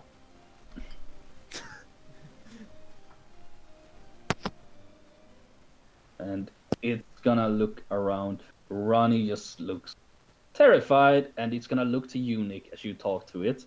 And I need you to make a Constitution saving throw. Yeah, I'm good at those. I'm Plus, good at those. plus D4. I'm good at those. Oh no! You take 21 points of necrotic damage as an unnatural rot begins to build upon your body. Well, that went a third of my hit points. And again, you are getting flashbacks to this horrible nightmare you've been having for a long time. It's fine. I now have something to punch to do with the nightmare. And Ronnie, on her turn, scream, "Don't look at it! Keep your gaze away from it!" And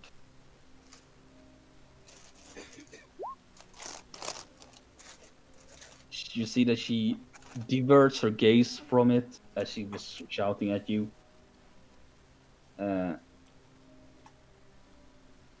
She is gonna try to keep that thing away. Let's see what she do for that, actually.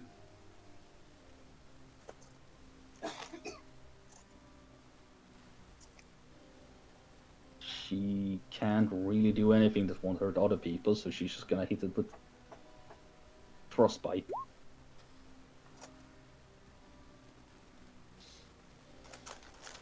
Well, however, so it does take the damage. As she points out and spectral frost begins to cover its form. It has disadvantage on its weapon attack, but she's not gonna do that. And then she's gonna run back towards safety with the rest of the group as this creature goes, and it too homes in on the weakened prone creature. Did you hear that? They called you weak. Oof. Big oof. Big off. Oof. All right, 19. So I think this one hits Leohorn. Yep. And you take 13 points of slashing damage, reduced to 10, and I need you to make a Constitution saving throw.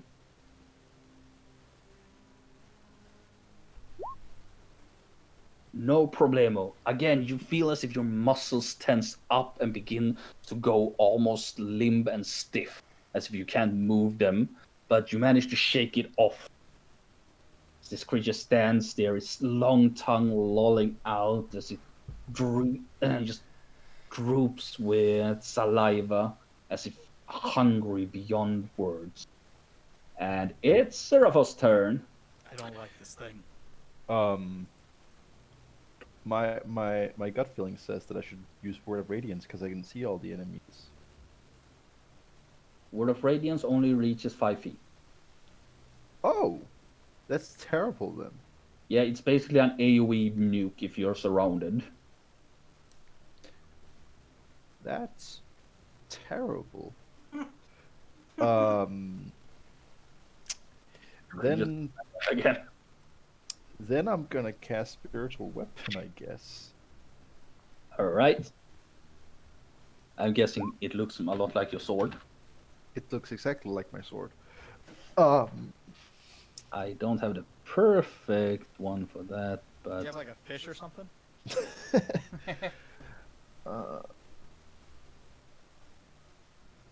So I'm gonna make it appear what would be a good spot for it. Oh, that's very nice. Appear here. alright. Let me give you control to the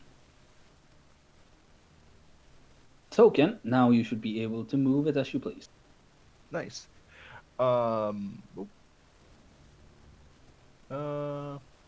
Yeah. Wait, I have a attack for it. Never mind.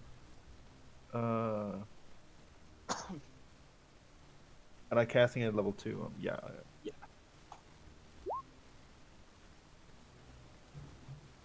$11 does not hit. The sword comes swinging, and this creature, crafty, scutters back on all four, avoiding the blow as it flies over it. And I have no. I don't think I can do more than that. It's a bonus action to cast. You can cast a cantrip like Sacred Flame. Or you can attack if you're within range. Sacred Flame would be good. Oh, Yeah. also need to make a Oh constitution. yeah, Sacred Flame would be real good. Well, spiritual weapon is a bonus action. Fair enough. What did you say beside that? Well, it's a bit late now, but I need you to make a Constitution saving throw. All right, you save. This creature here is radiating a baleful aura of undeath, and you can feel that it's gripping at you with a supernatural force as you stand. Sacred Flames goes. Brr. All right, roll damage. Yay. Wow. Yeah, you don't get to add your Firebrand's extra damage to that, but Oh yeah, fair enough. at the very least, it fails its saving throw and takes 4 points of radiant damage as you point towards it, and sacred fire strikes from the sky into its form. It does not look too happy about that. I mean, it doesn't have to be happy. Just have to accept the fate. I'm not confused. All right, that's your turn. Or do you want to move?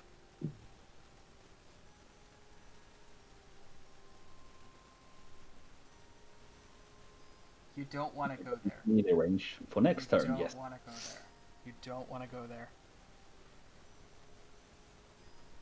Go there, you Why coward. not? You won't. Why not? Because I'm going to do something on my turn and you don't want to go there.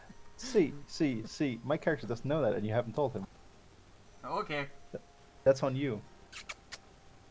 No. No, it's not. Luke is gonna rush this creature with his club. Dum dum dum dum dum. Look is just fucking golfing at this point. Lug removes almost all of these creatures' hit points in a single blow, just slamming it up against a tree with his club. Do it again! Lug does not get extra attack, and this creature is now free from the spell. Though it does not look much better for wear for the Look, I smash you hard! He shouts. And see this big creature come lumbering out and wielding a massive club of its own is gonna slam against you, Goran. 23 to hit. Oh yeah, that's gonna hit. You take 13 points of bludgeoning damage, halved to 7. And this creature continues to run. It's still turned. Done! Nice. Don notices this one. He doesn't like this one since it seems to freak out Ronnie. So he's gonna look to Nick. Hey Nick, you got this? Oh yeah, I'm gonna turn off the lights. Good. Have a little extra got this, and you get imbue element, so your next attack is an extra 2d10 fire damage. Okay. And he's gonna move over here. Alright. Nick, I need you to make a constitution saving throw. Alrighty. Or divert your... Or you have to look away from the creature you are currently gazing at. But then you won't be able to see it. I'll just take the 20 whatever points of damage. Can't You're they? Oh, I'm dead? not dead, unconscious. Oh. You fall unconscious as this creature just looks at you. You gaze into its eyes. It holds its hand out and draws you a wisp of light from your body. Okay. We're not doing unconscious, are we? Well, oh right, you have right. You are on your death throes. Thank you for reminding me. Cool. You have disadvantage. The only actions you can take are the attack, dodge, and disengage actions. You move at half speed, and you're prone. I'm surrounding it in 15 feet of darkness. You can't do that. You cannot take that action. Oh. But that's an attack. No, it's not. It's a spell. No, it's not. It's not actually a spell. I don't cast magic. I just do shit with my key. I'm afraid it technically counts as a spell. It's you... But it's an action. Yeah, but I said you can only take your action to take the attack action, the dodge action, or the disengage action, or to cast a cantrip. This on your ass mode, it's limited. You know what? Fuck it. I'm gonna throw something at it then. All right, you make all attacks at disadvantage, but throw something at it for sure. You know what? I'm just gonna go big or go home. There. Fuck you. And the horse you rode in under silver. You have 2 attacks. You still have extra attack. He might get 220s. Nope. He did not get 20s. Never mind, I'm not turning off the lights. I'm Because dying! He didn't got this. Don says, looking over to Ronnie. I told you not to look at it. I gotta look at it to cast a spell on it! You could 'Cause have apparently looked at it's the ground. magic! Couldn't you have looked at the ground in front of it and casted the area don't magic know. on the ground? I mean, you don't have to look at it, but you not center the spell on it if you cast it on it. I don't know. I thought I had to look at it to cast the spell. I mean, continue on. Next person. Yep, Sigrun. Alrighty. Shit. I am going to transfer my hex to that one. Alright. Does that mean you have to look at it? She is out of range of its ability. I think. Yeah, she is. Cool. In that case, while I'm here, I'm gonna Eldritch Blast it. Alright. So pew and pew. Damn. Nice. Nice. And let's roll those hexes. Well, you know, it's a help. It helps. That's an Yes. extra 4 damage. For the helpers. You're I'm helping. again blazing the image onto the creature. It burns as both of these blasts slam into it.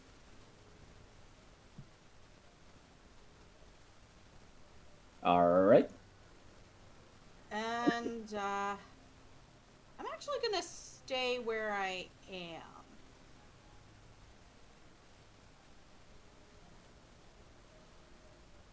Cool. That seems like a good thing. Yeah. Alright. Ram. Okay. So, if I wanted to shoot one of my alchemist fire bolts, how would that work?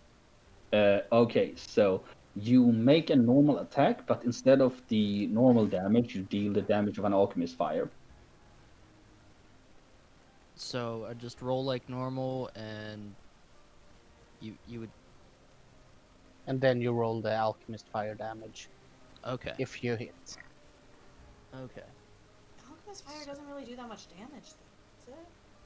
It does damage over time. It lights them on True, fire. that is true, yeah. They're on Also- fire until they also- take an action to not be. Right. Also, if they're rotting, they're probably releasing some methane gases, so they should technically explode, right?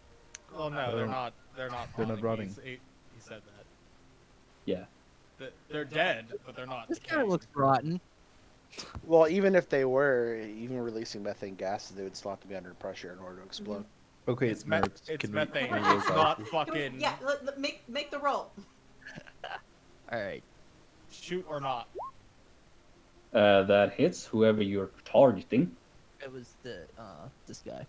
Alright. You fire, the bolt slams into it and explodes in a gout of flame. Roll 1d4. Okay. 1. It lights up like a bonfire and takes 2 points of fire damage now, but it's gonna keep taking fire until, well, it rolls around in the dirt if it ever gets that idea. Right. And then I'm gonna make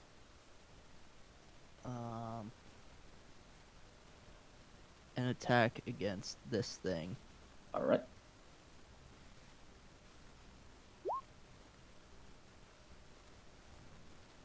That does not hit. You hit in through its cape, but don't seem to find purchase in any of its skin. Well, shit. I guess that's it then. Alright. Leohorn, do you look away from the creature? I imagine right now I'm too focused on dealing with these two guys. Yeah, I'd imagine so as well. So I'm going to stand up. Alright. Hey, out of curiosity, how fast was the water flowing in that there hole? It's a gentle flow at the moment. Damn. Okay. Not gonna pile drive people into the frozen river. I was just gonna have him strike the ice in front of him and dunk them into the water. I don't think it would affect them personally. You would get rid of both of them at the same time? If they stayed sunk. I mean, it would get rid of them long enough for him to do other shit. So yeah, fuck it. Leo takes up a fighting stance, looks at the one with the big old tongue, and then acts like he's going to swing at it, and cuts the swing short and just strikes the ice, like, right here. Alright, make an attack roll. Right. As soon as I find my character sheet. There it is. Looks like Gene Simmons and Batista had a baby. Yep, that hits. So roll 2d6 again. I hope the stream is Actually, actually still without up. actually, I think just the max of 2d6. So it's another 12. You smash the eyes into smithereens, and these guys will have to make saving throws. Let's see see here. just to check on it.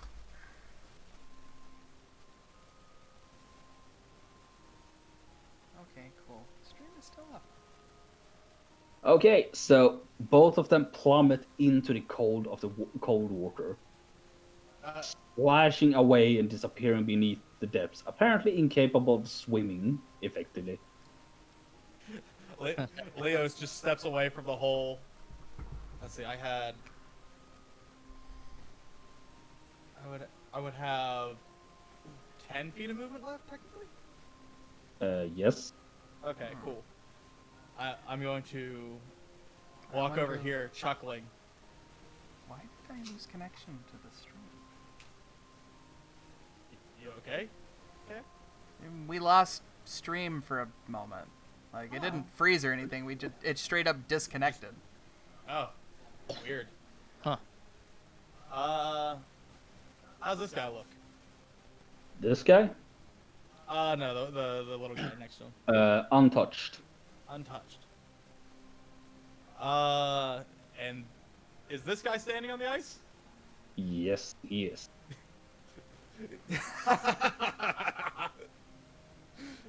Leo goes walking over, cackling, and just strikes the ice. Ah!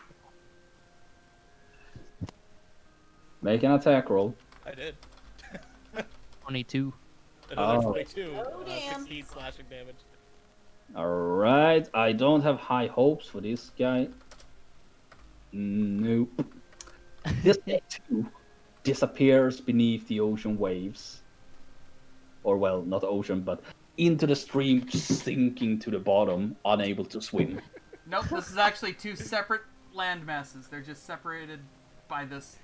It's a very tiny ocean. Goran briefly considers tossing Leo into the water because he wanted to do that to this guy.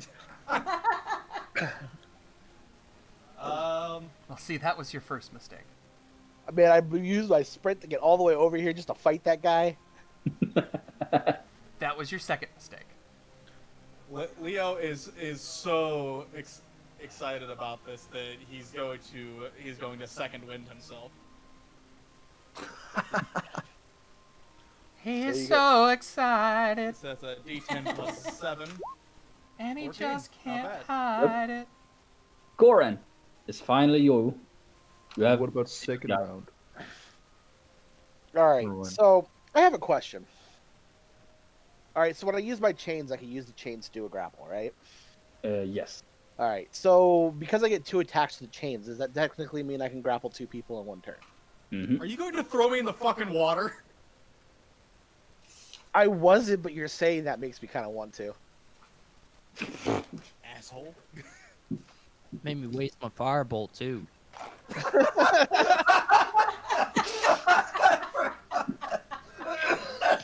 Are you okay? Are you dying? I forgot about that. Have you been around him? Yes, he's dying. That's fair. We're all dying, but I'm just like Very Usain slowly. Bolt of it. Well, Uh, since the big His guy's back, gone, his knees. Leo's or Goran's a little more concerned about Ninja Boy over here. So he's actually gonna move over here. Now you said that he can't look at this guy, right? He has to make the Constitution saving throw if he does. All right. So if I use my thrash ability, though, I don't need to look at him, right? This is Uh, just a PBAOE. On the attack roll. Say what? You have disadvantage on attack rolls if you can't see a creature. Oh, okay. You can cancel that out by making reckless attacks, Right. but then you just make a normal attack. And also remember, you got +4 on both attacks and Constitution saving. Well, plus a D4. Right. Yeah. All right, but then I can still make my regular attack, so I'm not looking at him though. So I'm gonna do that instead. Instead of Mhm. trying to hit him once, I'm going to hit him twice. So I'm actually going to break away from this guy. I know this guy's going to get an opportunity attack on me. So go ahead. Right. Yep, it's gonna take that attack. 20. Yeah, that hits. You take 5 points of slashing damage and you need a Constitution saving throw. Now this is where I get fucked up, right? That's it. Plus a d4. 5 odd is 3.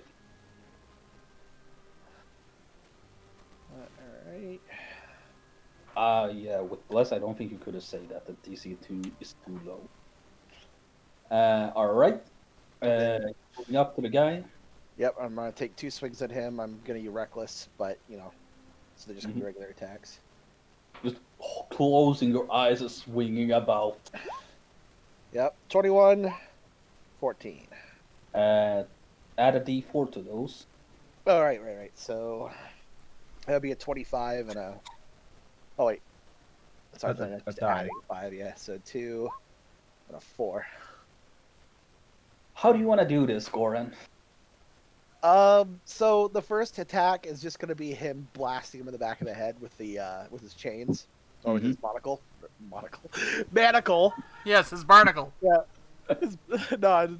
I say. And then he's just gonna like grab his head and just like fucking slam it into the ground and just bury it into the ground itself like an ostrich, Yep. This creature, as you like pull it, cartoon ostrich.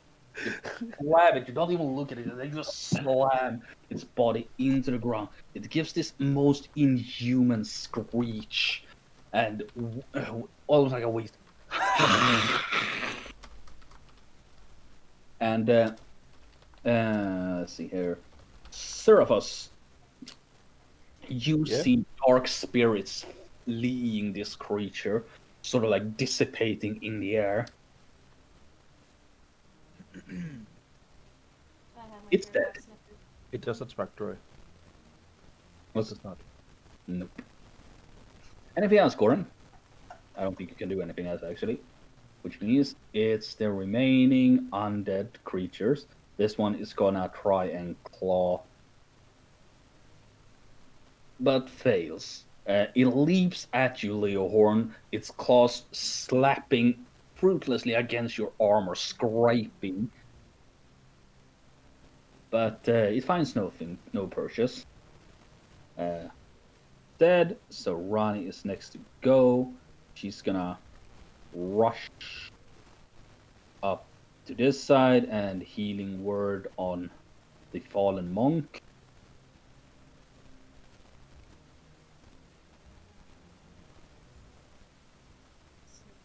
80 points.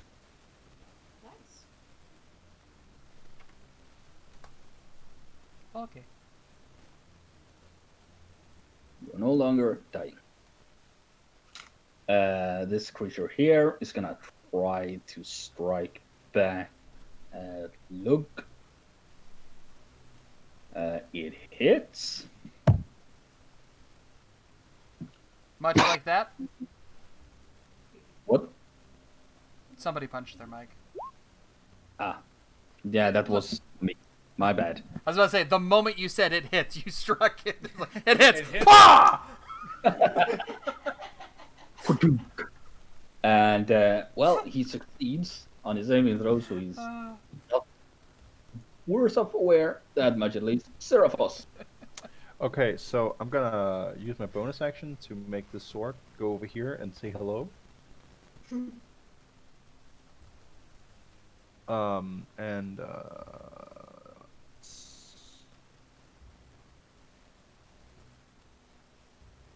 this one, That hits. and then I'm gonna do Sacred Flame, I believe it is. Yes. Alright. No? Yes, that's the word.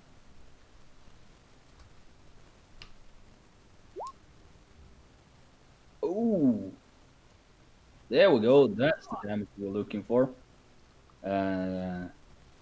Nope. So the blade comes flying towards it, just piercing right through it, and it just sort of grabs and claws at it before it suddenly erupts in flame and turns to ash.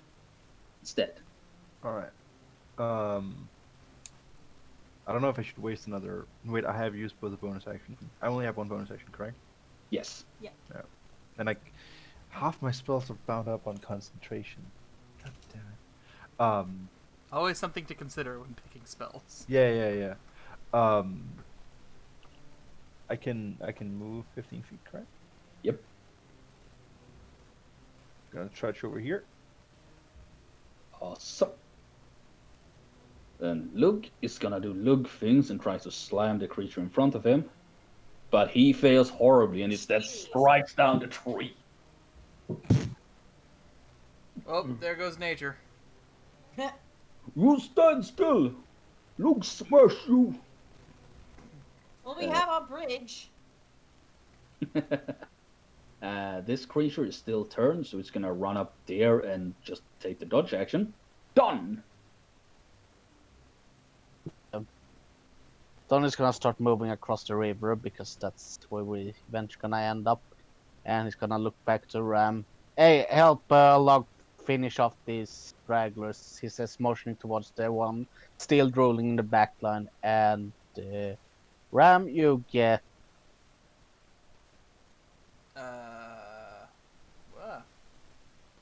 Okay. Well, I guess Discord decided to restart. Fun.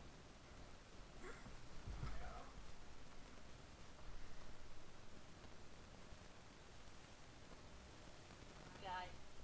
He's back. He got better. We're all having connection issues in the household. Yeah. Weird. Well, that one wasn't a connection issue. Discord restarted. Wow. Huh. Fuck Well- you too, Discord. Just in time, I think, because Don's turn was over, I believe. What did you give me again, Swedes? imbue element. Your next attack deals an extra 2d10 fire damage. Okay. And There's something up here. Right. You can use half your movement to stand up from prone because you're no longer dying. Yeah, I'll do that. Is Bless still active even if he's been knocked down? Yes. That's Yeah, it's reliant on your concentration, not mine. alright, Isn't sure. spiritual weapon concentration too, though? Nope. Nope. That's why spiritual weapon is so powerful. Yup.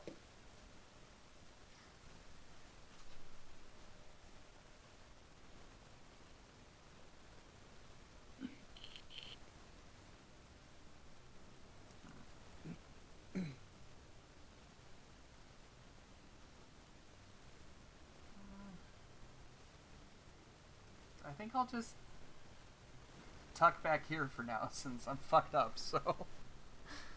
As much as I want to go running in there or throwing something, I don't want to draw ire right now. Fair point, fair point.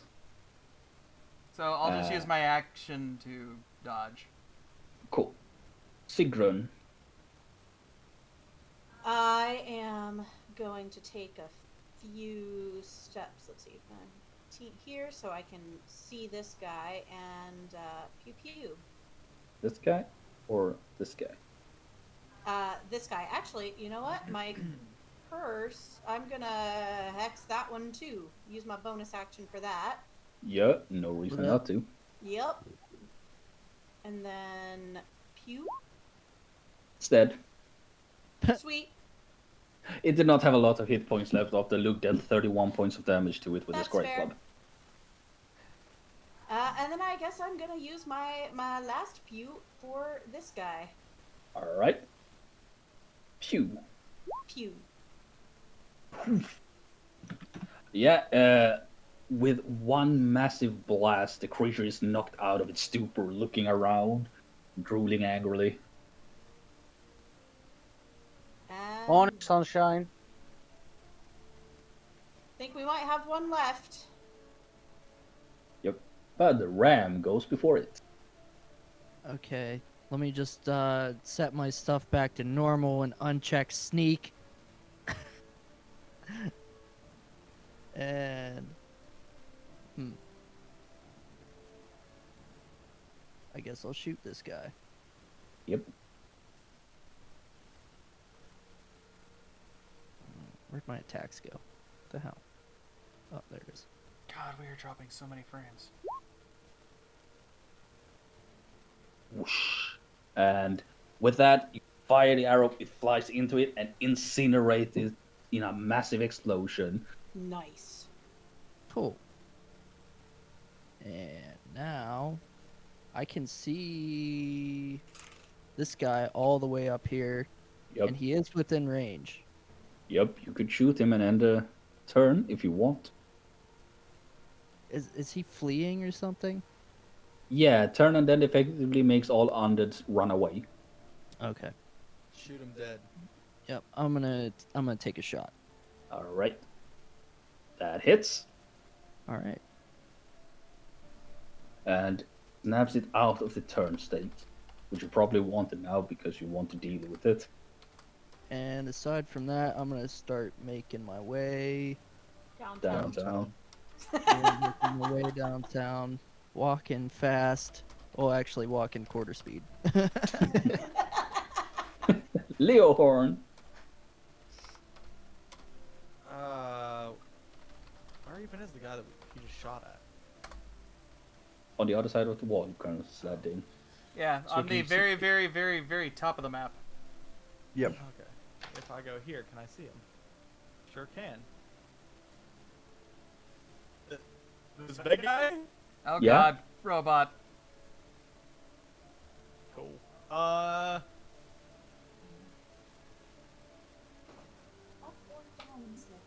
Oh man, we're dropping frames again.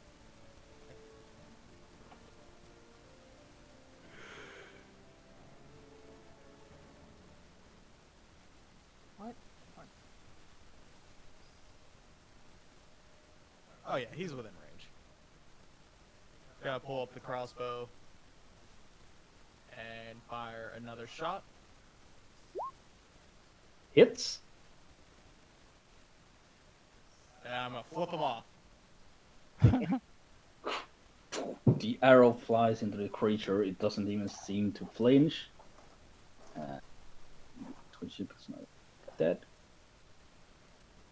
Goran. Leo quietly wonders to himself where this river empties out. I was saying the only reason why this guy here is because you sunk the other one. DM like, no, I wanted them to fight that. I'm gonna put another one here. Oh well, it seems to be running, flowing downhill. What a surprise! I wonder which adventurer or druid is gonna have a surprise in their morning bath. That's a problem for somebody else. Yeah, That's a that's a tomorrow problem for over there, and over there needs to learn how to handle its problems. As a those as a pentagrams are religious gonna scholar, come. that sounds like a later problem, or as someone would call them, a them problem. Those pentagrams aren't gonna come back, are they? Are gonna bring anything to us, right? These pentagrams represent one of those strange things you found earlier. The There just the aren't flesh any- glach. Yeah, Oh, the flesh okay. glush. Oh, That's a technical term, by the way. Glach. Gorin is gonna make his way Downtown. to the north. So, 5, 10. If I stop here, I'm gonna do a chain attack on this thing, and then I'm gonna move forward again. Just in case they're still, doing some sort of weird magic thing. Okay. The chain comes down, smashing it into pieces. All right, and then I'm gonna keep moving. So that was 10 feet. This is rough terrain still. Yep. So I got another. 10. There you go. No, I got one more after that because that was 30 feet right there, I think. Mm-hmm. So choose that cell and one more. There Okay. you go. Alright. Ronnie's gonna run up to your side and just say, alright, hold still.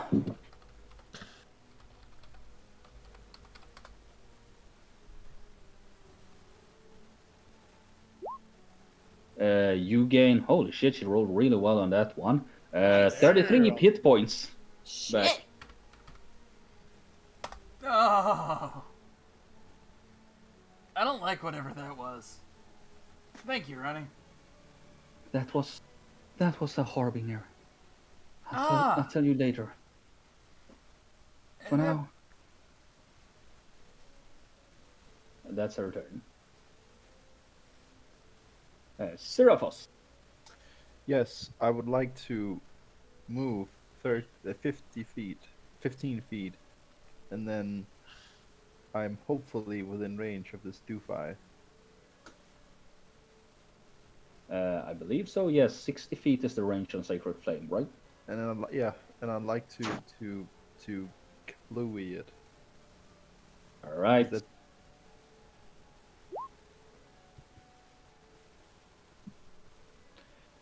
that Yeah. and that's my turn. You point towards it, and again, Sacred Flame just blasts down upon it, setting it alight. And it howls a bit and prepares to charge towards you. Lug is gonna try and dash across. Oh God, poor thing. Yep. Ooh. Oh no. It doesn't break completely, but look, ooh, ow, Lug hurt butt. Go Slowly, big guy. slower. Slowly, big guy. I'm gonna yell to Lugan in Giant and tell him to move slowlier. Slowlier. Slowlier. No. Move more slowlier. Yep. You see, this creature walks over here, steers away a piece of the old arch, and just hurls it right at Goran and Seraphos. I need both of you to make dexterity saving throws. I'm in danger. Can I make an athletics and just like brunt it? No. You can shoot the base tank it. Oh shit! Goran, you have advantage. Oh, And a oh, D4. yeah. That's right. So let me roll that dexterity again, and then Alright, add a and D4. roll a to D4. it. It was nice having you folks.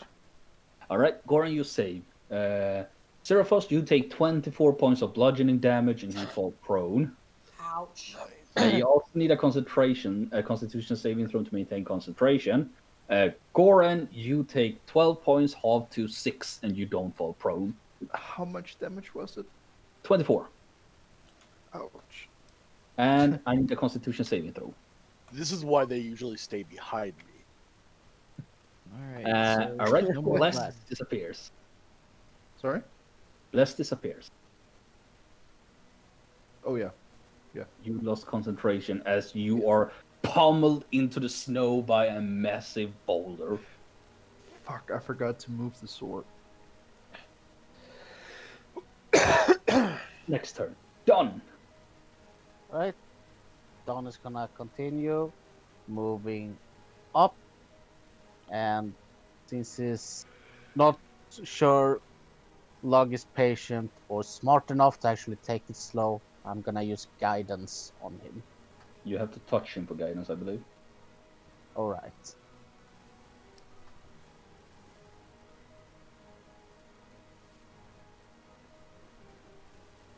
Yeah, it's touch, so nope. Instead, I'm gonna use. Let's see here. Leo, you got imbue element. Shoot him with your crossbow. Oh. Noted. Awesome sauce. Nick. Okay, time to go make bad choices. Please don't. It just sort of happens.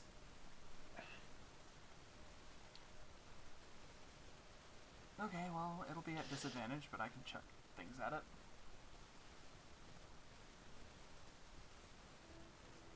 Doop, doop, doop, doop, Hoopa! I'm not even gonna bother. Whoopa! That one hits. A 9? Yeah. They have an absolute garbage AC. Oh, well, if that's the case, then... Oh yeah, I'm not blessed anymore. Never mind. Yep. You hurl two knives. One of them just bounces off its leathery taut skin, but the other one sinks deep into a more fleshy pocket. Gross. The way you worded Why, that. why was did you have to word absolutely it that way? disgusting. It's You taut There, skin. there was you no don't need like- for that. You didn't like my description of a fleshy pocket? No. Hot, fleshy pocket. Ugh. Honestly, well, no, they're undead, so it's probably just like ambient temperature flesh pocket. Which is probably cold Does as it fuck. squish as it's being penetrated? Like Oh, Macaroni and cheese noises. Make the gesture. I did. Sigrun. Macaroni in a pot. Sigrun, hit it right in the fleshy pocket. It's your Well, turn. unfortunately, it is just out of range for me. So instead of moving up, I think it's time. Sigrun erupts in golden light as she has two wings, golden wings unfold from her back. And yeah, she's very glowy and very shiny, and she moves 30 feet. Yoink. And now I'm going to transfer that hex to it, All right. because I can see it now. Yep. And this, unless it wasn't clear to you, Seraphos, this proves Sigrun is a Valkyrie, aka an Asimar. And, well, that's all she can do. It's Ram's turn. Alright, I'm gonna, since I can see it, I'm gonna try to shoot it. Shoot away. That hits. Excellent. And again. That also hits. And other than that, I'm gonna try to advance forward some more. Let's see. I don't know. I'll try the acrobatics check. Sure. Here comes a one. That succeeds, I believe. Considering you moved. Yep, you moved half. Not even half speed, actually. Wait, you didn't move half speed. You moved full speed, right? Because otherwise you would end up here, I believe. Oh, okay. That's still on the ice. Yep. 15 feet. If you Yeah, move at full speed. We'll say I went 15 feet then. Okay. Leorn, it's not looking very sturdy anymore after both of its eyes are shot out by Ryam's expert sniping. All right, I'm gonna shoot it with my. I'm gonna pop a fighting spirit.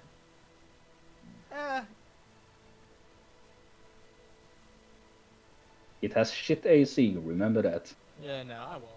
I'll hold on to that. Here comes the one. Hits. What? Roll. Yeah. Yeah, I hit it with a 9. Wow. Add up to the 10. 2d10. So remember that you spoke about methane gas. You fire a crossbow bolt right into Into its the flesh stomach. pocket. Into its flesh pocket stomach. The fire erupts within it. It burps out and fire explodes out of it, leaving its two legs standing for just a bit moment before falling dead to the ground. Well, shit. Pop a special ability when I didn't need to. Yeah, I was kind of thinking that. Sorry, Adelaide, but you wasted that. That's okay. You all do things But like that in that time. means I can safely get to the other side. Yep. Luke Did you is see it gonna explode? slowly crawl over now. I heard a fleshy kaboom. Yeah, the flesh pocket would explode. Yuck. And well, it's getting a bit late, so I believe this may Yeah. be a good place to call it for tonight. Yeah. We've been streaming for 5 hours and 20 minutes. Oh damn. Yeah, we have. Wow. Jesus. It's also an hour longer than we normally stream. Yeah. Yeah, we've been switching over to winter time, so Does Yeah. that go faster or slower than normal time? It means we turn back the clock 1 hour. Oh, you guys do that too? Oh shit! Most of I'm the world sorry. does it, and it fucking sucks. Yeah, we're Mhm. about to do that. I think on Halloween. Yeah. Is it Halloween or the day after? I thought it was November. It's the 30. It's the 31st. Ah, oh, good time. It's always on the. If it follows the same rules as us. So Well, stream, I hope you enjoyed this No, episode. it's for us. It's 2 a.m. on November 1st. okay. Alright. On Halloween 32nd. Yeah. Well, I hope you guys enjoyed this session. I hope you enjoyed Mike being an addition to the group, and I hope Mike enjoyed being an addition to the group. Moe was fun. Moe. Moe. well, there was a lot of waiting, but I don't mind it. Don't worry, you're in now. Yeah. Yeah. Less waiting now. You'll never not be in. Oh my. Well, You're stuck. Unless your character